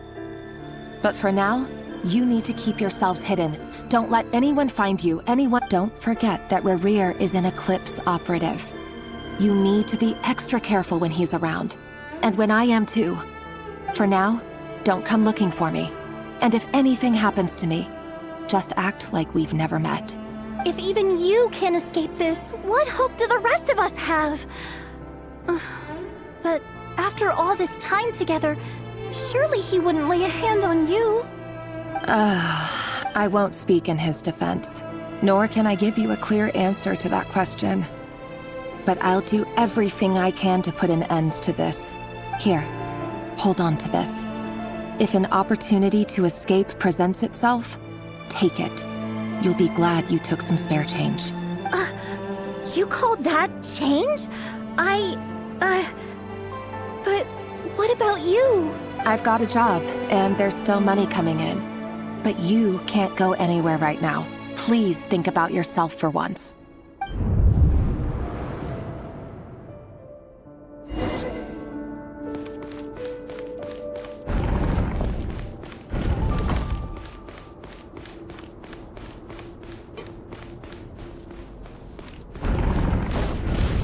Another day, another round of assassination training.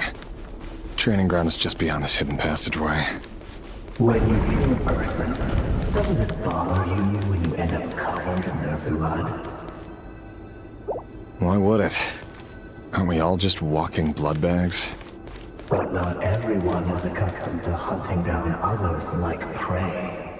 You've been a hunter for so long now, you seem to have forgotten that most people don't just go around killing one another.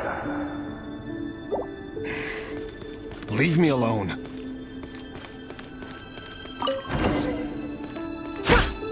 Make sure you have a firm grip on the handle, then choose your angle well. Keep your movements light and brisk, and the prey won't sense a thing. I know that. I'll bet no one's ever died a quiet death at your hands. I work clean. There's no traces.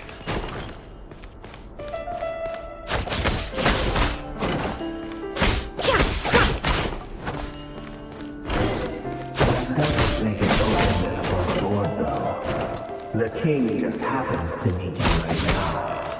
Or someday he doesn't. That won't happen. Ever since he fell under the spell of that power, in the beginning, he only had to take out a handful of the guilty. But now... The ones I've dealt with have always been guilty. And I've carried out my work flawlessly.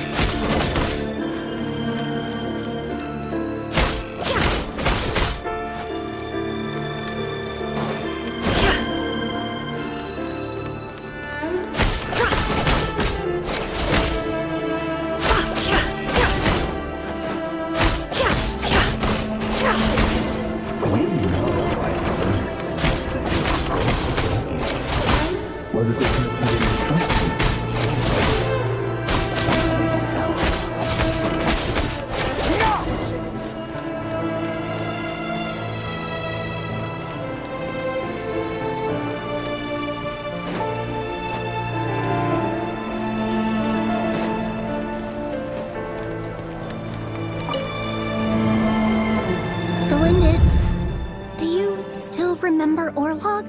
Orlog. The boy who was pretending to sell flowers. You spoke for quite a while, didn't you? Yes, we did. What about him? He was arrested 2 days ago. Chances are he's already dead. He... I just don't get it! After everything he's done, why do you still stand by him? Or does it mean nothing to you that people keep dying? No, that's not... Just hear me out. I need to go now, Thelindis. They're looking for us. You take care too. If you ever need a place to hide, come find us.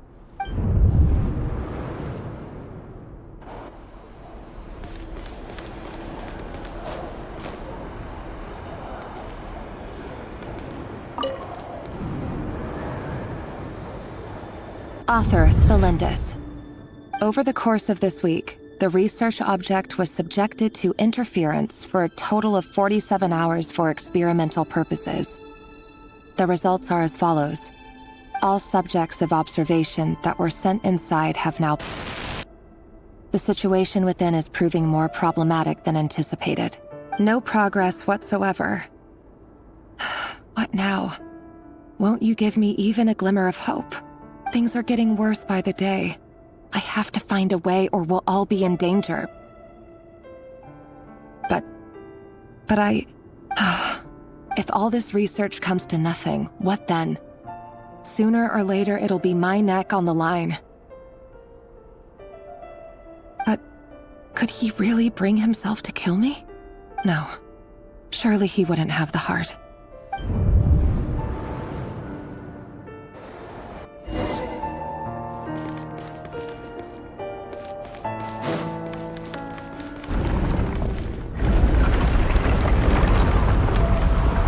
Why won't you just let us go? We don't even know each other.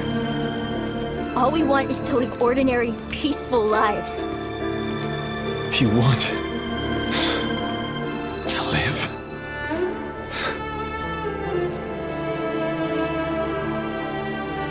Yes. I just want to go on living. Is that really such an unforgivable crime?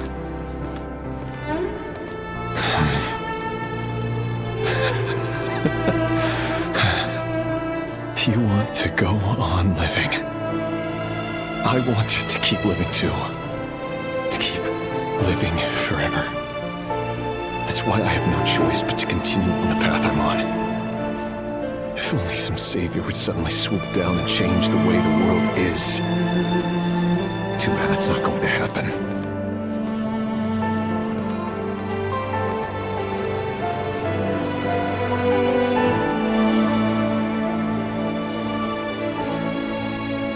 Imagine that. If there really were such a person, you and I wouldn't be standing here like this, would we?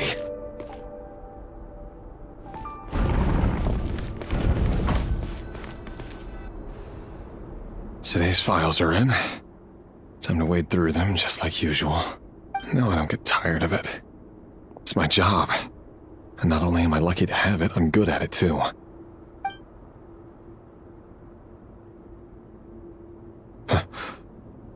Wait. That's... Thelindis? No. No! No! Why? But you bear no mark of the Crimson Moon. How could you possibly have anything to do with them?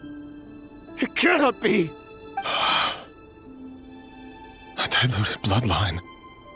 Carefully concealed. I see it now. You've been living in the shadows just like me. What a fool I've been. Numbing myself with talk of justice.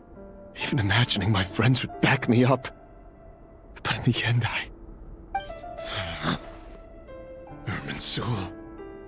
Finster King! How far are you going to take this? From the direct bloodline to secondary offshoots? And then what? Today it's the descendants of the Crimson Moon. Who will it be tomorrow? Will you not rest until everyone down here is dead? No. This cannot go on. This is where it ends.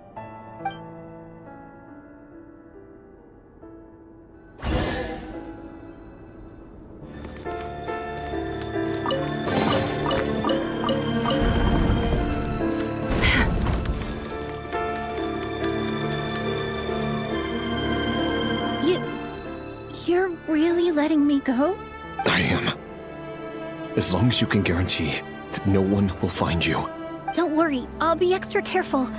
No one will know I was here. But what about you? Me? If you let me go, you won't be able to complete your mission. Good point. In that case, maybe you should stay. No, please! I just want to see the outside world again. To... Go on living? Yes. I know you're a man of your word.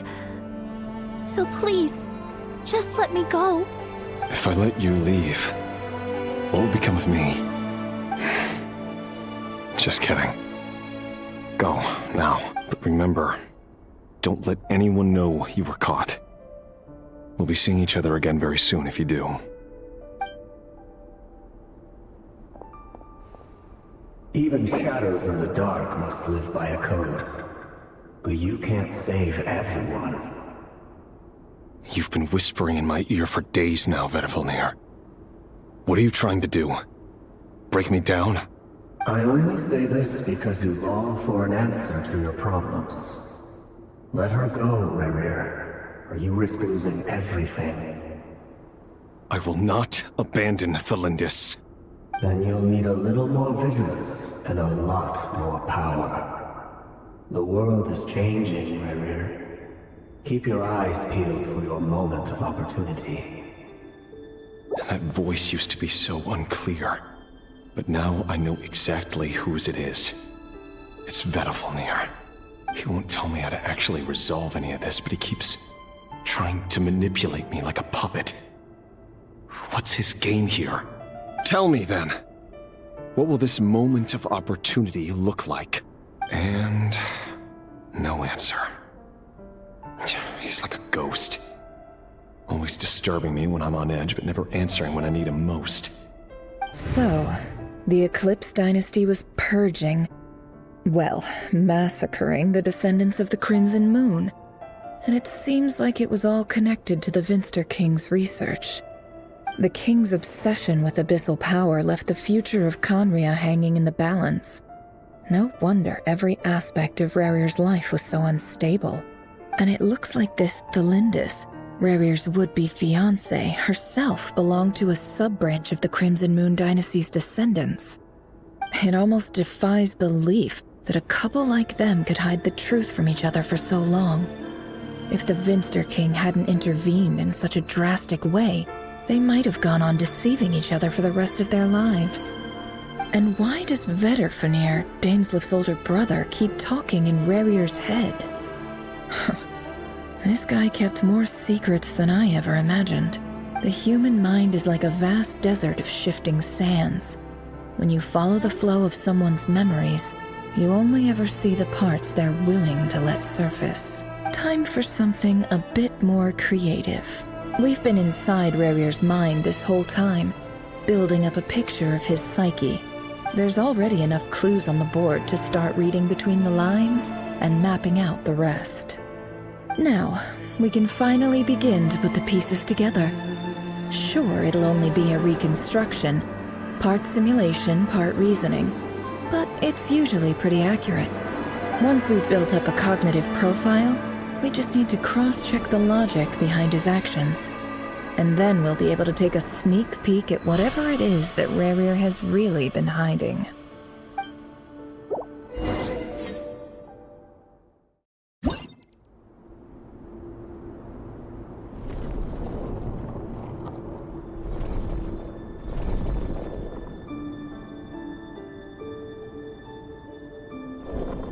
Rerir, are you there?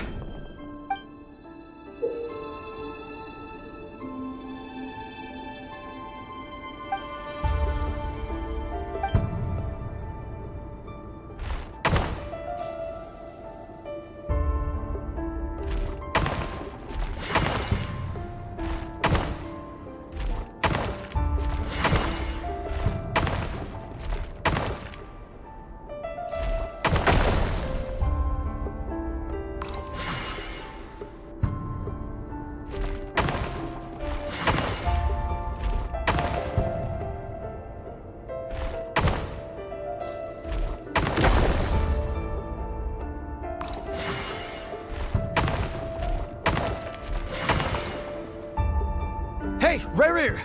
Come out, it's urgent! Dane? What's wrong? Quick, come with me. I'll explain everything once we've met up with the others. Okay. I'll come. But the Lindis is still over at the Universitas. I'll need to leave her a note. All right then, but make it quick. I've never seen Dane so worked up before. Whatever this is, it must be big trouble.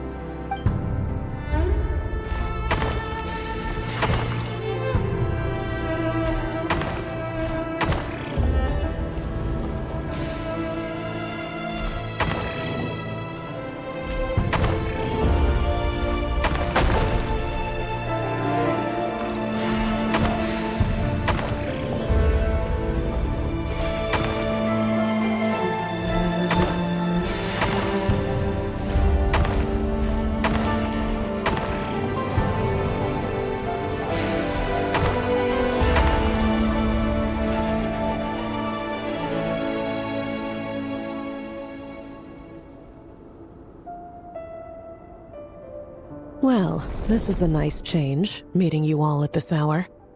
When men and women of ambition can speak face to face in broad daylight, I say that's a big step forward for our dear Conria. Don't be ridiculous. We do not fear the day. Why would we seek refuge in the night? You might ask your blade that same question. I'm told it prefers the cover of darkness. The word on the street is that Sertologi only strikes when he has an unfair advantage. But that is patently false. I see you're missing an arm and a leg. Surely only a fair fight could explain that. If this is your way of offering me replacement limbs... Oh, we can certainly discuss that. With bioalchemy, anything is possible. Assuming I have your full support in my research. Lunatic. Robtatir. What brings you here? Why, Dainsleif, of course. He invited me.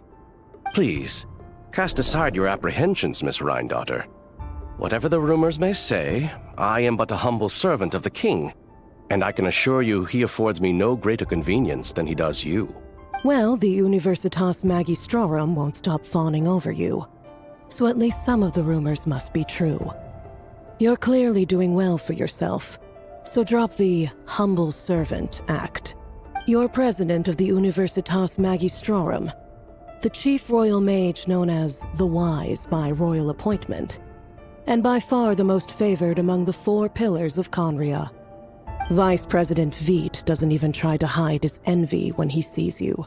My success is the product of hard work and good luck. It's as simple as that. Were the king not such an extremist, I hardly think I would have received a senior post at my age. Of course, no job is without its gripes. Serving a king like ours can be a challenging task, as I'm sure you can imagine.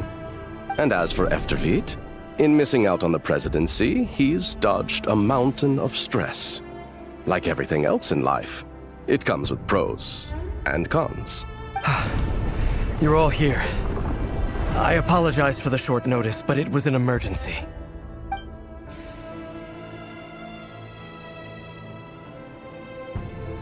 You must be Rerir.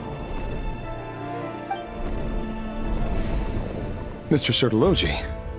Yes, I handled your case file during your sentencing. Nothing personal, of course. I'm pleasantly surprised that you remember me. You're clearly a person of substance if you've been invited here. But Dainsleif, you'd better have a very good reason for convening this little gathering. It's my brother, Vedalfinir.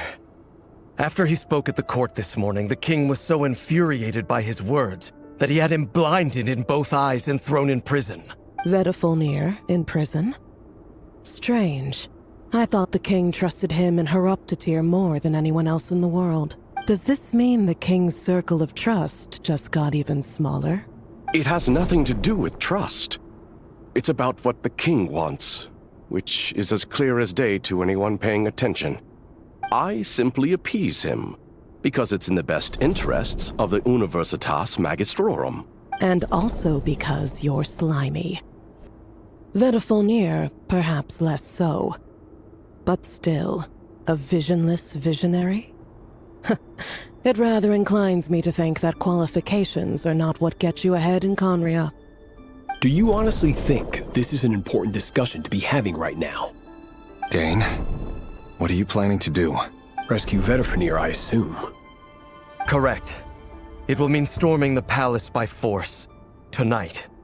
I need all of you on my side. That's far too dangerous. And don't forget, Dainsleif, you're captain of the Royal Guard. You swore an oath to the throne. You've been planning this for a while, haven't you? I have no desire to commit treason.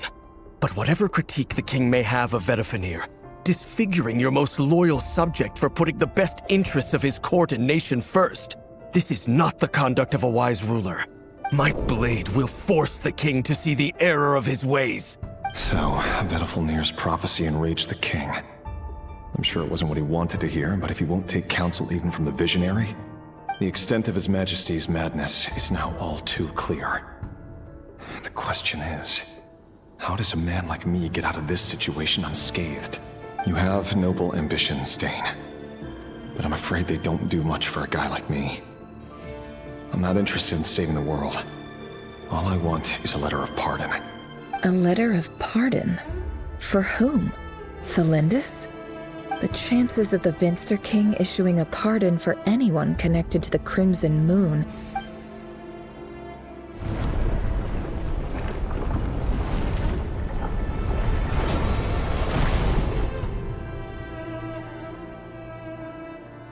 This black fog over the board must have some connection to Thelindis. But why is it taking this form? Does it have something to do with Rerir's past? Another mystery I'll need to unravel.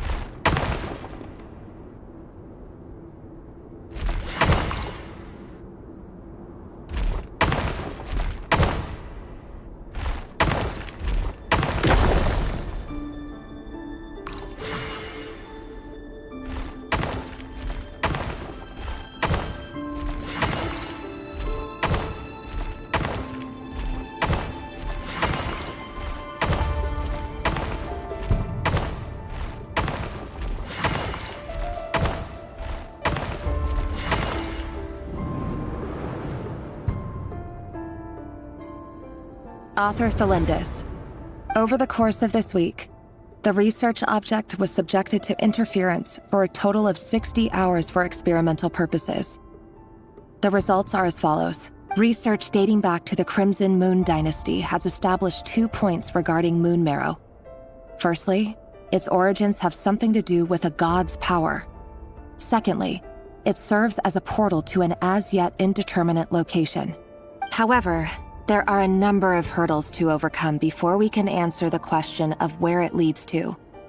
To start with, opening the gateway requires a specific power source, which the relevant literature indicates an enormous amount of power is then required to keep the gate open. Currently, the total power output of our instruments remains in the single digits. To make matters worse, I am now the only staff member remaining in the Moon Marrow Lab. The Universitas Magistrorum recently decided to move most of its personnel into abyssal energy research, which has stymied all Crimson Moon-related projects.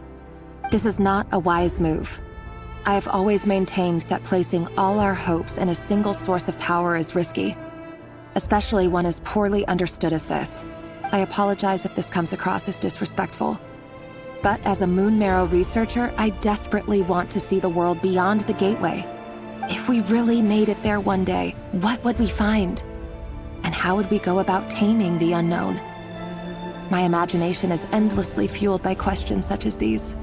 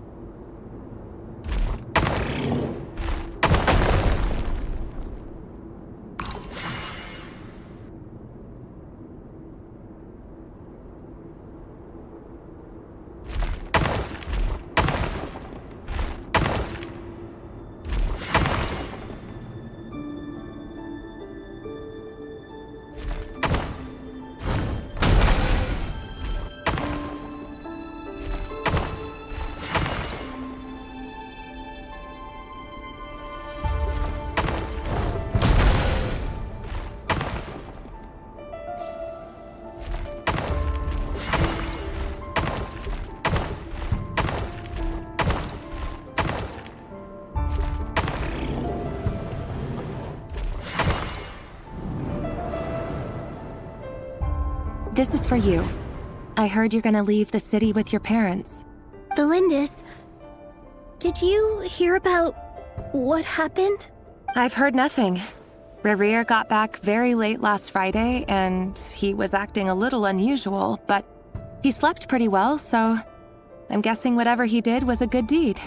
You never saw him, and I don't know what he did. And this conversation never happened.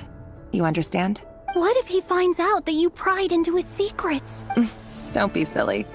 I don't know what secrets he does or doesn't have. All I know is he's just a normal guy who happens to run some errands for the king. Are you scared of him? I don't know. The Rerir I know doesn't match the person you all describe. Logically, I should be scared of him. And yet, I don't want to lose him. But enough about that. You should get going, and be careful with the package I gave you. Keep it secret. Keep it safe. What's in it? A piece of the moon. All you need to know is that as long as you keep it safe, then in the future, everyone will be able to see a red moon. A red moon? You mean our moon? That's right. Our moon. Promise me you'll look after it. I promise, the Lindis. The Crimson Moon bloodline will never die out.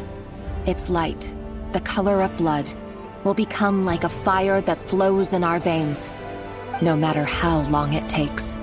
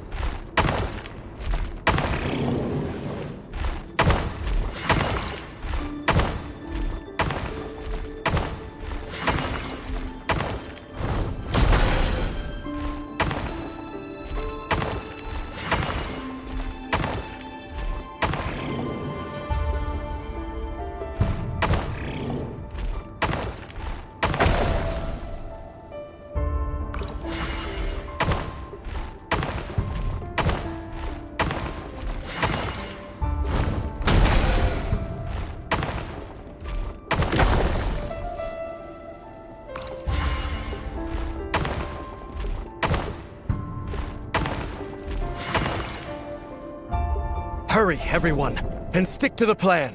Sir Dainsleif, what are you? Is this treason? You know what happens to those who betray the throne. Please, don't do this! It is the king himself who has betrayed the throne. He has betrayed all of Conria. If you have any love left for justice in your heart, you should join me. It's showtime. Dane and his group will handle the troops in the palace. Then Hraptatir and Rhindaughter will disarm the security measures. My job is to enter the prison and rescue Vedifalnir. Stay safe. Wish me luck. Look after my brother. Draw your blade. It is time for justice to prevail.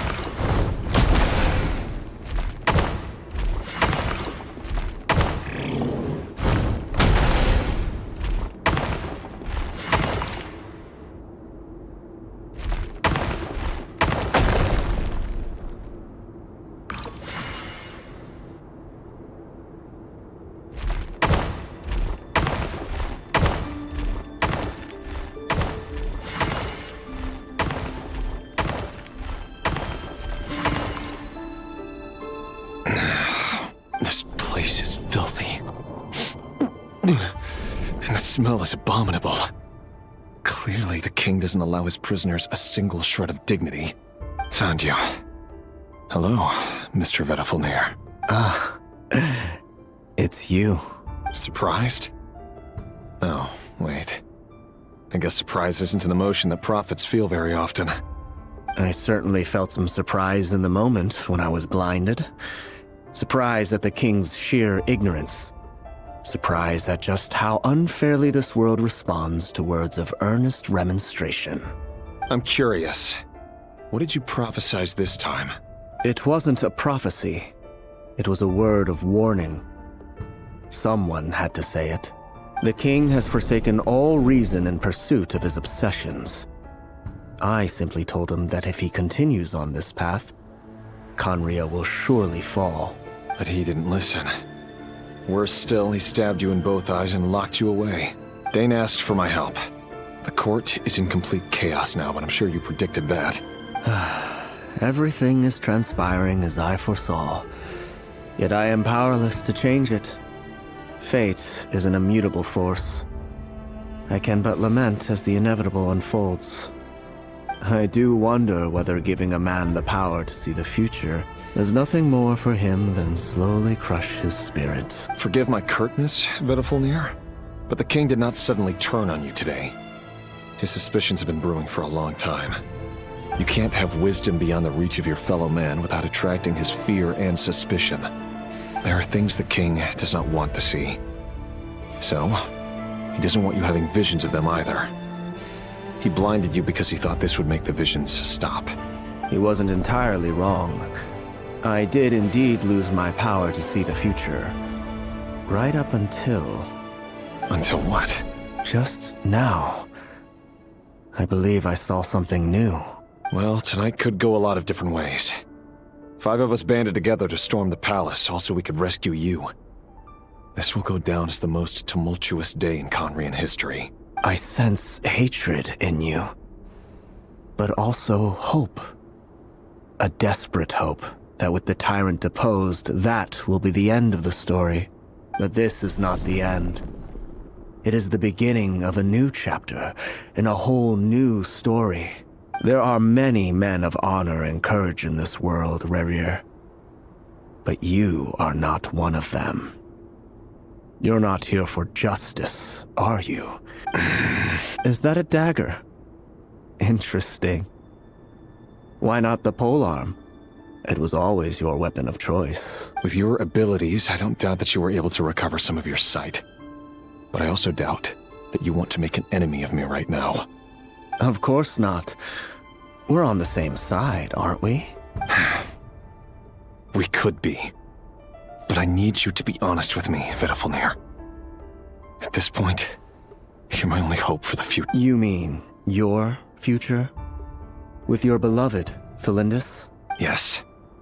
And I know there are bigger things at stake here. A dynasty, a nation, maybe the entire world. But forgive me, I care first and foremost about myself. I can't abandon the one I love to save myself. I just can't do it. But you see a broader picture of the future than I. You see the solutions to the biggest problems of our age. So tell me, what is my solution? What's the answer? In matters of fate, answers are either right or wrong. What will be and what will not. Maybe you are willing to pay a certain price in the pursuit of happiness, but unfortunately, fate does not negotiate. That is the cruelest thing about fate. It is unmoved by your sacrifices. That can't be true. I know it's your voice that I keep hearing in my head, urging me to see how the world is changing, to seek more power, so I can protect the things I love. You show me disaster, but you won't show me how to avoid it? Why? Why are you doing all this? My voice. In your head.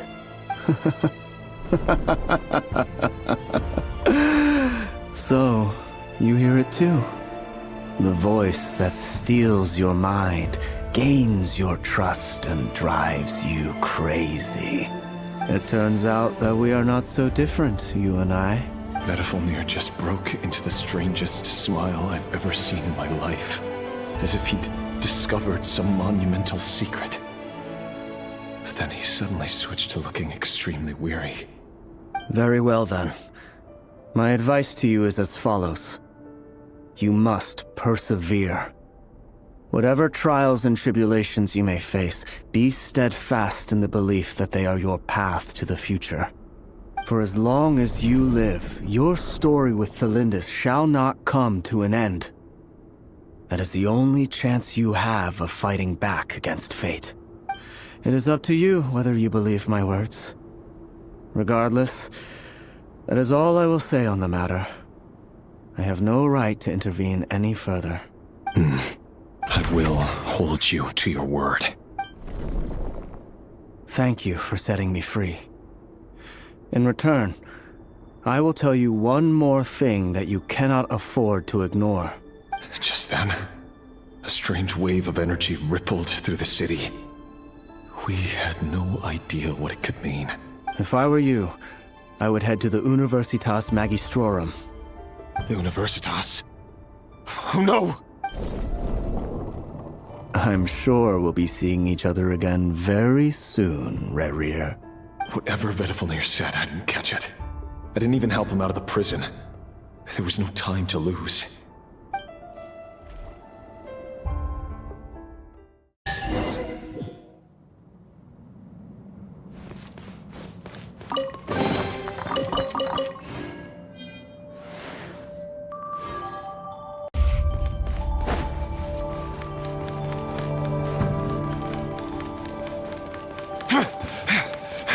Monsters?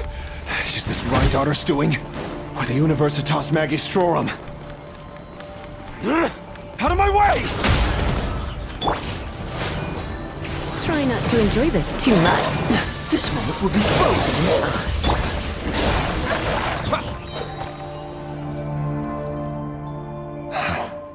The Universitas. That reminds me of a rumor I once heard. Allegedly, the king installed secret mechanisms in the palace and around the city. No one knows where they are or what kind of power they hold. But if they were ever gonna activate, it would probably be on a night like tonight. Help! Help! Hold on! Don't let them anywhere near you! Save me! I can't! Ah! That sounded like an explosion. So, the rumor is true? The king really went through? What other means does the king have at his disposal? They must run on power from the Abyss. And given it's a major center of Abyss research, anyone over at the Universitas will be in grave danger. I have to hurry!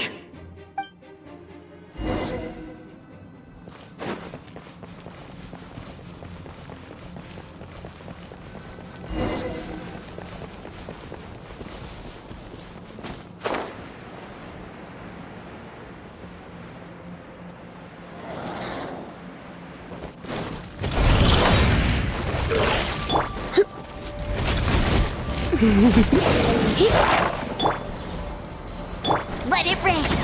I'll race you there. Here. Here. Huh.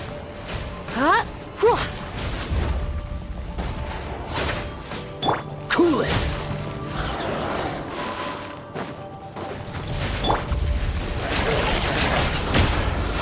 No more lies.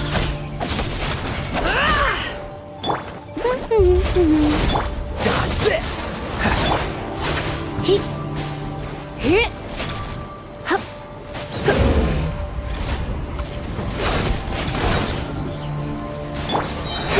The mystery unravels.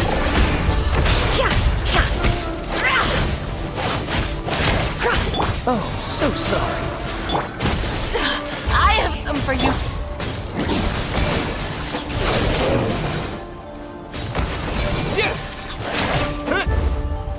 Bet you can't. No one escapes my sights. Here. You. Huh? He. Cool it!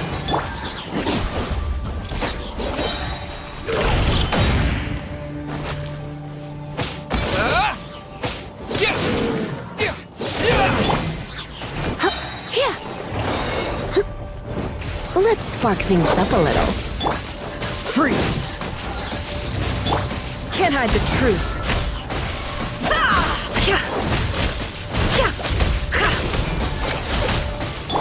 Go, Barret Bunny!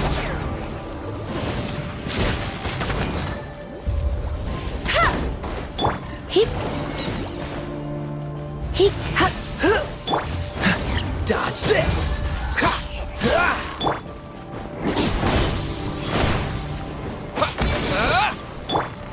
Here.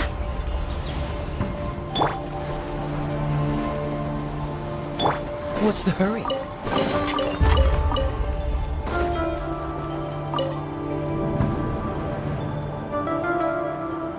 Monsters. At the Universitas Magistrorum? Why now? Oh no! They're coming! It's no use. The table won't hold out much longer. The weapons. Where are the weapons? Of course. All the lab equipment was upgraded after the inspection last week, but the new weapons haven't been allocated yet. I'm done for. Is anyone there? I need help! Ah! Stay back! Please stay back!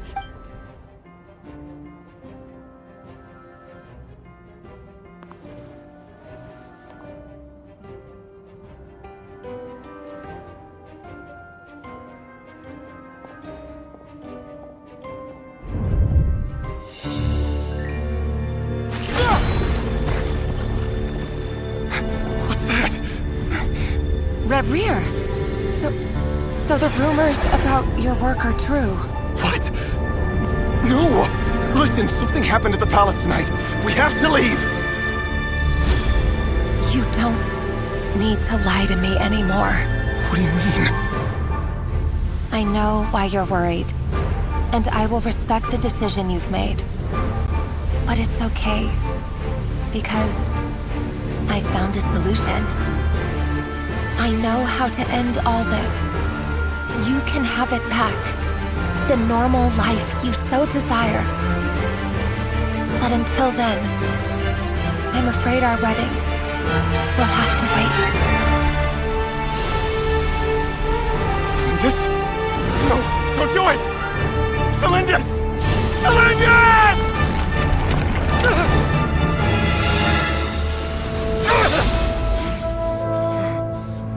I told you, Rarier. Let her go. You will find someone better. No! No, I won't do it! I have to save her! By what means exactly? A lowly pawn. You lack the power and the strength of will. Do you know a way? Tell me! Come to the palace. Join us.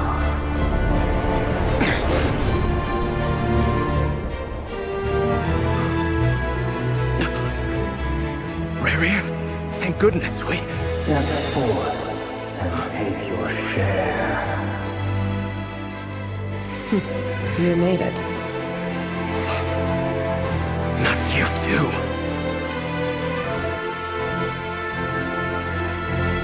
Hatred or grief, despair, desire. We all have our own.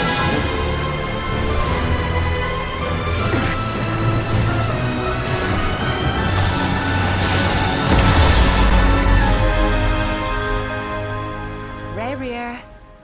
Rarier. Cylindus? Were you daydreaming?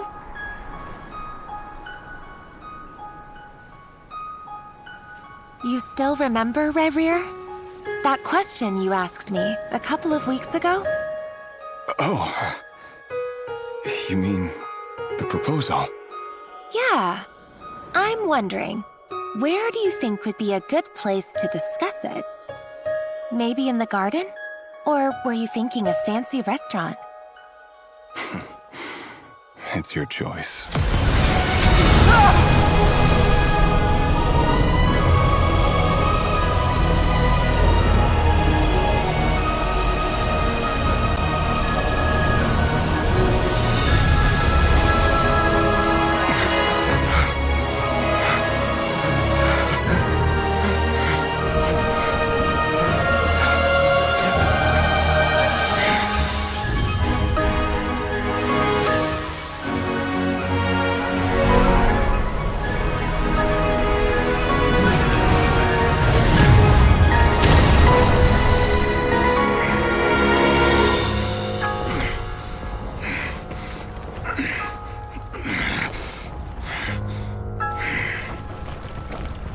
I will find you.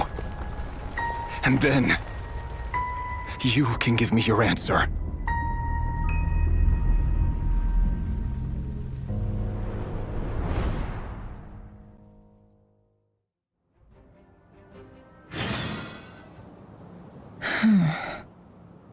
So that's how the Raker of Solnari was born. A monster created by circumstance is a monster all the same. Viewing other people's thoughts for too long can get uncomfortable. Right now, I'm feeling a strong sense of loathing. In a nutshell, the story of Conria is what happens when the truth falls by the wayside.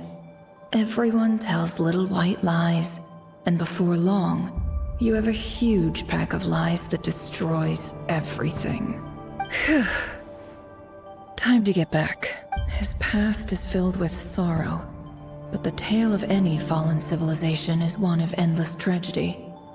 Cruel as it may be, that was Conria's fate.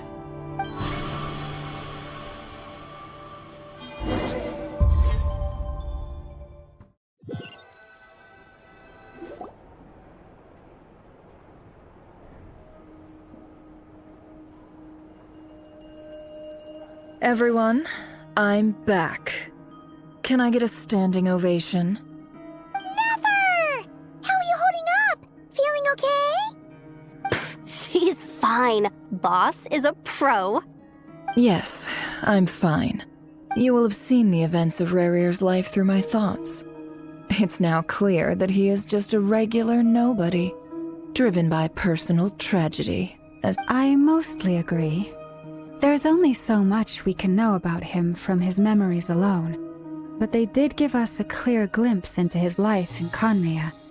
However, I would not consider Rerir to be a nobody. He was deeply involved in the events of that era. Yet, when the catastrophe of a generation strikes, nobody is safe. Sounds to me like you're speaking in riddles again. Is this you urging me not to abandon the people of Nodcry in their hour of need? That's not what I meant. Although I do hope you choose to remain a part of the plan. Without you, the mission ahead will be all but impossible. Then try to remember that I respond better to the carrot than the stick. And I don't appreciate being bossed around. Now, as for you, Missy, you were excellent. You stuck to the rules of the ceremony and kept your mouth shut the entire time. Cool!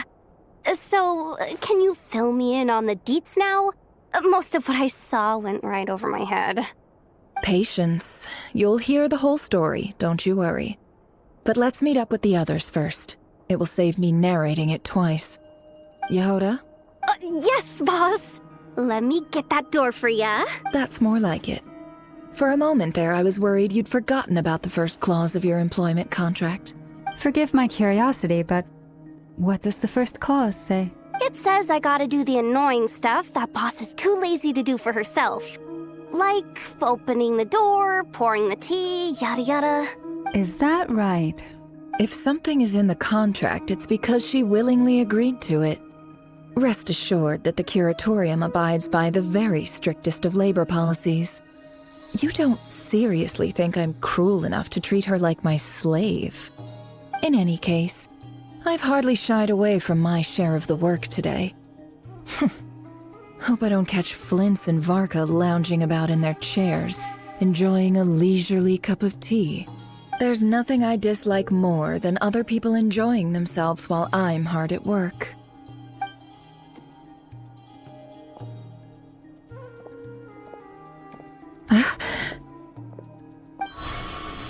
Oh no.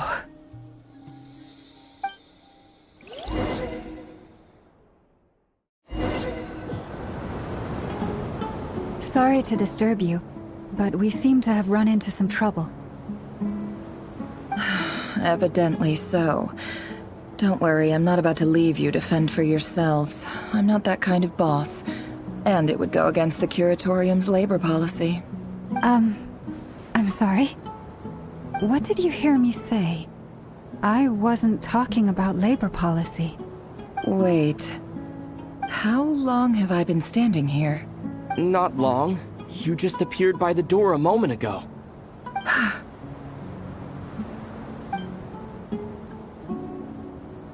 Boss, what's wrong?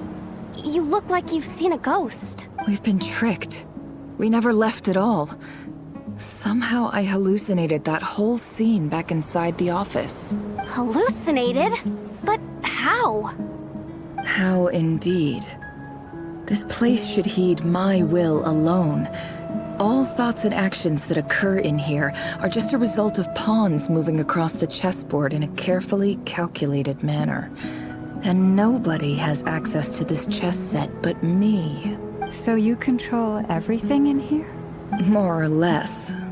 But yes, it's a special technique of mine. Has anything like this ever happened before? Only once. It was the first time I used the chess set. Is there any similarity between what happened then and what's happening now? I suppose my thoughts are a little turbulent, which was also the case my first time. Is there anything I can do to help? The first clause of your contract clearly states that I only need your help with things that I'm too lazy to do myself. Meaning, you're not feeling lazy right now? Meaning, this is not something Yehoda can help with. The chess set is a personal treasure that I alone understand. I must be the one to find our way out of here. Boss, it's fine. Really. Let me do something useful. Oh, listen to you. Whatever would I do without you, Yehoda? What? Really? Yes, really. Where would I ever find another employee as obedient and servile as you? God forbid anything ever happens to you. Oh, okay. Well, anyway, I was thinking of fetching some water. There's gotta be a source around here somewhere. I suggest everyone finds someplace comfortable to take a rest. We gotta conserve our energy. Even though all this chess malarkey doesn't exist in a physical sense, mentally speaking, it's all real. And so is our tiredness and fatigue. You don't want to dismiss mental fatigue. Just because it isn't physical doesn't mean it's any less serious. But anyway, I got your backs, so don't worry about a thing. Don't I have the best employees? Jealous much? If we can find a suitable time, I'd love to borrow Yehoda for a day to help out at the Frost Moon Scions. Would you be amenable to that, Boss Nefer? Oh, Lama. Have I ever told you just how pretty you are? Beauty runs from the tips of your antlers to the depths of your imagination. Time to rally, everyone. Follow me. As we continue our journey, the same rules will apply. That means stay focused and no talking no matter what we encounter. And don't disturb the chess pieces. You have my word that I will get us all out of here.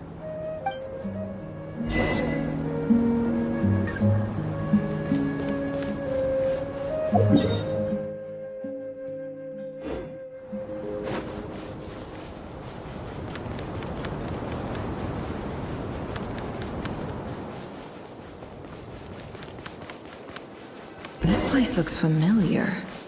That's not a good sign. I wasn't expecting visitors at this hour. Wait, is that? Oh, it's him. There you are! Sinue's been looking for you all day. I think he has some news for you. Oh yeah? What were you doing just now, Uncle Retinue? Hiding away some more loose change? I know I saw some Mora. What do you mean, loose change? Oh, come on, I'm too old for this. Just pretend you saw nothing.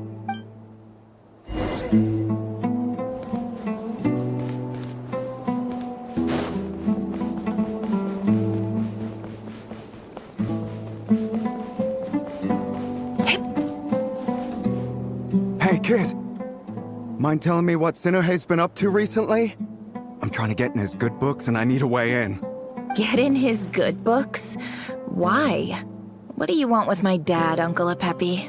I've written a new song. I was hoping to showcase it at the next festival, but... A new song, huh? I'd love to stay and listen, but unfortunately, Uncle Retinue says my dad's looking for me. Well, there's plenty of time and I'm not going anywhere. See that pile of stones? I'll be sitting there warming up my vocal cords. Pile of stones. Got it.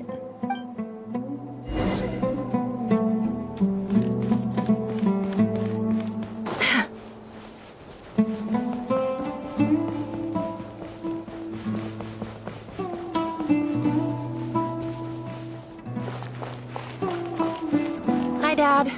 Uncle Retinue said you were looking for me. Ah, there's my little princess. If you'd gotten back just a little sooner, you could have shared the spoils of war with me. Spoils of war? Who were you fighting against, Dad? It was just a figure of speech. The aftermath of a sandstorm is no time to be waging war. I was talking about our war against thirst. I went out to fix our water supply problem, and now I'm back.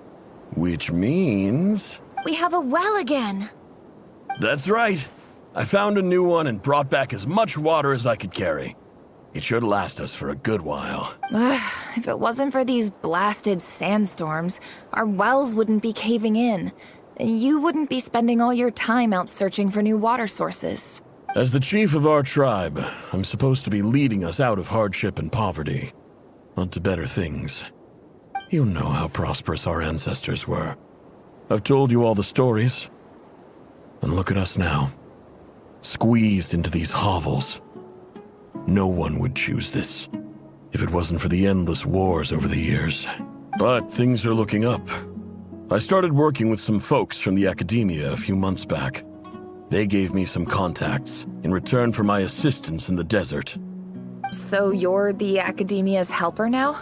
Special ambassador, they call it. Think of it as a partnership. It's nothing bad, okay?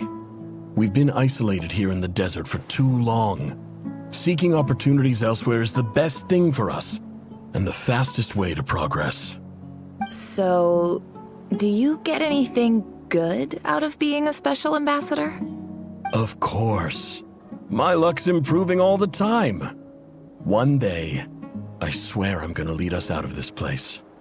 We'll find somewhere new. Somewhere better.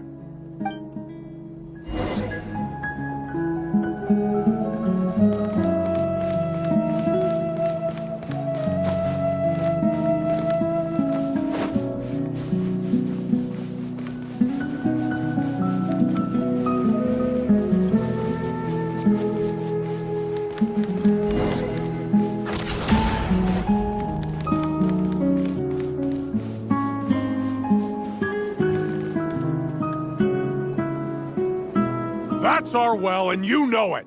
You stole from us! Well, you've gone from chief to thief, and now you have to face the consequences! Did you really think you could take our water without permission and get away with it? You're either brave, stupid, or both. And that Special Ambassador Act? Yeah, nice try! We spoke to the academia. They said it was all news to them. You're a liar and a cheat!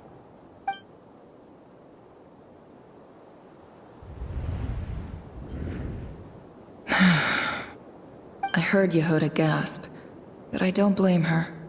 Most people are terrified by the sight of blood. Corpses strewn across the ground. The wounds are clearly from scimitars and daggers.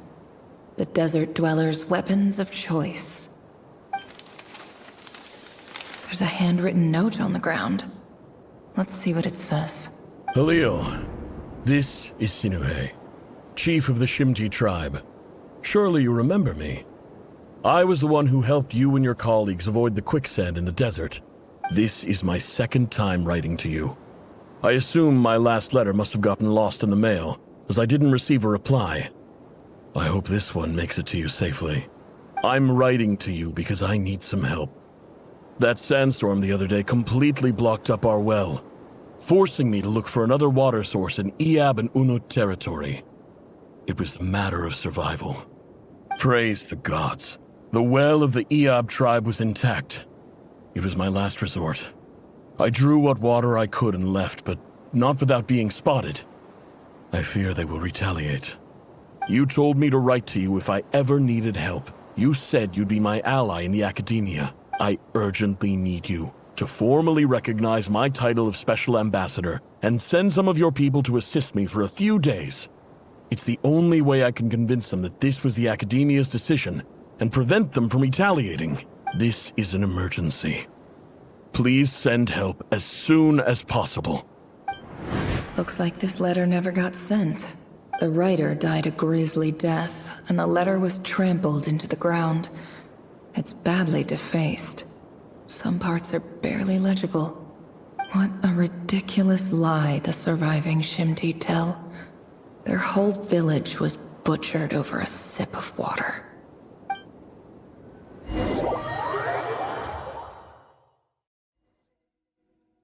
Ah, officer. Welcome. Welcome to our humble village. I thought you would at least have the courtesy to provide some respectable libations. This is the finest wine Aru village has to offer.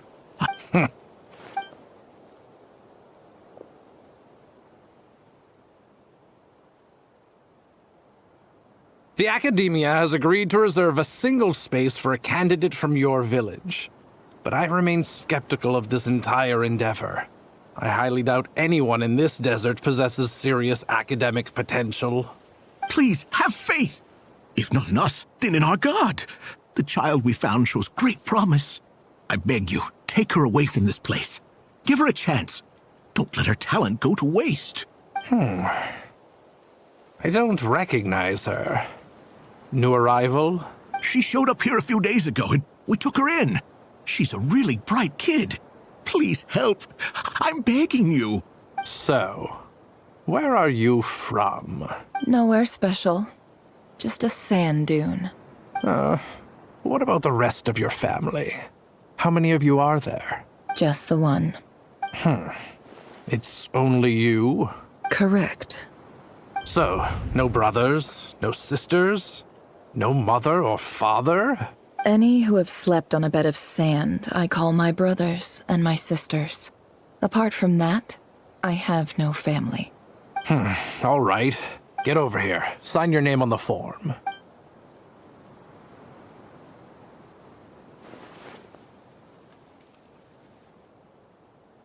Never? You're rather fair-skinned for a desert dweller.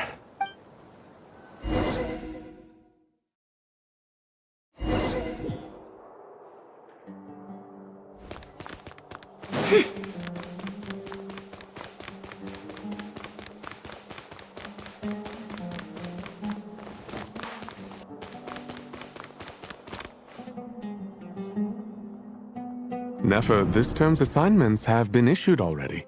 Please read through the materials thoroughly, conduct your own additional research, and then write an essay on the topic. Yes, Professor, I'm aware. I just had a couple more questions I wanted to get your perspective on. Oh? Please, ask away. Well, I saw the other students' problem sheets, and I couldn't help but notice that my assignment is much easier than theirs.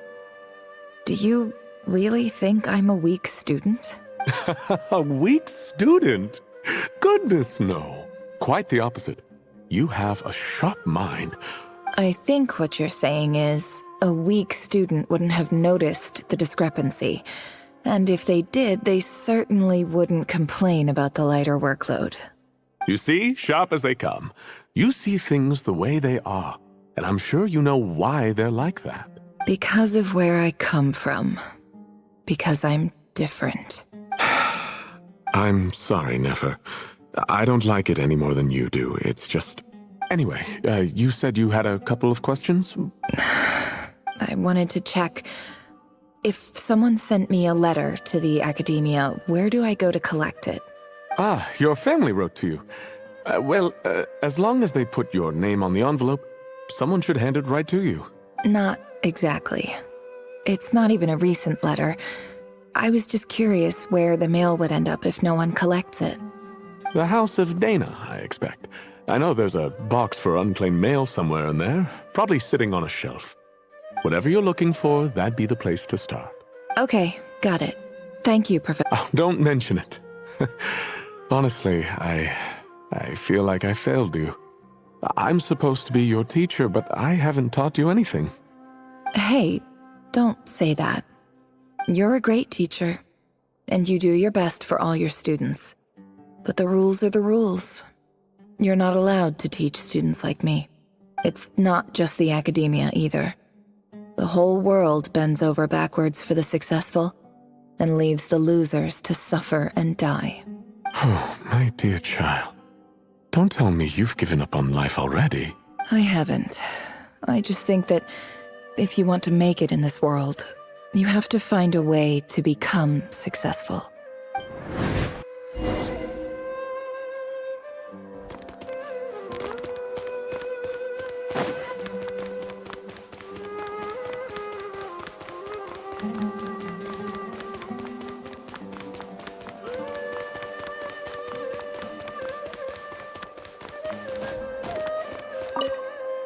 This must be it. A big cardboard box full of unclaimed mail. And probably some letters that ended up here by mistake. Let's take a look.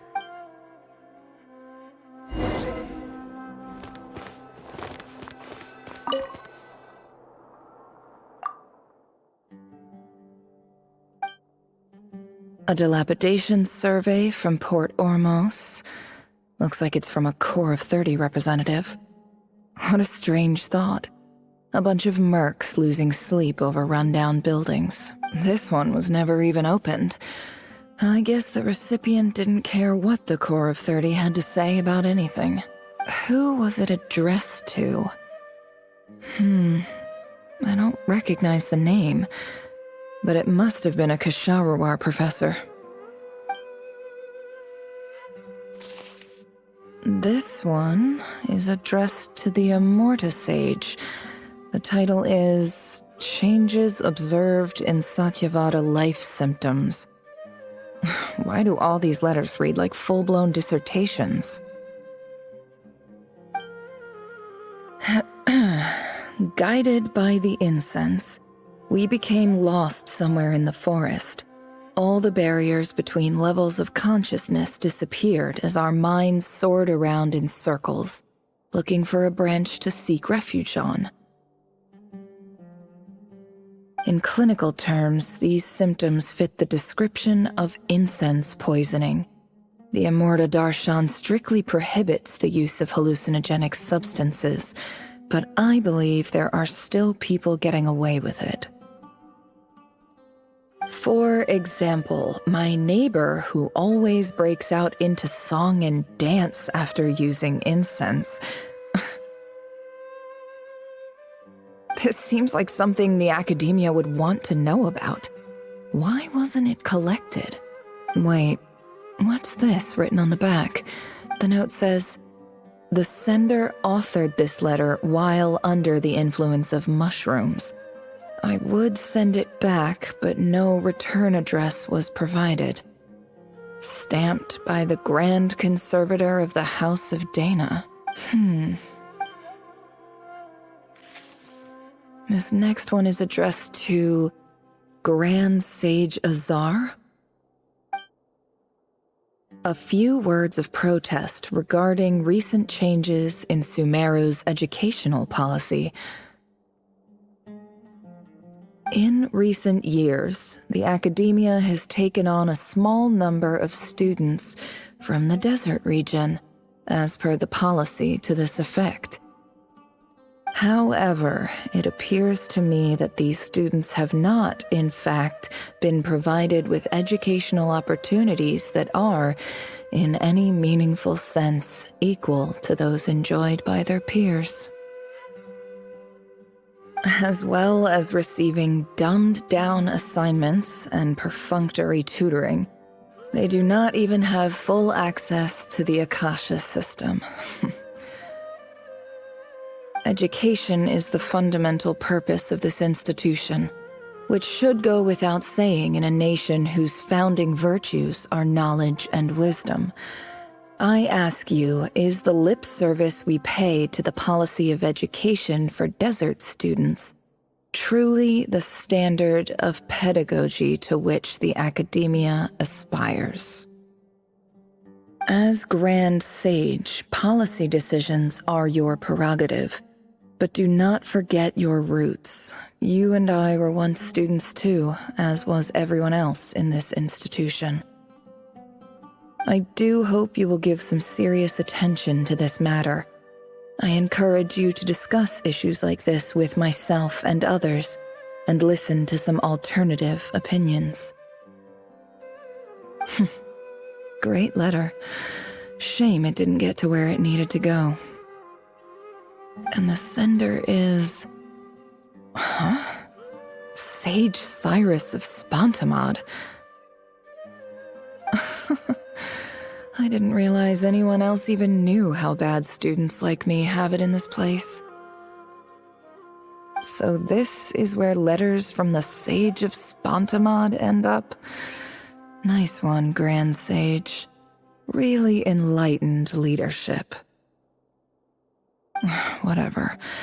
This isn't what I came here for. Moving on.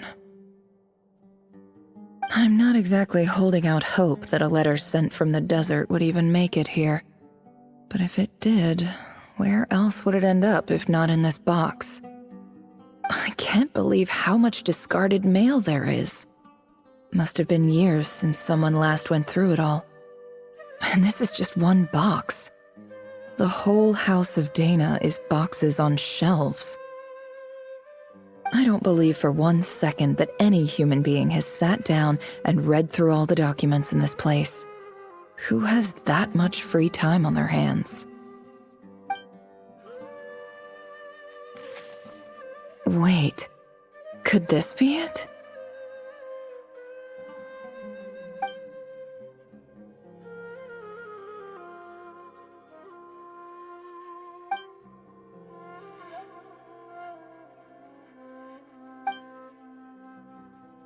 Greetings, Halil. My name is Sinuhe, chief of the Shimti tribe. I was the one who came to you and your colleague's aid when you ran into trouble in the Great Red Sand. I don't know how well you remember it now, but I brought you to safety and gave you some water and other supplies.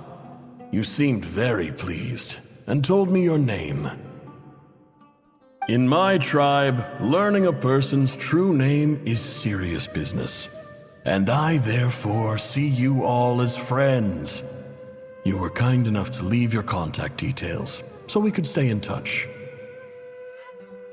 The Shimti tribe lives a harsh, nomadic existence in the desert. You were sympathetic towards my plight, promising to make me a special ambassador of the Academia and help us find a way to make a better living. This brings me to my reason for writing. Our tribe has fallen on particularly hard times, and I would like to ask for your assistance. There was a terrible sandstorm a few days ago, which blocked up the well in our land. To ensure my people's survival, I had no choice but to venture into Iyab and Unut territory in search of an alternate water source. The Iyab and Unut are descended from the Thamudians, while we trace our ancestry to Tulatala. We worship the Lord of Flowers and have had relatively good relations with our fellow tribes up until now. I found a well belonging to the Iyab tribe. They declined to help us, but I really had no other option, so I took some water to keep me and my tribe alive. My actions are certain to incur their wrath. When we met, you assured me that you would be my ally in the Academia. I would like to take you up on that offer, because I really need your help. I wonder if you could send an Academia representative to meet with me. That aside, the last time you were here, you mentioned that the Academia had started accepting students from the desert, and I told you a little about my daughter, Nefer. We have next to no resources here in the desert, and my power and influence are limited. Would you consider enrolling my daughter at the Academia? She is a smart girl. I know she won't disappoint you. From the outset, the Academia never took you seriously. Those things they promised were just empty words. I doubt they even remember the name Sinuhe. And you were so emphatic that your luck had finally changed for the better. You swore you'd lead us to a better place one day. You spoke with such conviction, like you were the most powerful chief in the whole desert. You liar. You lied about everything. You promised the world and delivered on none of it. And who fell for it? Just me, by the looks of it. Despite your best efforts. Which makes you a pathetic liar. You weren't even any good at it. I think I'll take over from here. Let me show you how it's done.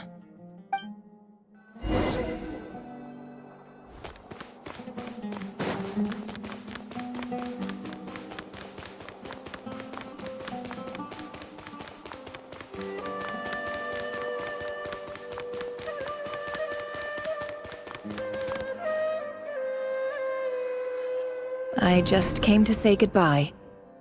Thanks for everything you've done for me in my time here. Nefer? You packed your bags. Where are you going? I'm quitting. Something's come up in my hometown. Gonna head back and deal with it. Huh? But But this was a hard-won opportunity for you. You know that better than I do. It was. But it doesn't matter. I have more important things to deal with, and they can't. Oh, and I didn't want to overfill my bags, so I left some incense on your desk. What's wrong? I thought you liked incense. Although, I did read somewhere in the House of Dana that it has hallucinogenic effects. Don't use it all at once, alright? Isn't this the stuff you brought from your hometown? You're just letting me have it? But you said it's a rare and valuable commodity. Yeah, about that. I lied. It's not rare at all. There's this bunch of ruins near my hometown that are practically overgrown with this plant. It's not worth much. Keep it, it's fine. But never... Alright, that's all from me. You take care.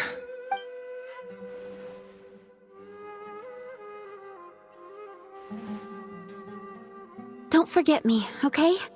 I mean, we're more than just classmates, right? We're friends. Yeah, I'll remember you.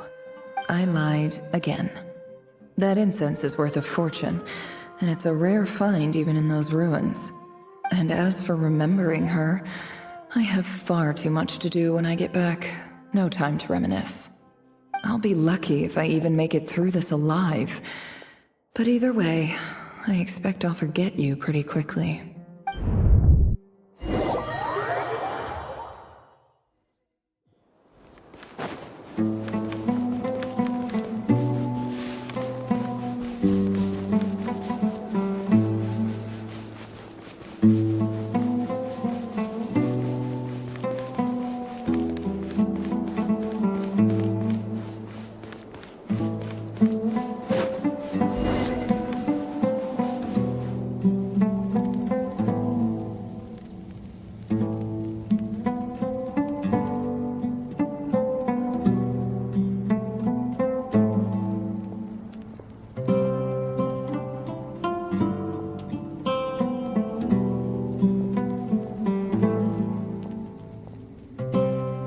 It's a pleasure to meet you, Mr. Arif. So, what does the Academia want? Since they've sent their special ambassador, I assume there's a big business deal to be made. If not, I'd be very disappointed. Please, sir, lower your blade. You're lucky I'm the one they sent. Not all special ambassadors share my admiration for the Iab people. The ever-shifting balance of power in the desert reduced the once great civilizations of this region to rubble and sand. But the story of the Iab has a very different trajectory. Others grew weak, but you grew strong, beginning in obscurity and moving to prosperity. Huh. So, you do know who you're dealing with? This well is the perfect symbol of your strength, is it not? It used to belong to the Unut, but it looks like you have control over it now. You're not wrong. But I'm sure you didn't come all this way just to flatter us. Of course not. I came to bring you some very good news. Some information that recently came to light, which might just be your ticket to freedom. Records uncovered by the Vahumana Darshan show that a certain well currently under Iab control is built on top of some ancient ruins. These ruins are of great archaeological interest to the Academia. I checked the map carefully on my way over here, and I'm confident that this is the well in question. The Academia is offering 50 million mora in return for excavation rights. 50 million? No, wait. If these ruins are as important as you say, 50 million's a little low, don't you think? Don't get greedy, Iab. We know far more than you think. We know that you seized this well by force. Wasn't that the first step in your rise to power? To drive away the Unut and steal their water supply? So what if it was?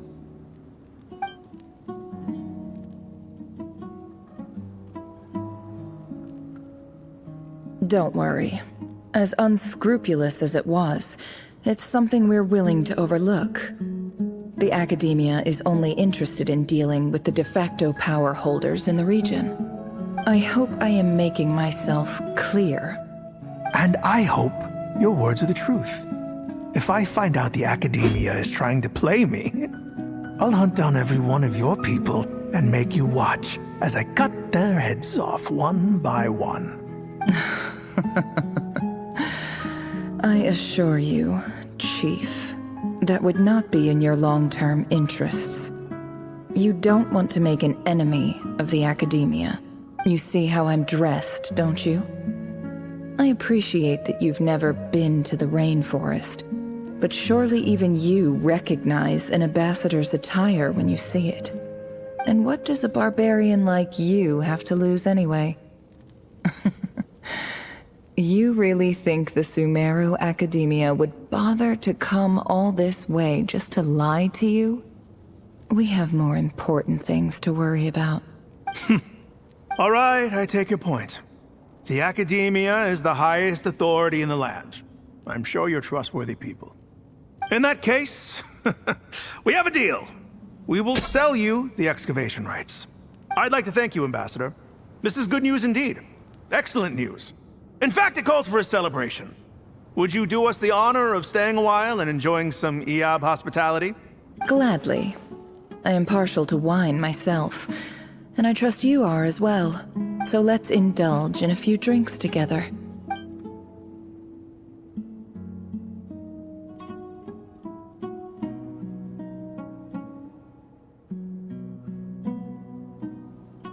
Chief! Chief, it's an emergency! It's the Unut.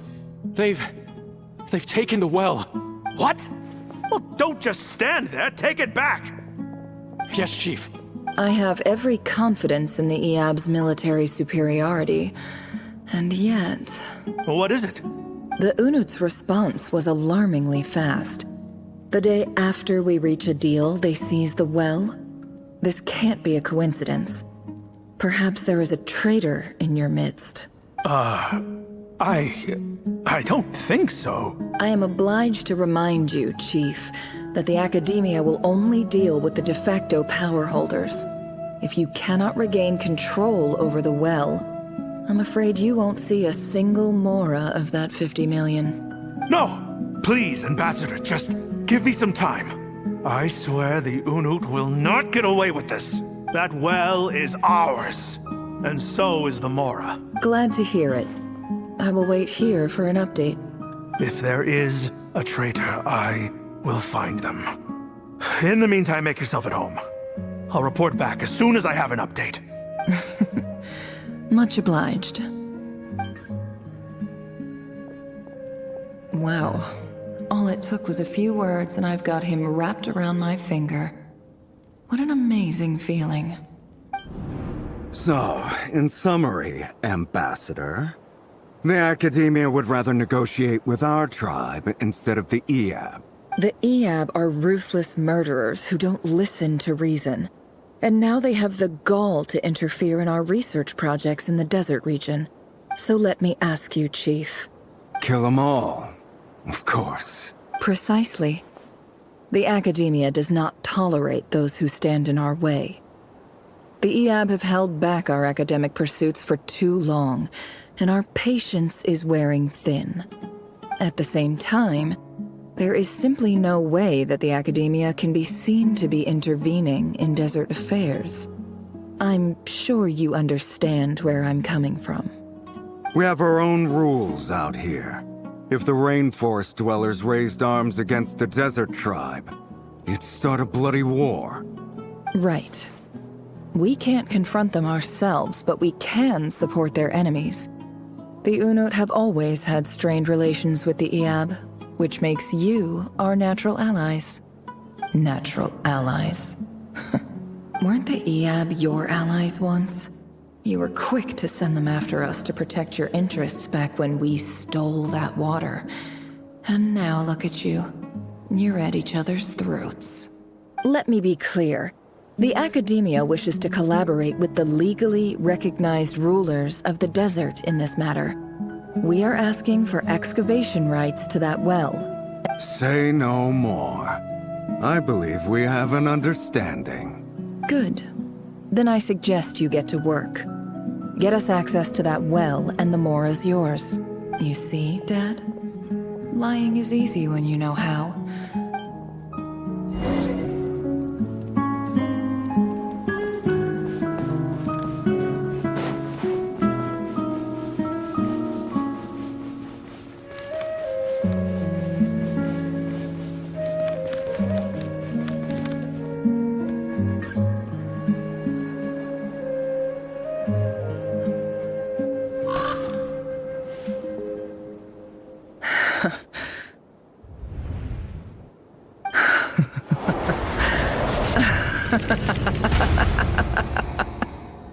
Look at yourselves. You may be vile, savage monsters, but your butchered bodies bleed like any others. You're no different. You're nothing special at all. The monsters who destroyed my home, they're just ordinary, petty human beings. What a joke. I think we're even now. Maybe I've even done the desert a favor. It's a better place without all these people around. Oh, Sinuhe, my gullible fool of a father.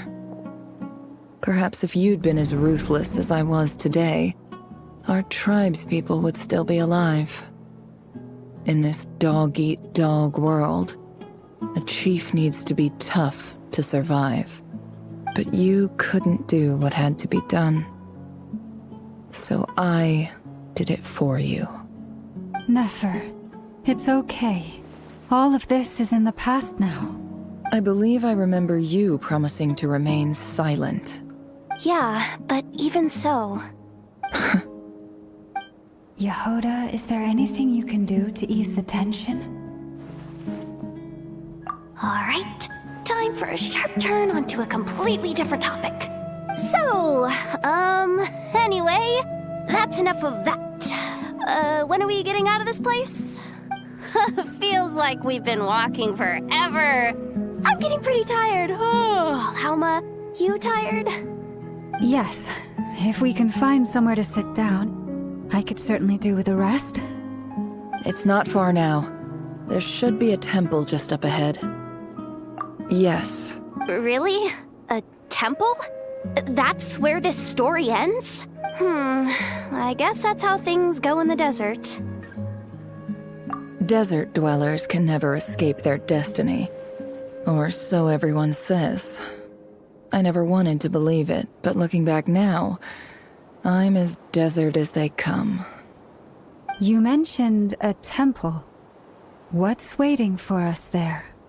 My biggest trade secret of all. Ah. Then I'm guessing it's where you got your power from. The power to peer into other people's minds. I didn't know you were clued up on any other religions. I'm no expert in the history of Sumeru, but since you come from the desert, I would imagine it has something to do with King Deshret. Sounds impressive. Ah, I know who you mean. General Mahamatra Sino. The spirit of Hermanubis dwells within him. That's boss enough for ya. Sino's hardly a figure of obscurity, but I know about Sethos too. What about him? Is he a big deal or something? Well, he's not a small deal, let's put it that. Please, this is the bare-bone basics. Save the flattery. Thanks for your patience, everyone. I'm sure it's been a lot to take in. With any luck, that's our exit just up ahead.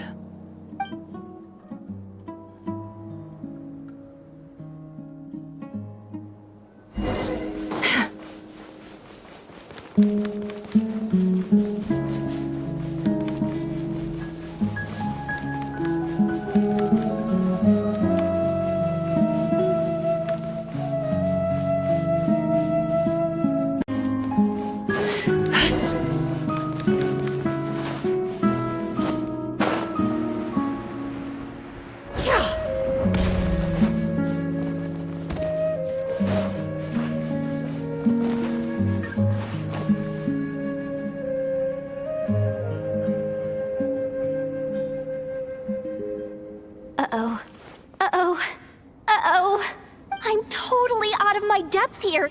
I don't have anything to add about any of this stuff. Like, look at that statue, for instance. I want to do the whole name-dropping, this girl knows her stuff thing too, but I've never seen anything like it before. A statue with the head of a bird. That's Thoth, the Ibis King, one of the 7 pillars of King Deshret. The legends say that he, the Crocodile King, and the Goat King were the 3 retainers of King Deshret. Let's take a look.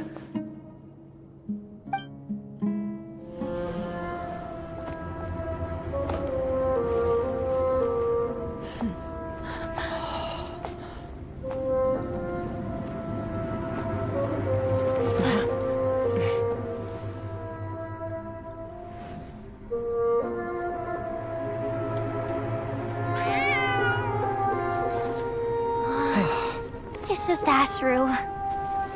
So, all is well?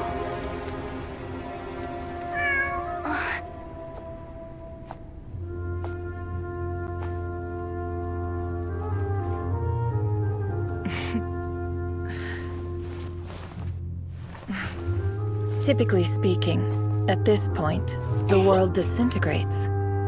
Then we find ourselves back in the outside world. Besides, these are my memories. There's nothing to fear. You're sure? Of course. It's almost over.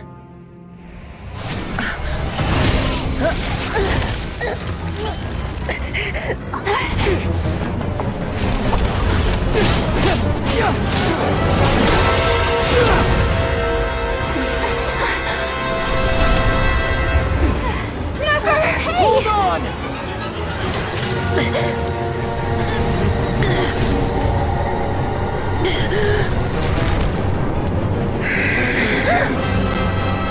Knowing too much is always a death sentence. Speak for yourself.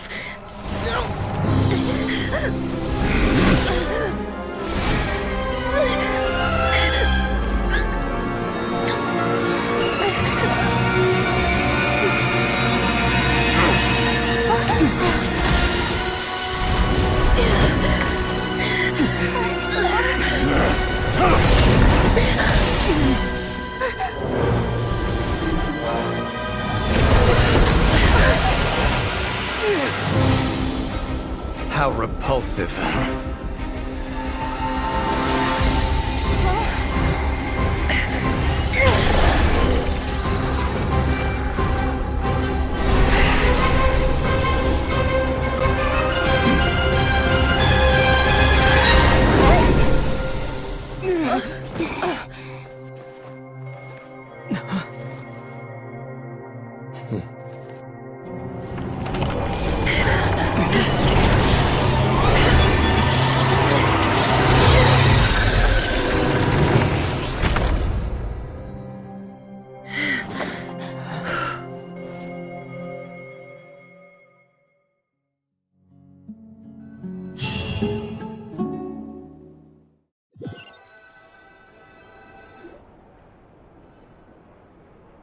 Timed that pretty well, didn't I?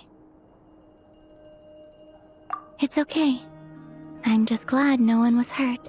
Paimon noticed you doing something too, Dainsleif. Were you helping get them out? Of course.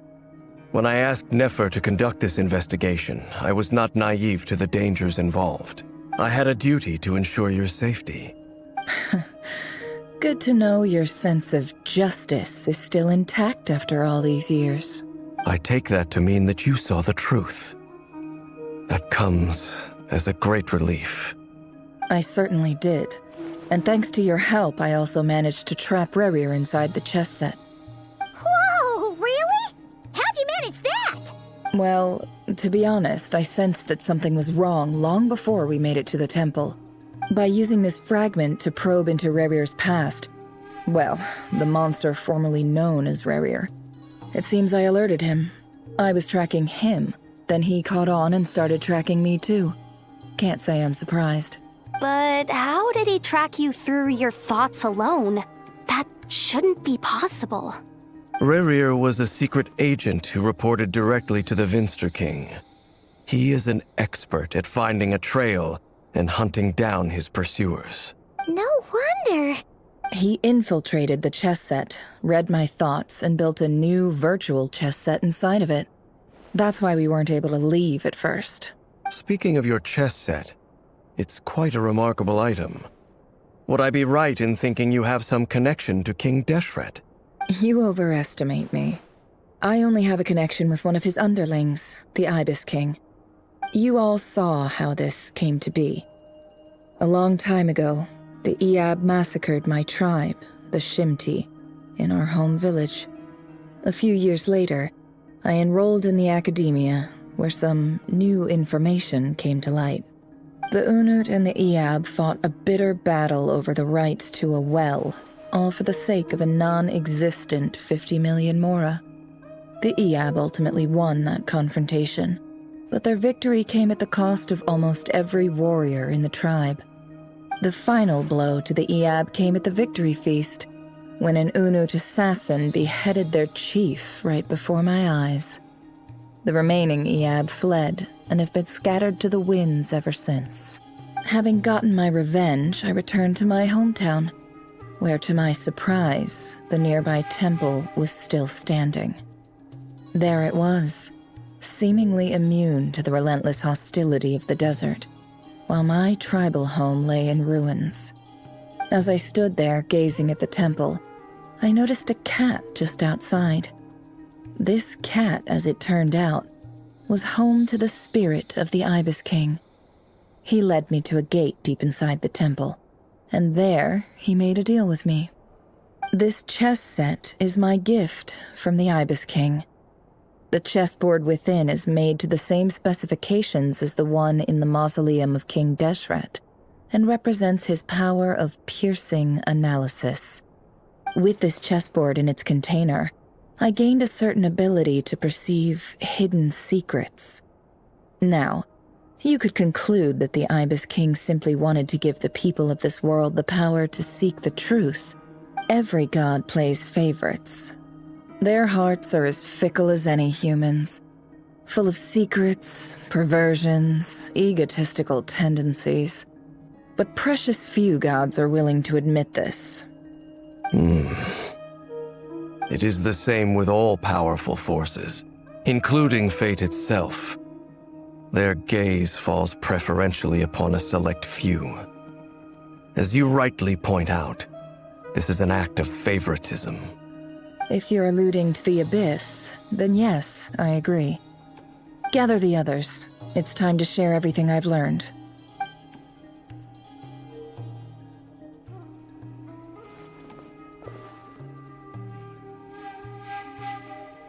Thank you all for being here. As promised, I did some further investigating into the Raker of Solnari's background. I am pleased to report that the investigation has been most fruitful indeed. The Raker of Solnari, real name Rerir, was once a Conrian subject who served the Vinster King. I will now share the important details of his story. Please save any questions or comments for the end.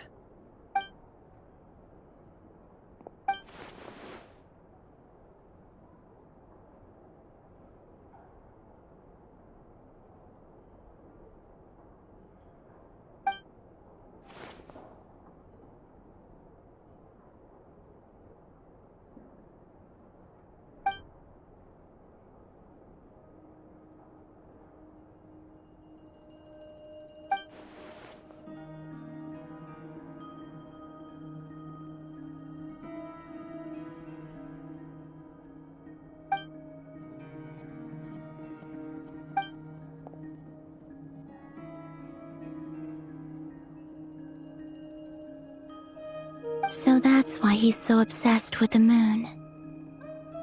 A tragic tale, to be sure. But it does not excuse his many transgressions. No matter how much Rerir suffered in the past, the fact remains that he is what we know today as the Wild Hunt, wreaking havoc upon innocent lives in Notcry. He becomes more dangerous with each passing day. If left unchecked, it is simply a matter of time before all of Tevat suffers the consequences. This is a threat that the Knights of Favonius cannot ignore.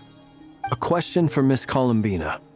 Forgive me if this is presumptuous, but have you ever seen the spatial gateway that appeared in Rerear's memory? Never. But I have heard stories of something called the Moon Gate, and this seems to fit the description. Miss Lama, any thoughts on this? In the lore of the Frost Moon Scions, the moon is believed to hold many secrets. Some sources speak of ancient knowledge, others of a gateway to the unknown. The term Moon Gate is one I have heard before, but as is the case with all of our legends, there are no records of any first-hand witnesses. We cannot know whether it truly exists. Then back to Miss Columbina. As a moon goddess yourself, do you have some idea of where the Moon Gate leads to?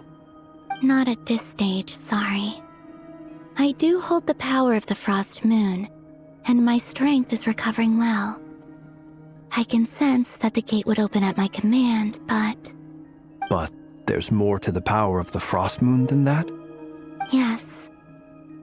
A moon goddess has the right to open the Moon Gate, since it is a path to the moon. But as Nefer mentioned, holding open a spatial gateway takes a huge amount of power.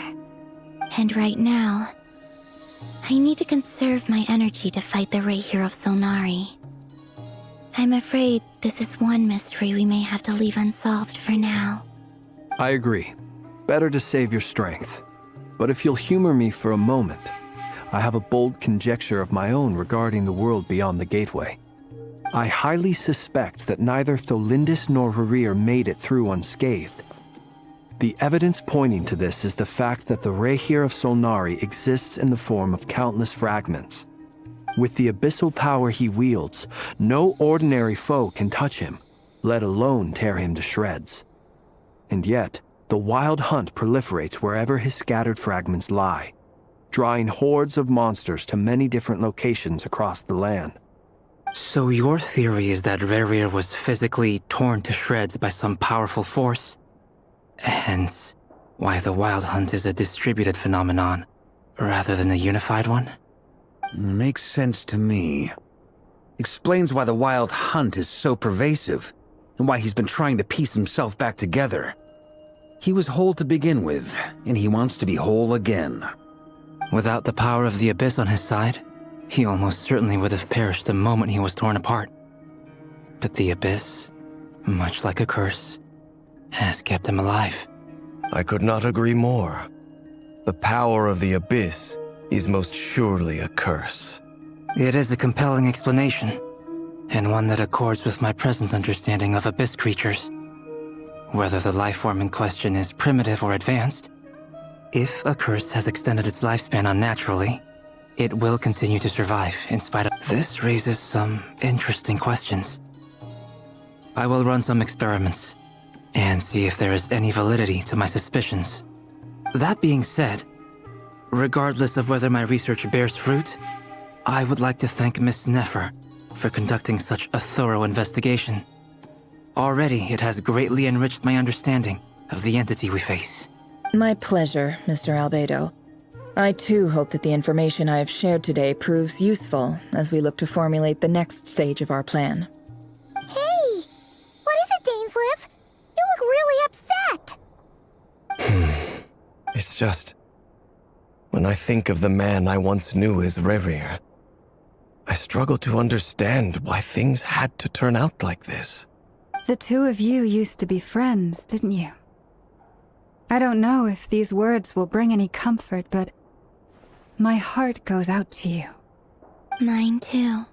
We can never know all the hows and whys of the way things are. The moon and stars are full of untold secrets and lies, and the skies are host to many more mysteries than these alone. Yet, none of that can begin to compare with the complexity of human life. Those are the first comforting words I've heard in a long time. Thank you, both. Well, I think this is a good place to end today's meeting. I'm sure Nefer needs some time to recover. She's been through an awful lot today.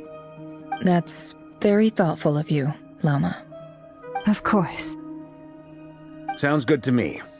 Take some time to rest and digest before we reconvene to nail down a plan.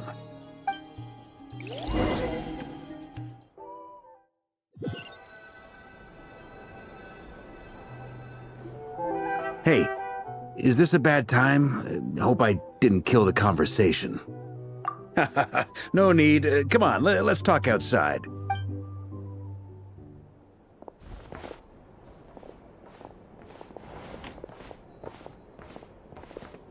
Anyway, Nefer went back to the curatorium to get some rest. But before she left, she shared some things with me that I thought you should be aware of. Firstly, although she managed to trap the Raker of Solnari inside her chess set, there's no guarantee that the power of the Ibis King is any match for one of the 5 sinners. It's only a matter of time before he finds a way to break out. We have to come up with a plan and take care of him before that happens. Honestly, my mom figured that might be the case. So, how long have we got? Well, I asked her that same question. She talked for a long time, but for the most part, it seemed like she was trying to convince me how precious her chess set is. It felt like some kind of sales pitch, you know? The kind where you end up handing over Mora against your will? Anyway, after all that, she finally answered the question. 2 days, at most. 2 days? Holy moly! Can we even recruit enough help in that time? That remains to be seen. Which brings me to the second issue. Dainsleif is obviously conflicted about this whole thing. But given how little time we have, there's no way we can pull this off without his help. You have some history with him, right? Do you think maybe you could talk to him for us? Great. I appreciate it. All right, on to item 3. So, Albedo, Durin, and I put our heads together and came up with a plan. Can't promise it's gonna work yet, but at least it's a start. We figured we'd bounce the idea off you first. We'll explore it further once everyone's recovered. Oh, Paimon's dying to hear this. All right, so here's what we're thinking.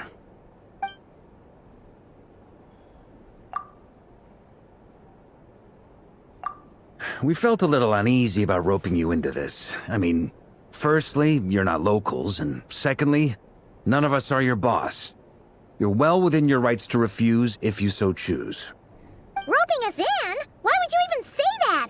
We know the stakes here. It's all of us against the Rayher of Solnari, or none of us stand a chance. I choose my words very intentionally, I'll have you know. I like to think there's an art to striking a down-to-earth tone even when the stakes are through the roof. Sir Varka, I have a few thoughts about this plan. I'm all ears. I think we can be more flexible with how the roles are allocated.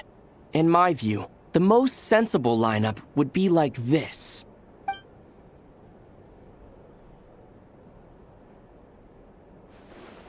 I see your point, yeah. But if that's how we're going to approach this, you'd better make sure you're ready.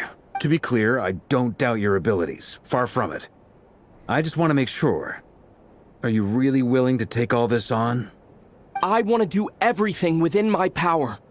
The Rayher of Solnari is a truly fearsome opponent, and if I do my part, it'll greatly reduce the risk for everyone else involved. Well, that tracks with what I've heard. Jean's mentioned in her letters that you're so diligent it's almost abnormal. As in, most people weigh up the risks and rewards in situations like this. But you seem to just march towards danger without a moment's hesitation. Of course, everyone appreciates a fearless pioneer. But all that aside, I'm the Grand Master of the Knights of Favonius, and you're our honorary knight. I want to make sure your courage doesn't come at the expense of your safety. Thank you, Sir Varka. I should be the one thanking you. It means a lot to have you on board. I'll give some serious thought to your suggestions.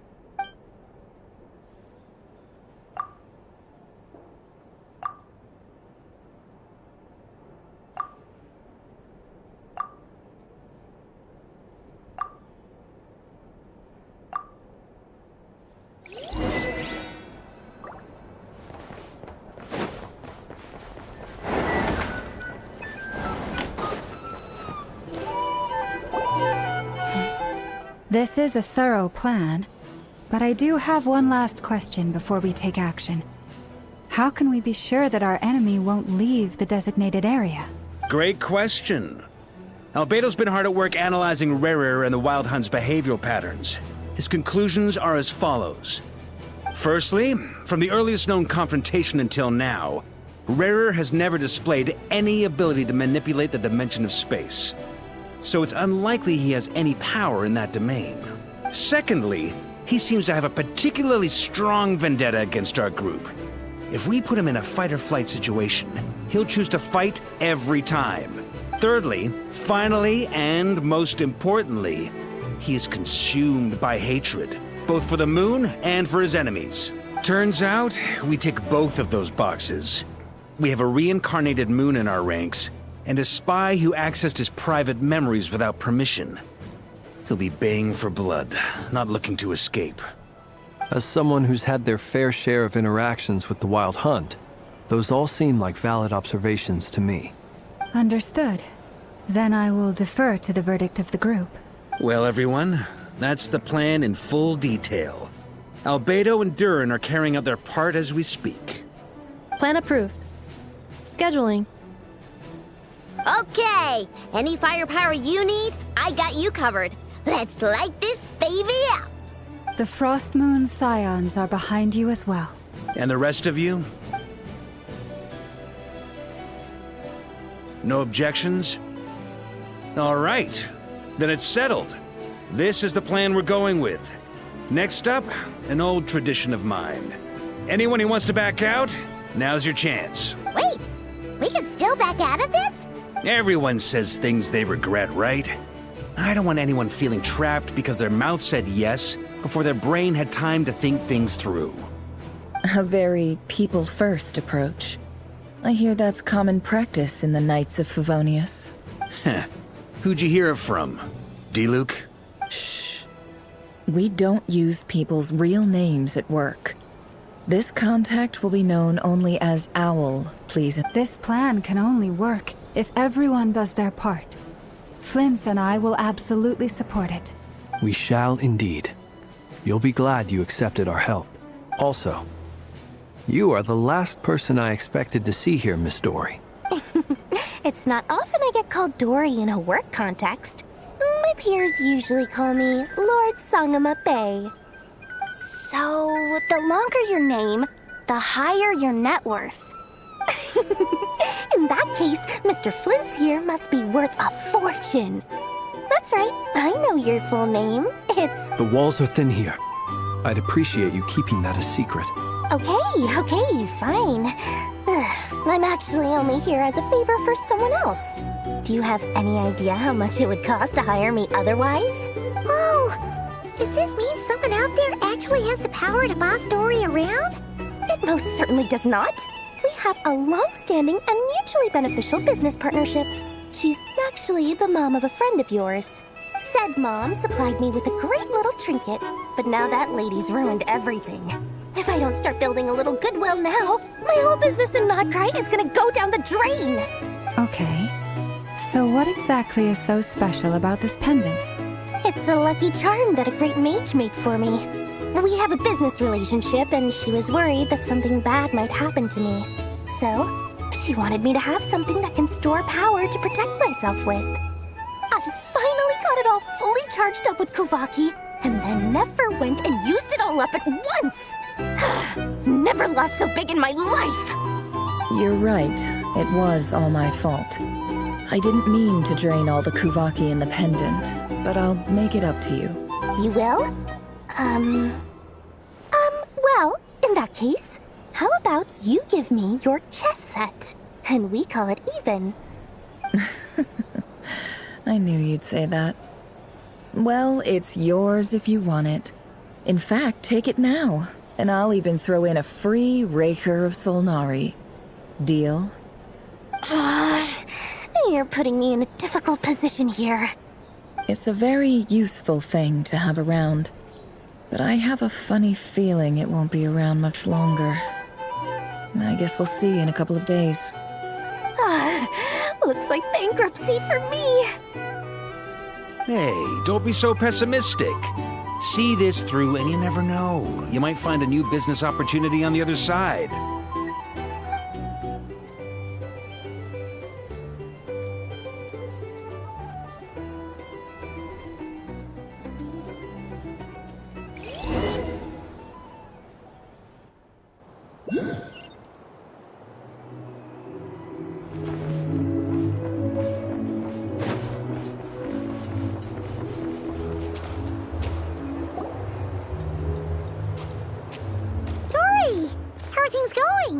finally ready? Oh, I was born ready. We only have 2 days. You think Lord Sangamabe would let an opportunity like this slip by? Don't forget, when something's in high demand, the people with the goods on hand get to charge the highest price of all, even higher than the sellers taking advance orders. Ta-da! See? It's right here! Oh, it's so pretty! Did you make it? No, I have a supplier. We go way back, so he made me a very attractive offer. Aha! No wonder you were talking about Lucky Charms at the meeting. You've been getting Kave to make them for you. That's not the full story. It actually started a while back as a project between me and the Dendro Archon. Mage Alice once warned me that this world won't stay safe forever. There may come a day when everyone faces a great crisis. I passed this on to the Dendro Archon, and she secretly brought together a research team made up of Sumeru's top scholars to invent a technology that could keep people safe. I won't go into the details because it's all very complicated, but if you want to know more, you can ask the Dendro Archon about it sometime.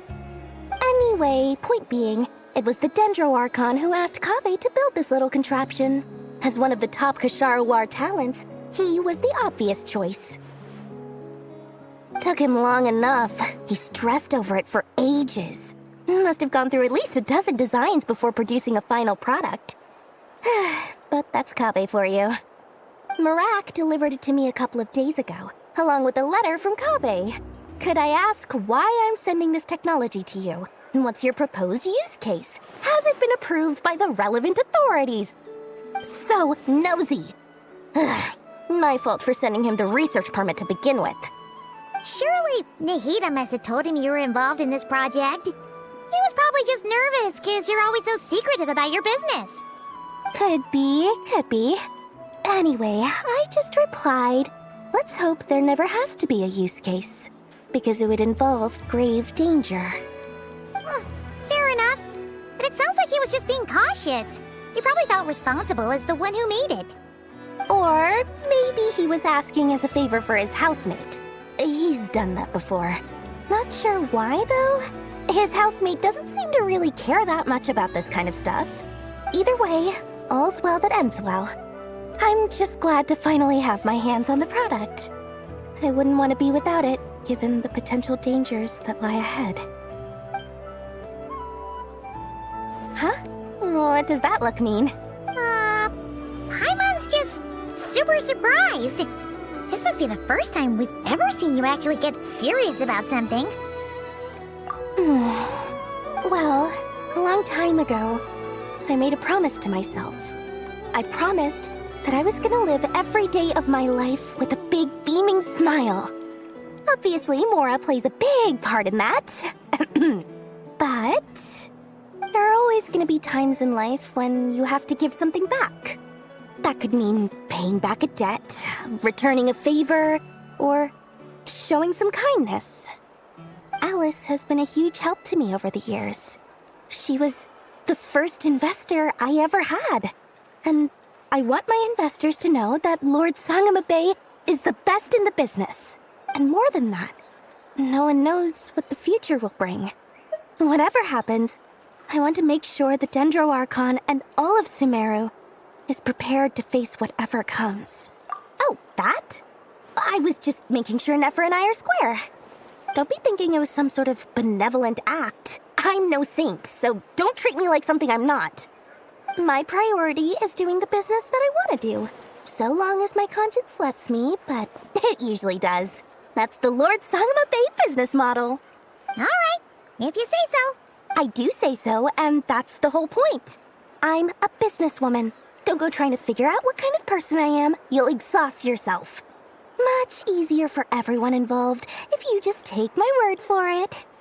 Oh, and could you two help me get this stuff where it needs to be? Thanks so much. You're my favorite assistants.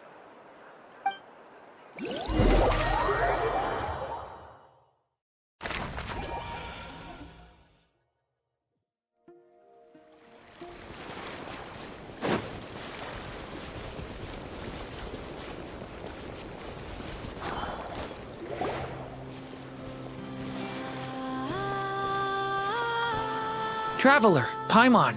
It's good to see you. Everything going smoothly over here? Sort of. As you're probably aware, Varka, Durin, and I captured some abyssal creatures from the Wild Hunt. Per the plan, we dissected and analyzed some samples of these creatures.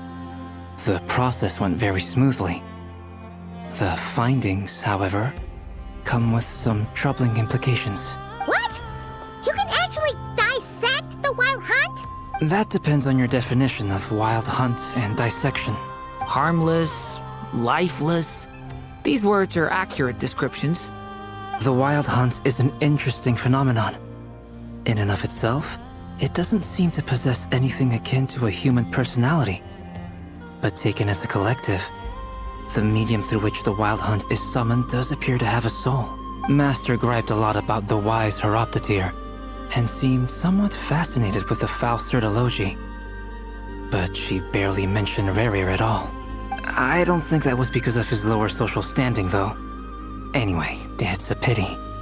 I should like to hear her thoughts on the nature of the life form he has become today.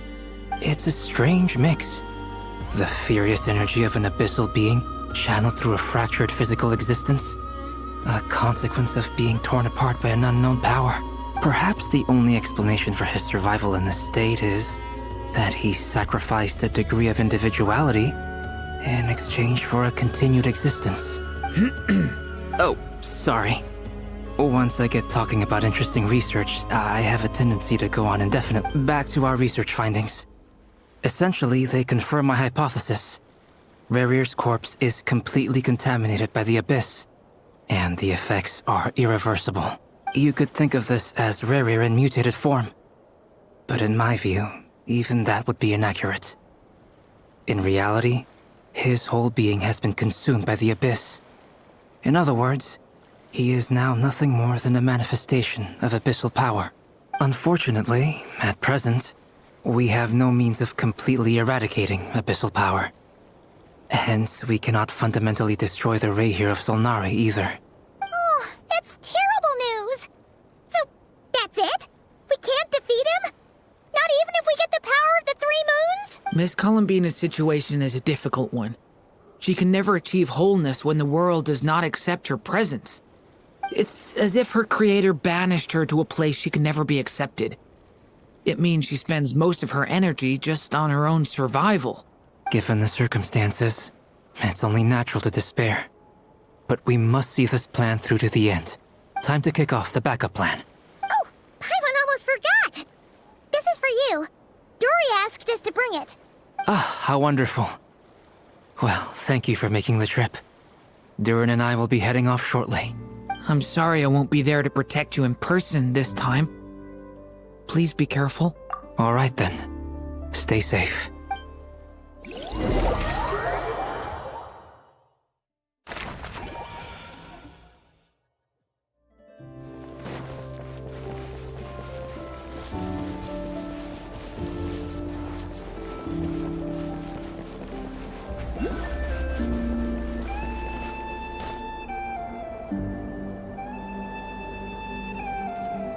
Miss Lauma, is everyone here? Yes. The fate of my flock is in your hands, Grand Master Varka. Please keep them safe. My lady, what are you saying? Within the next 24 hours, we will face the biggest crisis the world has ever seen. This is not a burden that we deserve to bear. But I believe that we reap what we sow in this life. So I intend to act. I must do what I think is right. For me, that means fighting for the future of Nodcry. This gentleman is the Grand Master of the Knights of Favonius, Varka, Knight of Boreas. In my absence, please follow his lead. Hey everyone, guess I should introduce myself. Well, to start with, I know my way around a battlefield. The biggest strengths are honesty and hard-workingness. Anyway, point is, I don't intend to let Lauma down. I'm gonna do everything in my power to keep every last one of you safe and sound.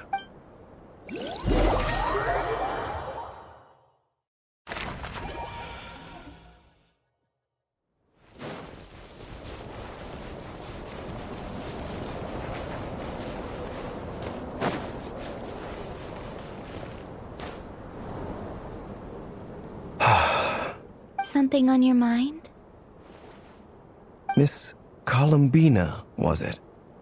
I believe that's how the others addressed you. That's right. Names are funny things. Have you always been called Dainslev? Yes. I take it your own name has a more complicated history. I have a different relationship with names than other people. To be honest, I'm not even sure that Columbina is my name, but it's what everyone calls me, and I go along with it. A lot of my life has been that way. I get so used to things that I forget to question why they are so. I never used to think much about where names come from, or what they mean to people. Maybe something's wrong with me. You're different from other people. I sensed it the first time we met. You're more perceptive than most. I'm sure your long life and rich range of experience explains that. Do you ever find yourself missing Conria, Mr.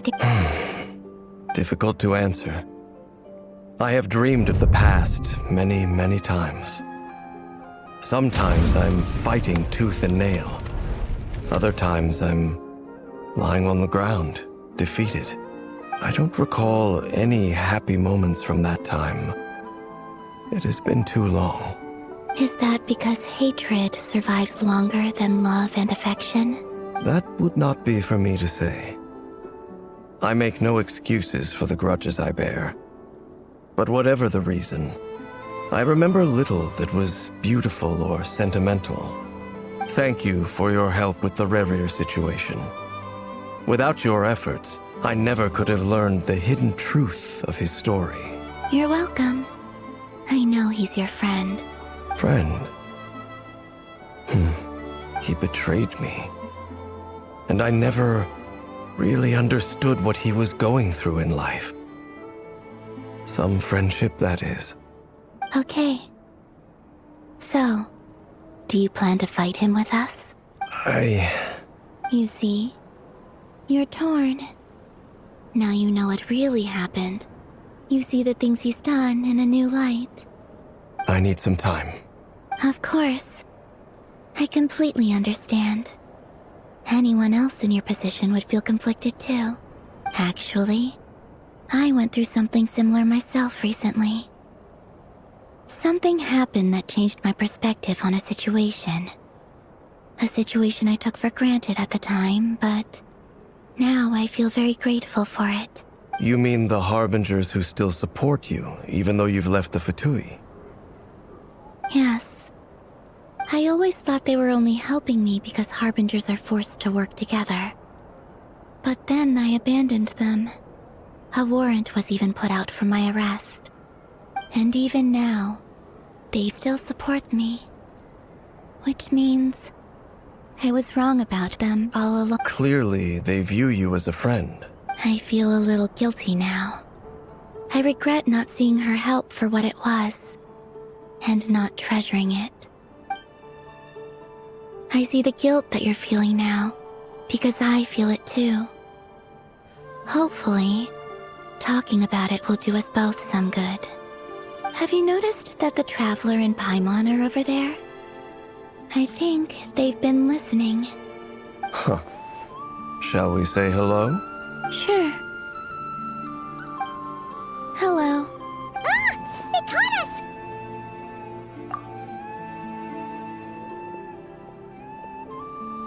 I apologize for making you worry. No doubt you wish to know where I stand on the plan to take down the Rerir of Solnari. I'm afraid I need a little time. You will? Oh, thank you so much! Everyone will be so grateful to hear that! They needn't be. This was something that I was going to have to face up to eventually. That doesn't matter to them. They're grateful to you regardless. You can't control their gratitude, so just accept it. And then, have a think about whether you're willing to join us.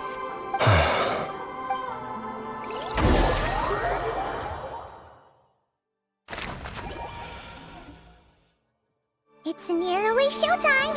Let's go rendezvous with the others. You know the place.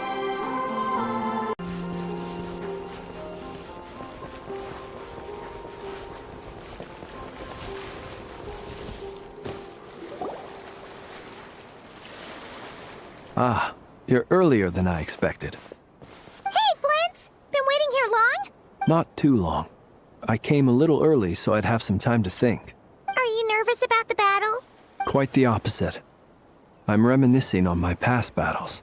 When I was awakened by the Ratniki, I had not touched a weapon in many years. I felt like the battlefield was not where I belonged. But after waging war against the Wild Hunt for so long, I came to realize something. A life of absolute peace is simply not a possibility for me. My restless flame indicates that somewhere inside of me, there is a deep yearning to root out the evil in this world. Ooh, that doesn't sound like such a bad thing. Well, in the past, when I was a Fae whose primary concern was hibernation, it was hardly ideal. But it certainly serves me well here in the present. And I am delighted to be able to join forces with you in this endeavor. Looks like I'm not the first to arrive. Ah, Miss Lauma. Did you sleep okay last night? I struggled to settle down at first, because of the nerves. But don't worry. I got enough sleep in the end. I'll be just fine. Please, I'm just doing my part. Never! Over here! Aino asked me to relay a message. She said Anefa will be on high alert and keep a close watch over all secondary districts where defense is required, providing support as necessary. Meanwhile, Aino herself will provide range support to us directly, using her latest invention. Excellent. My thanks to all involved. The chess set's looking a little unstable. It won't hold him much longer. We should be prepared to engage at a moment's notice. No sense sitting around waiting. Let's make the first move while we still have the option. I agree. Paimon, find a safe hiding place. Got it! Be careful, Traveler! I will.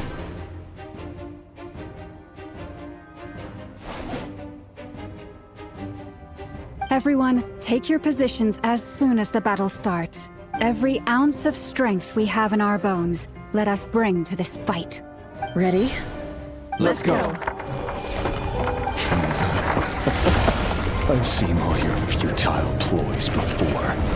You have become the authors of your own demise. I wouldn't be so sure about that. You are merely a moment of sport before I tear down the moon.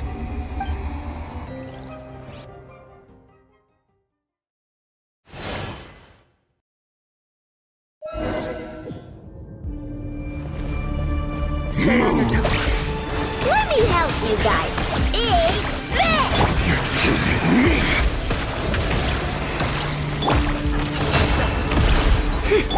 Leave this place. Pathetic!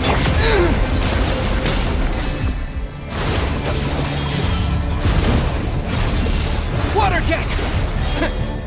The moonlight betrays you. You're just dead meat. Move! Go! Close your eyes.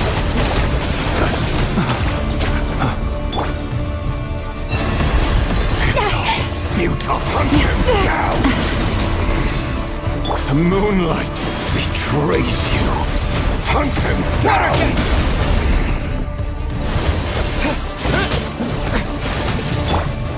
Can't hide the truth.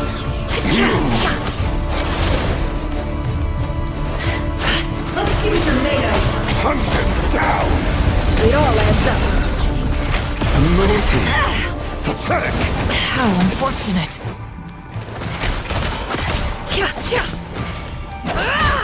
Can't hide the truth. Seek within.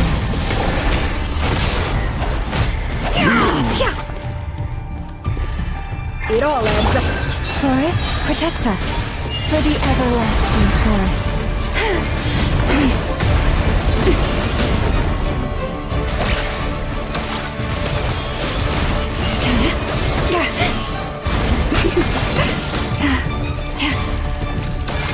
The moonlight betrays you.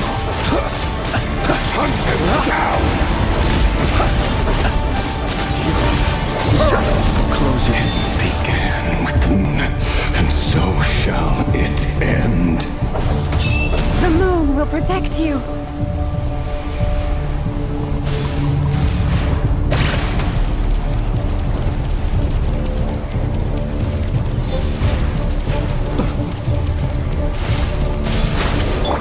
Receive my blessing.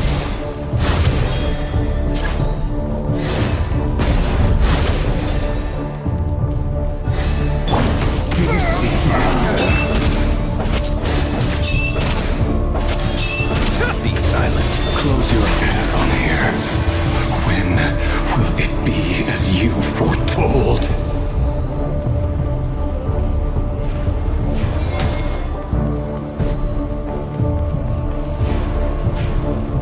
Observe.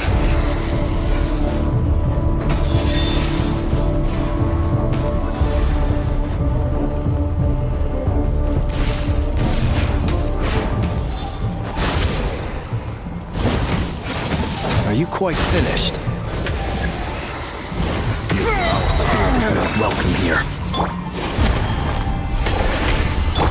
Wipe out! With one heart, we pray. The long sleep beckons.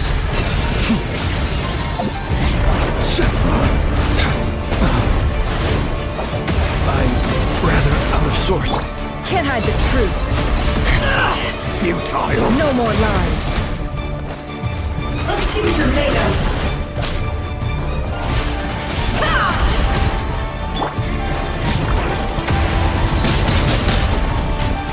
The moonlight betrays you.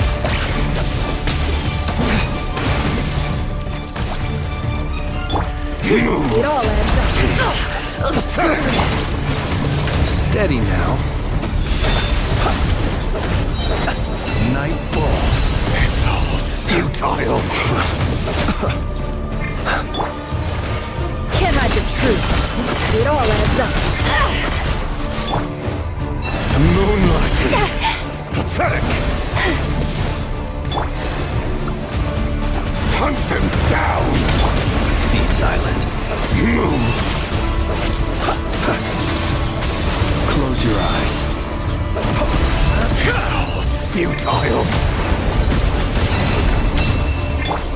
The mystery unravels.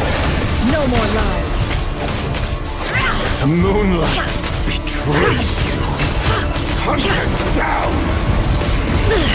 How farcical. Pathetic.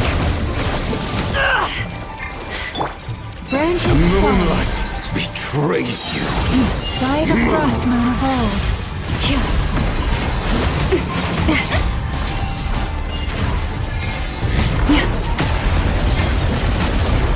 The moonlight betrays you. Your little game of heroics is over. Move. Who wants to go first? No. Get out of my sight! No, we've been Death within separated! my grasp! You okay? Never! Where are the others? Stuck outside the barrier. I guess he really doesn't like us. I told you before. Knowing too much is always a death sentence. Be careful what you wish for.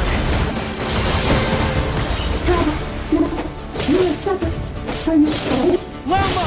Can you hear me? Hold on. Silence. The voices are gone. But at least I know they're still there. I need to focus. Stick to the plan. Remember my most important task. Just keep studying. If I can silence him long enough, the moment will come.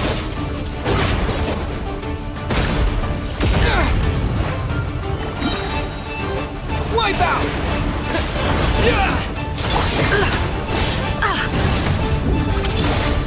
No more lies. It all falls into place.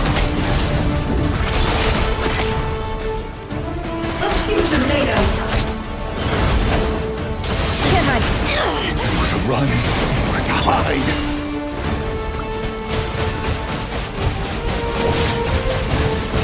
Go!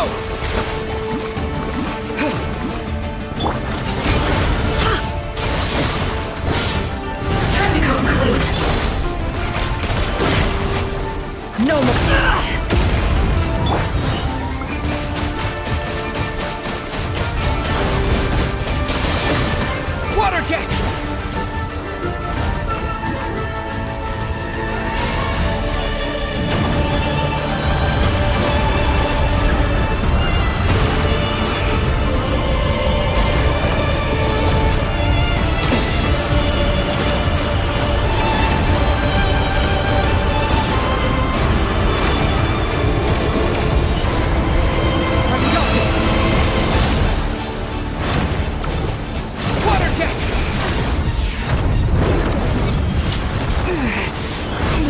Broken. I can't keep this destroyed. Don't push your luck. Reborn. How much power will it take?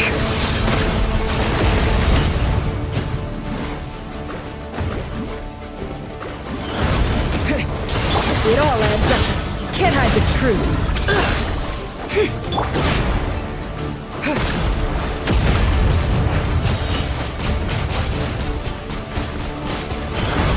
Go! Bombs away! No more lies. It all adds up. Absurd. Let's see what you're made of. Destroyed. Reborn. Nowhere to run, nowhere to hide.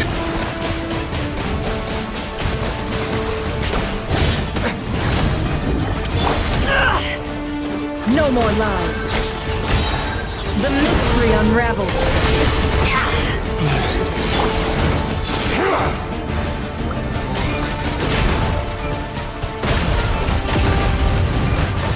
Water jet! Yeah! Can't hide the truth. Seek within. It all adds up.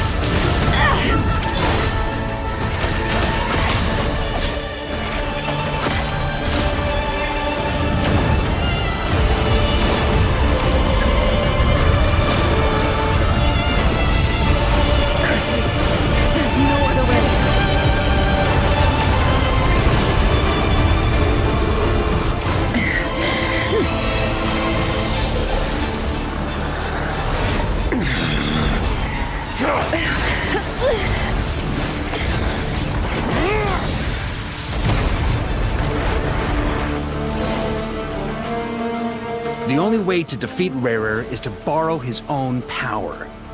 That means Columbina will have to disappear while you two bear the brunt of his attacks. You have to hold on. Find a way to keep him focused on killing the two of you.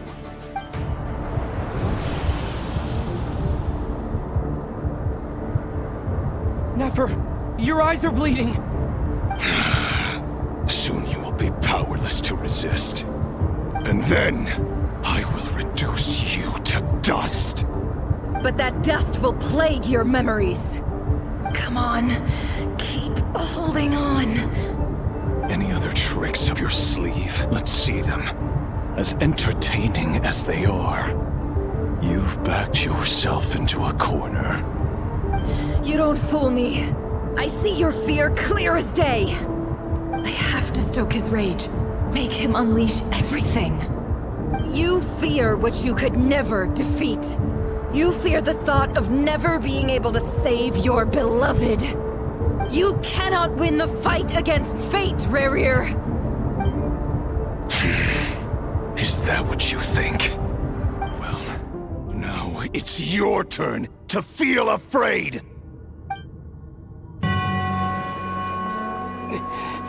You fear the sound of your own name?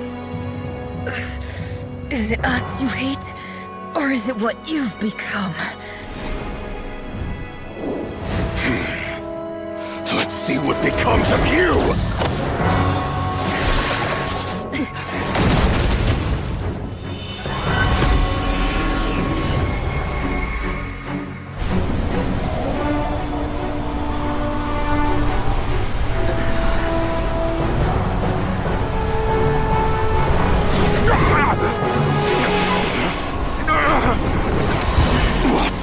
Happening? That power. I've seen it before.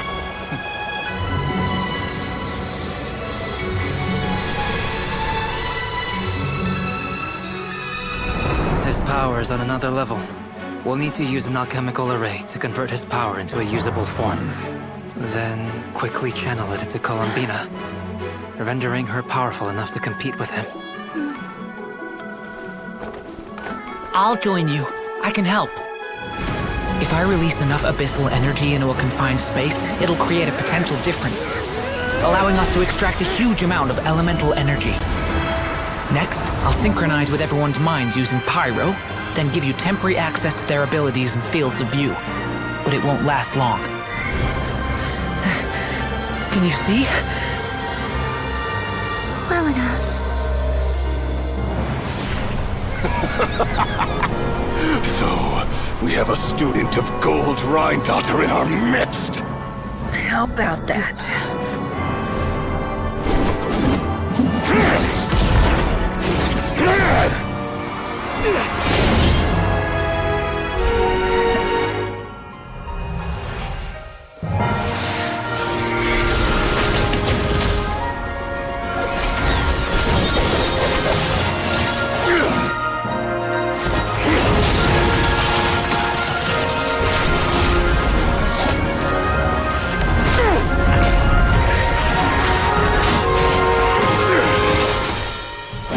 You use my own power against me?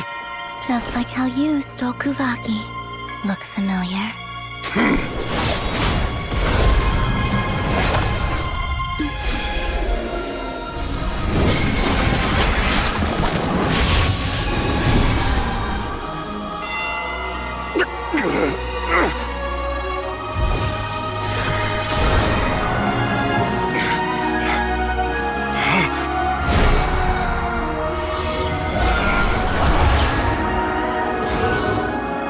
Don't you realize? You don't have the power to hold that gate open! I don't, but someone else does.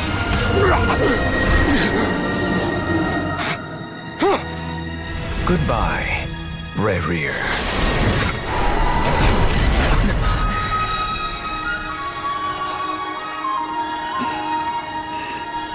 We won.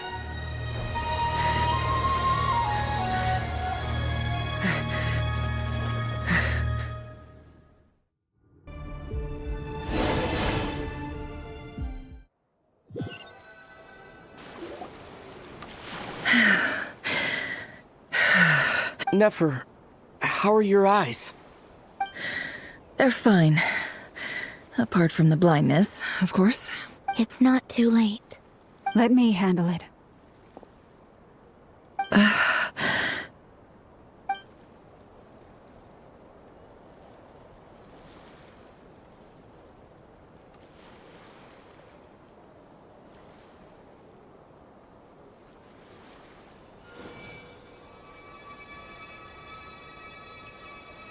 Miss Nefer, it's not like you to lose your composure.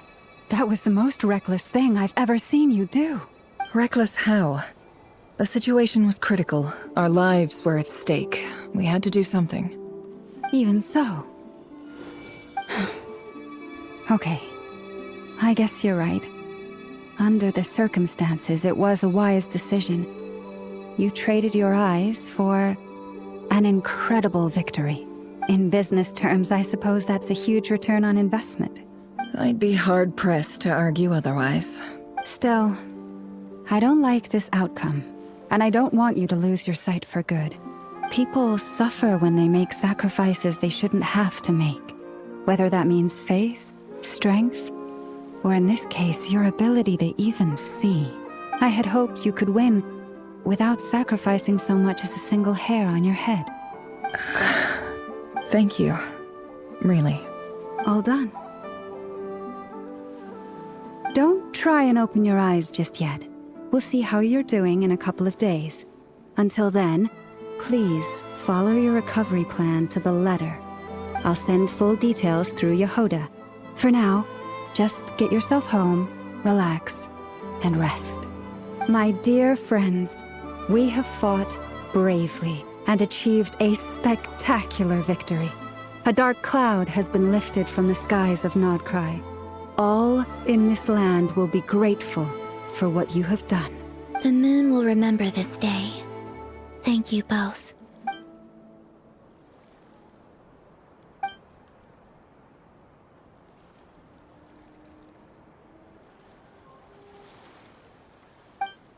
There's something I want to let you know. What is it? When Durin connected everyone's minds so I could access their powers, I also felt everything they felt. And since Nefer's eyes were injured, my eyes are hurting now too. Hold on. Let me try. I only feel the pain. There's no actual damage. I just thought I should tell you. You're right. There's no damage. That's a relief. But I must say, I'm surprised to hear the Kutar share something like this with me. In the past, you never used to open up about yourself. Things are a little different now from how they were. I'm learning to share how I truly feel with my friends. Friends? You have no idea how glad I am to hear that.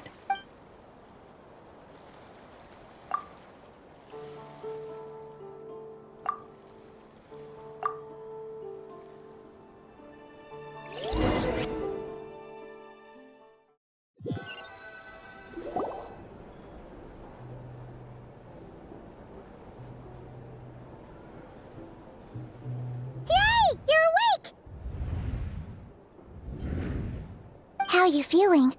Any aches and pains? Did you sleep well? I'm doing all right, Paimon. No need to worry about me. Phew! Well, that's good. Paimon's been sitting on the edge of the bed worrying about you for ages. You slept a whole day and night. Poor Paimon had to eat all by her lonesome. Glad to hear you didn't starve. How was the food? Well, it wasn't the same without you there to share it. Honestly, Paimon just can't relax when you're not your usual self. She couldn't enjoy the food and settle down to sleep. Well, I'm back to normal now. Oh yeah, and Albedo swung by earlier. He said to tell you to head to the tavern when you woke up. Varker and the others are organizing a victory feast and they want to celebrate with you. He also dropped off some medical supplies, but you seem fit as a fiddle, so guess you won't be needing those. If you're feeling up to it, let's head over now. Wouldn't want to keep them waiting.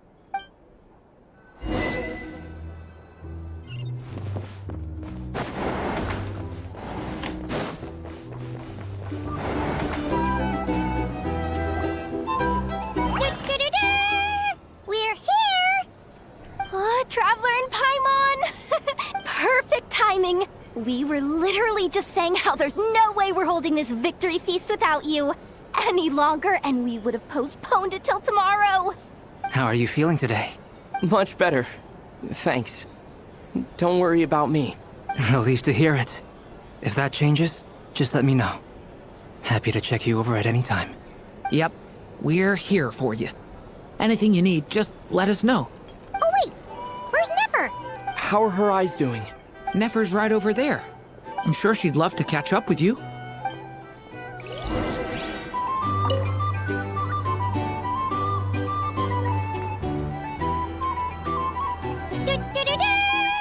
We're here!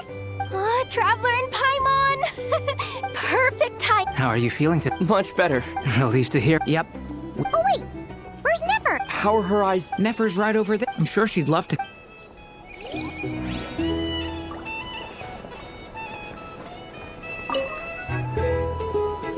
Hello, you. Recovered from the battle? Come on, what do you mean? Of course I'm gonna ask. I care about my friend's well-being. And we are friends, aren't we? Get yourself a drink. You've more than earned it.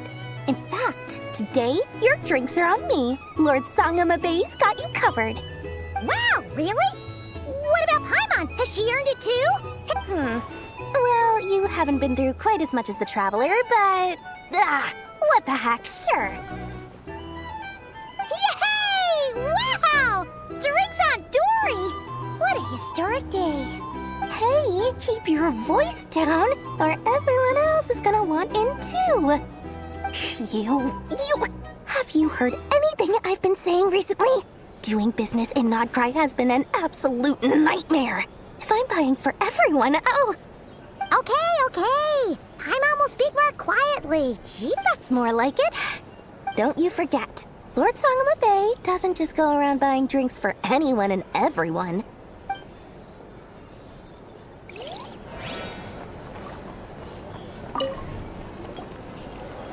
I thought of 1,000 ways to congratulate you, but now you're here, words are failing me. The honorary knight stuns them speechless once again. Well said. The honorary knight showed us all how it's done. The other knights tell me that Mondstadt was the first stop on your journey.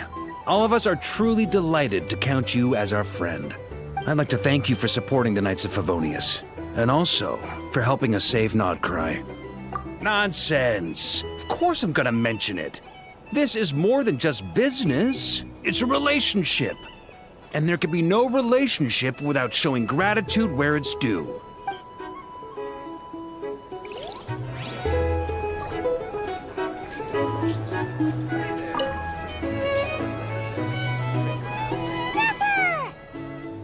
Traveler, Paimon, are you recovering well? Turns out that moon chanter has some real talent after all. My eyes were mostly recovered after just a couple days' rest. I can actually open them again now. Yeah, but you gotta be careful. Lauma says not to strain your eyes while they're still healing. Yes, thank you. I'm well aware. Yehoda, could I borrow you for a moment? I could do with an extra pair of hands. Oh, sure. Coming. Did you hear that? I gotta go help Lauma for a second. You guys chat among yourselves. I'll grab us some drinks on the way back. Paimon, you still like 'em sweet? You bet. Make it extra sweet, because Paimon's earned it. Sure thing.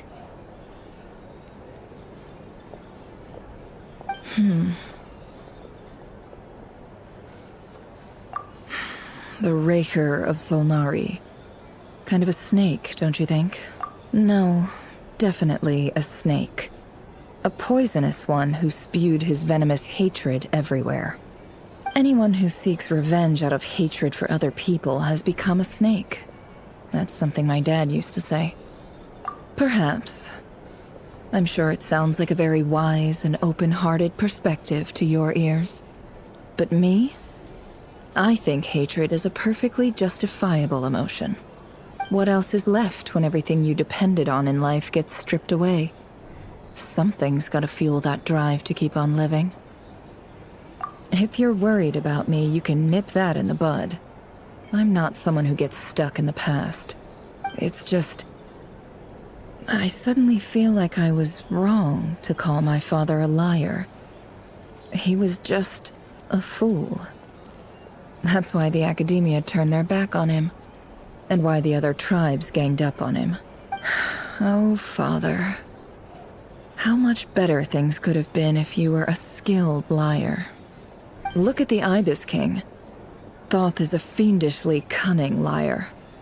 And yet, strangely, he feels more like a father to me than my real dad ever was. He's never brought it up, but I'd bet he feels the same way. Why else would he give me the power to perceive the truth, while at the same time training me in the art of deception? Well, King Deshret banished him to Aru, which is essentially a prison, and posed 3 questions to him. He promised that he'd have his freedom if he could find the answers. His response was to take on a physical form and approach me, hoping that I could become his envoy and search for one of the answers on his behalf. Did he really think I'd fall for that? He's stuck there. He can't make me return what he gave to me. So that's enough for you to decide he's nice, is it? He's a prisoner, and he was scared.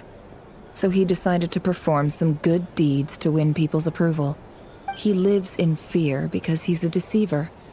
How is Rerir any different? You can't work as a spy your whole life and expect a happy ending. It's preposterous.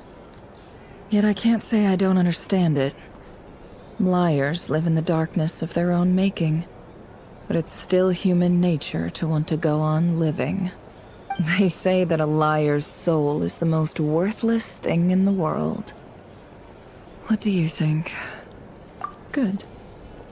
If you understand that, it means you're smart, and you see things objectively. If you ask me, the soul of a liar really is worth nothing, because all they care about is themselves. I think. Oh, really? Well, it takes a very kind person to find compassion even for liars. If you ask me, the soul of a liar really is worth nothing. Because all they care about is themselves. For example, when something good falls into my lap, I don't go sharing the news around. Stops other people trying to steal it from me.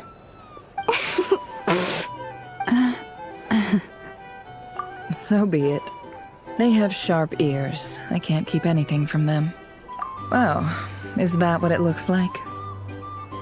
Well, you all know my past now. And I can't simply eliminate everyone who knows too much. So I guess I just have to put up with you. For the foreseeable future, at least.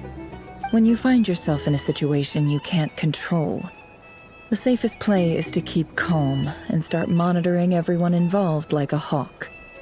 In the intelligence world, you need to have a sense of perspective and play your hand accordingly. If you understand what's at stake, please ensure my secret is safe with you. I trust you'll respect my wishes as a friend. But don't forget, I will also be watching you like a hawk. Very good. Oh, wait! Now that the panic's over and we've all calmed down, Paimon suddenly remembered something. After all that build-up, our mystery ally never showed up even once.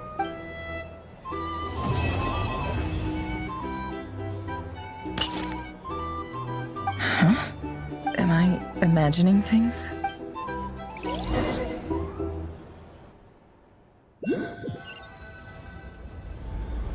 So, that close colleague who stayed behind with you? Don't know, don't care. I get more normal human interaction from hanging out with Bosco 2 than him. Although, now you mention it, he hasn't bothered me in a while. I wonder if... If he's disappeared without a trace, it's the biggest gift he ever gave to the world. But I somehow doubt that's what's going on. He won't lie low forever. So we'd better stay on guard.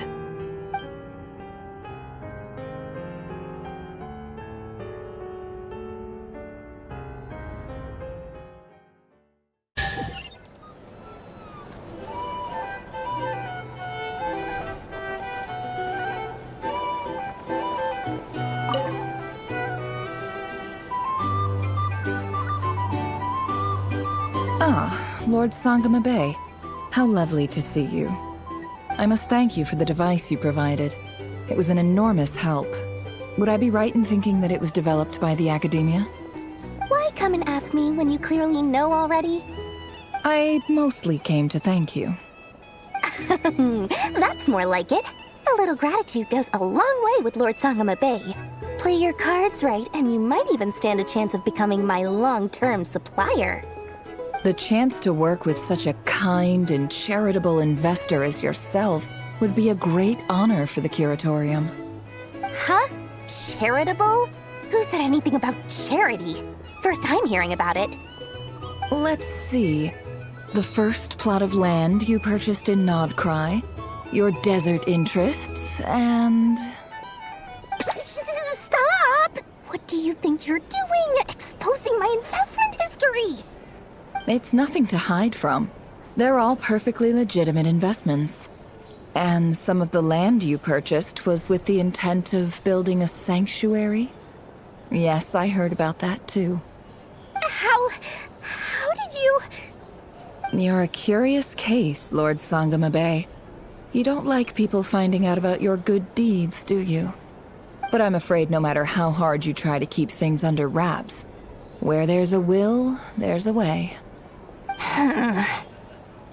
You did it for Sumeru, didn't you? It was empty land that was gonna go to waste otherwise. I figured if I built something there, it might at least get some use in an emergency. Disasters are capricious things. They strike without any warning. I've lost family to a disaster before, and I don't want to lose any friends or business partners if I can help it. My elder sister used to dream of finding a sanctuary. Somewhere with plenty of food, water, and medicine. Where everyone could live happy lives. It was something I looked into. But after discussing things with the Dendro Archon, I decided on a more effective strategy. The tech people handled the tech, and Moneybags provided the Mora. It just made the most sense. It's a pity that so few people know the truth about you. Everyone says that you view everything in terms of Mora, and all you care about is growing your own wealth. So, what's the problem with that? Everyone wants to be rich. It's human nature. So yes, I love Mora, and it's nothing to be ashamed of. But surely you have dreams of your own, beyond just making Mora. You don't get it, do you? My dream is to invest in other people's dreams. And, you know, make a nice little slice for myself along the way. Just thinking about it makes me happy. That sweet, sweet sound of Mora. Thank you. For the device? And the pendant. Oh, that. I was just returning a favor. Don't worry about it. Seems like we've both been away from home for a very long time. Yeah. So long that I barely remember what my family even looked like. That would be your mother, father, and sister? Yeah, though it's been years since my sister passed away. It's not like I want to forget them, obviously, but memory can be even more ruthless than the most calculating business person. Beyond a certain point, if something isn't helping you, it just gets rid of it. My sister can't help me now. Slowly but surely, her face is fading from my mind's eye. Not everything will fade. When loved ones pass away, the beautiful memories are the ones that last the longest. Yeah, that's true. If you ask me, that's the one silver lining in all of it. Well, that, plus, I'm sure that life is much better now than it was back then. Oh, absolutely. I have tons of Mora, a big beautiful house, business is booming, and I'm as happy as can be. You've got a lot going for you too. Boss of the Curatorium of Secrets? I'm sure there's plenty of Mora to be made in that line of work. I appreciate the vote of confidence.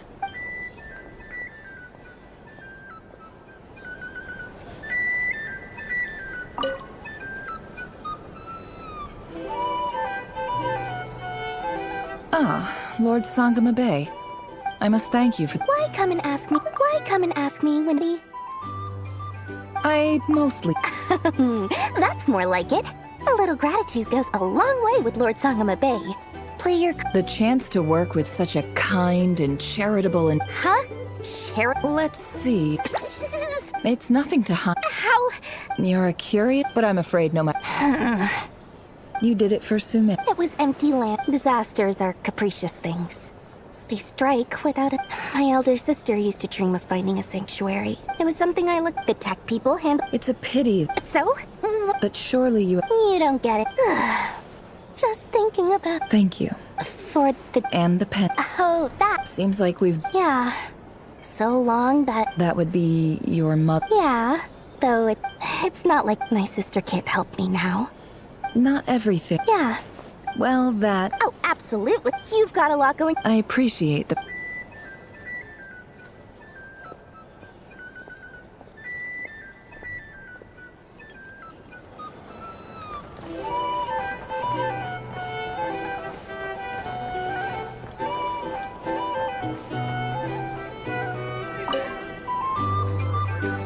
How have you been holding up?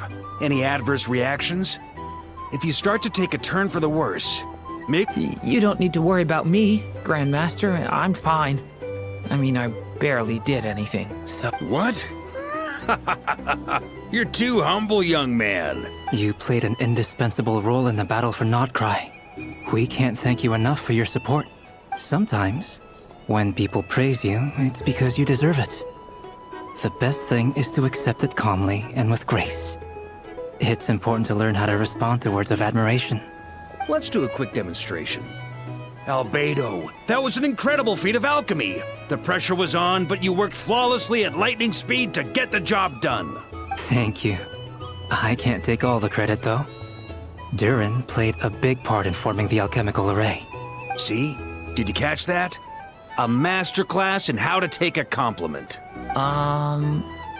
Okay, yeah, I did work pretty hard to help prepare for the battle.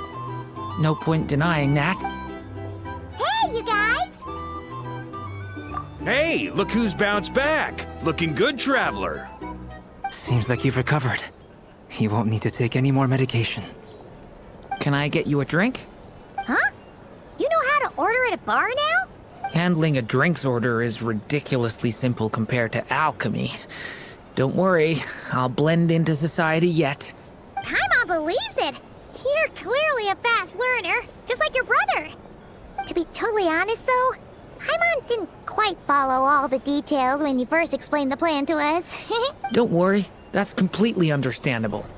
Unless you're a student of alchemy, it's hard to grasp the principle and how the process works.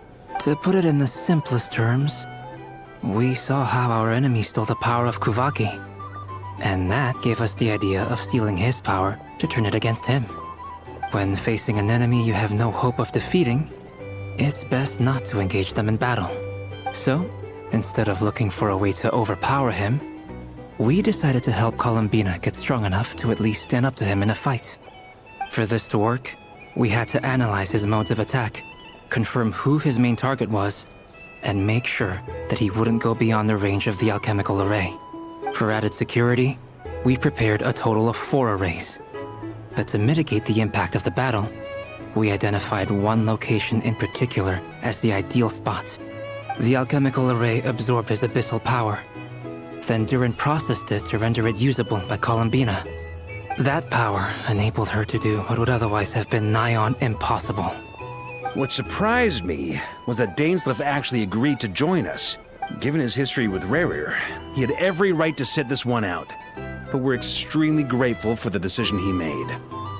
It must have been a painful choice to make. But I'm sure that making a decision was far better for him than staying in limbo. Absolutely. He was torn between 2 paths, but in the end, he made his choice and stuck to it resolutely. He doesn't strike me as the sort of person who'd stay trapped in limbo for long. Anyway, however you cut it, everyone gave a stellar performance.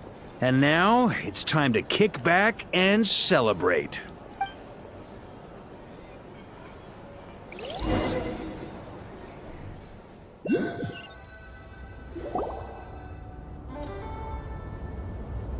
That's the only reason you're here. Yes. I've thought a lot about it. And I've realized that you, me, and Arlecchino should be friends. I think this is very important. So I felt I had to come and tell you. Well, this is a new one. I'm so moved. I can't even hold my teacup. If that's all, you can leave now. Do you not want to be friends with me? Or is it that you prefer being co-workers? What is this, Columbina? Are you deliberately testing my patience threshold? Right now, my politeness module is active. But if you say another word, I swear I'll shut it down. If your politeness module was active, wouldn't you say the word please at some point? Polonia, please see Lady Columbina to the door. Will you still invite me to your next tea party? What? Yes, I think you will. Bye-bye, dear Sandrone.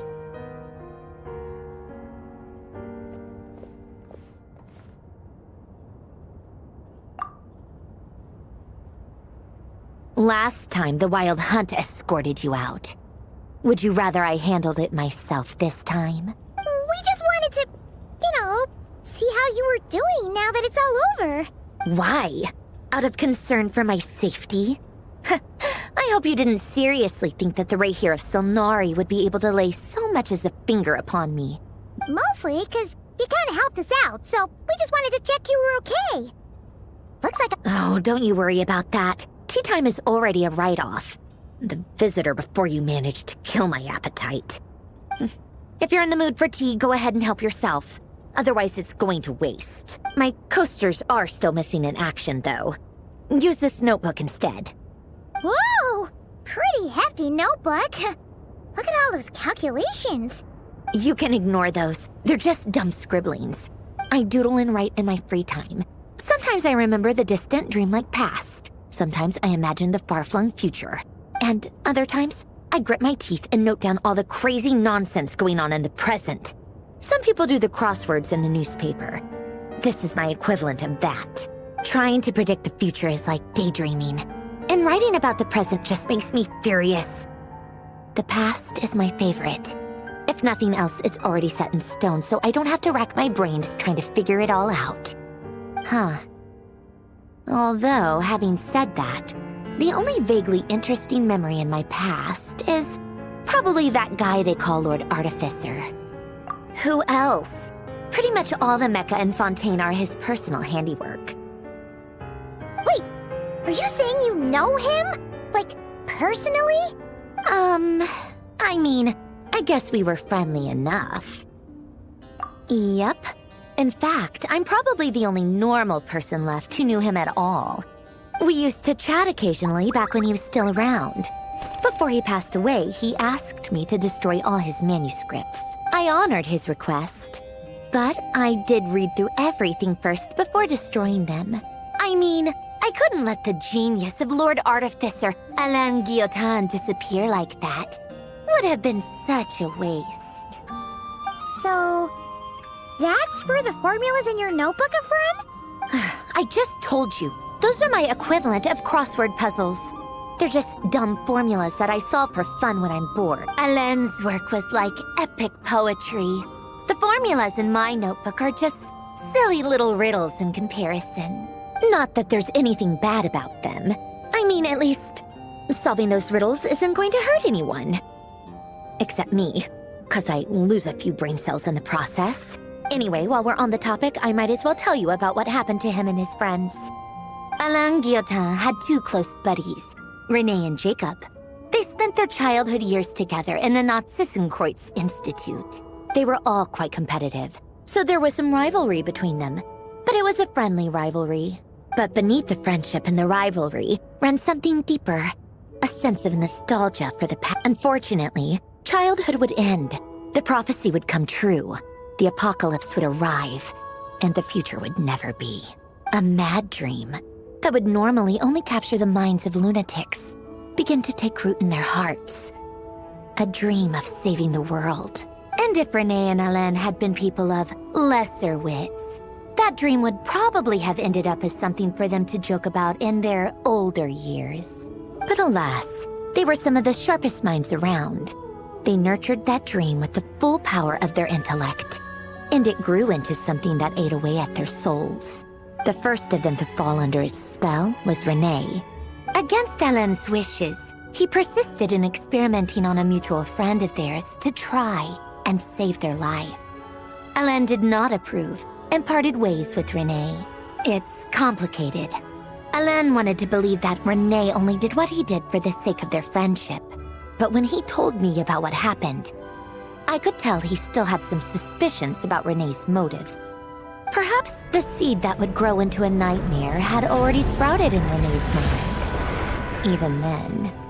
The next time they met, René's soul had been completely engulfed by the dream of salvation. His futile attempt to change the tide of fate only resulted in a wave that swallowed up the world, even before the apocalypse came. And although that wave died down eventually, I hear that it just recently came back with a vengeance. As I understand, René wanted to live out his dream of salvation once more. But I'm told that the attempted resurgence finally died out for good. At long last, René awoke from his deluded dream. Though of course by then it was far too late. What do you think of René? Do you admire his transcendent genius? His view that any price was worth paying to achieve the lofty goal of saving the world? Or do you despise him? Dismiss him as an evil madman who wrought havoc on the lives of everyone around him as he pursued his delusional dream? Same difference, really. Just a matter of perspective. Doesn't surprise me. You share one thing in common, after all. You both want to be the savior. The only difference is, your dream came true, and his, well, he wasn't the one who made it come true. I don't like fanatics who give up their whole lives for their ideology. Nor do I like fools who let their delusions take control. Maybe I could understand if Renee had just been an ordinary person. But he had a sage-like intellect, and still managed to get himself lost in a labyrinth of his own desires. Anyway, that's enough about Renee. Now, moving on to Alain Guillotin, the Lord Artificer. He managed to put a stop to the first storm whipped up by Renee. But after that, Alain lost his friends and family. To his credit, I suppose, the loss of his family and friends was purely a tragic accident. It's not like Alain sacrificed them for his cause or anything. After that, the only thing supporting his work was the same dream that had dragged his closest friend down to the abyss. But although the desire to save Fontaine drove him to found the Fontaine Research Institute, Alain continued to reject any form of transcendental knowledge or power. He was suspicious and fearful of it. I think that formulas and machines derived solely from human intellect were the only thing that gave him a sense of spiritual comfort. Yet Alain's intellect was simply too great. It barely left him space to breathe in his lifetime. Once he realized that the end of his life was approaching, he finally accepted the truth. The Nacion Institute needed someone, and a human being, to see its story through to the end. He quit working on his formulas, trading them in for the fairy tales that had played such a formative role in his childhood, but which he barely touched in his adult life. He told me that the director of the Nacion Institute used to read those fairy tales to the children as bedtime stories. Apparently, they worked wonders at sending kids off to sleep. I think that all he wanted at that time in his life was to be able to sleep deeply without being plagued by depression. By that point, nothing else really mattered. At the very end, he laid down to rest in the ruins of the former Nacion Institute orphanage, while the Fontaine Research Institute he had founded continued tirelessly with its work. Many years after that, tensions over competing dreams would once again cause a rift, this time between members of the Fontaine Research Institute.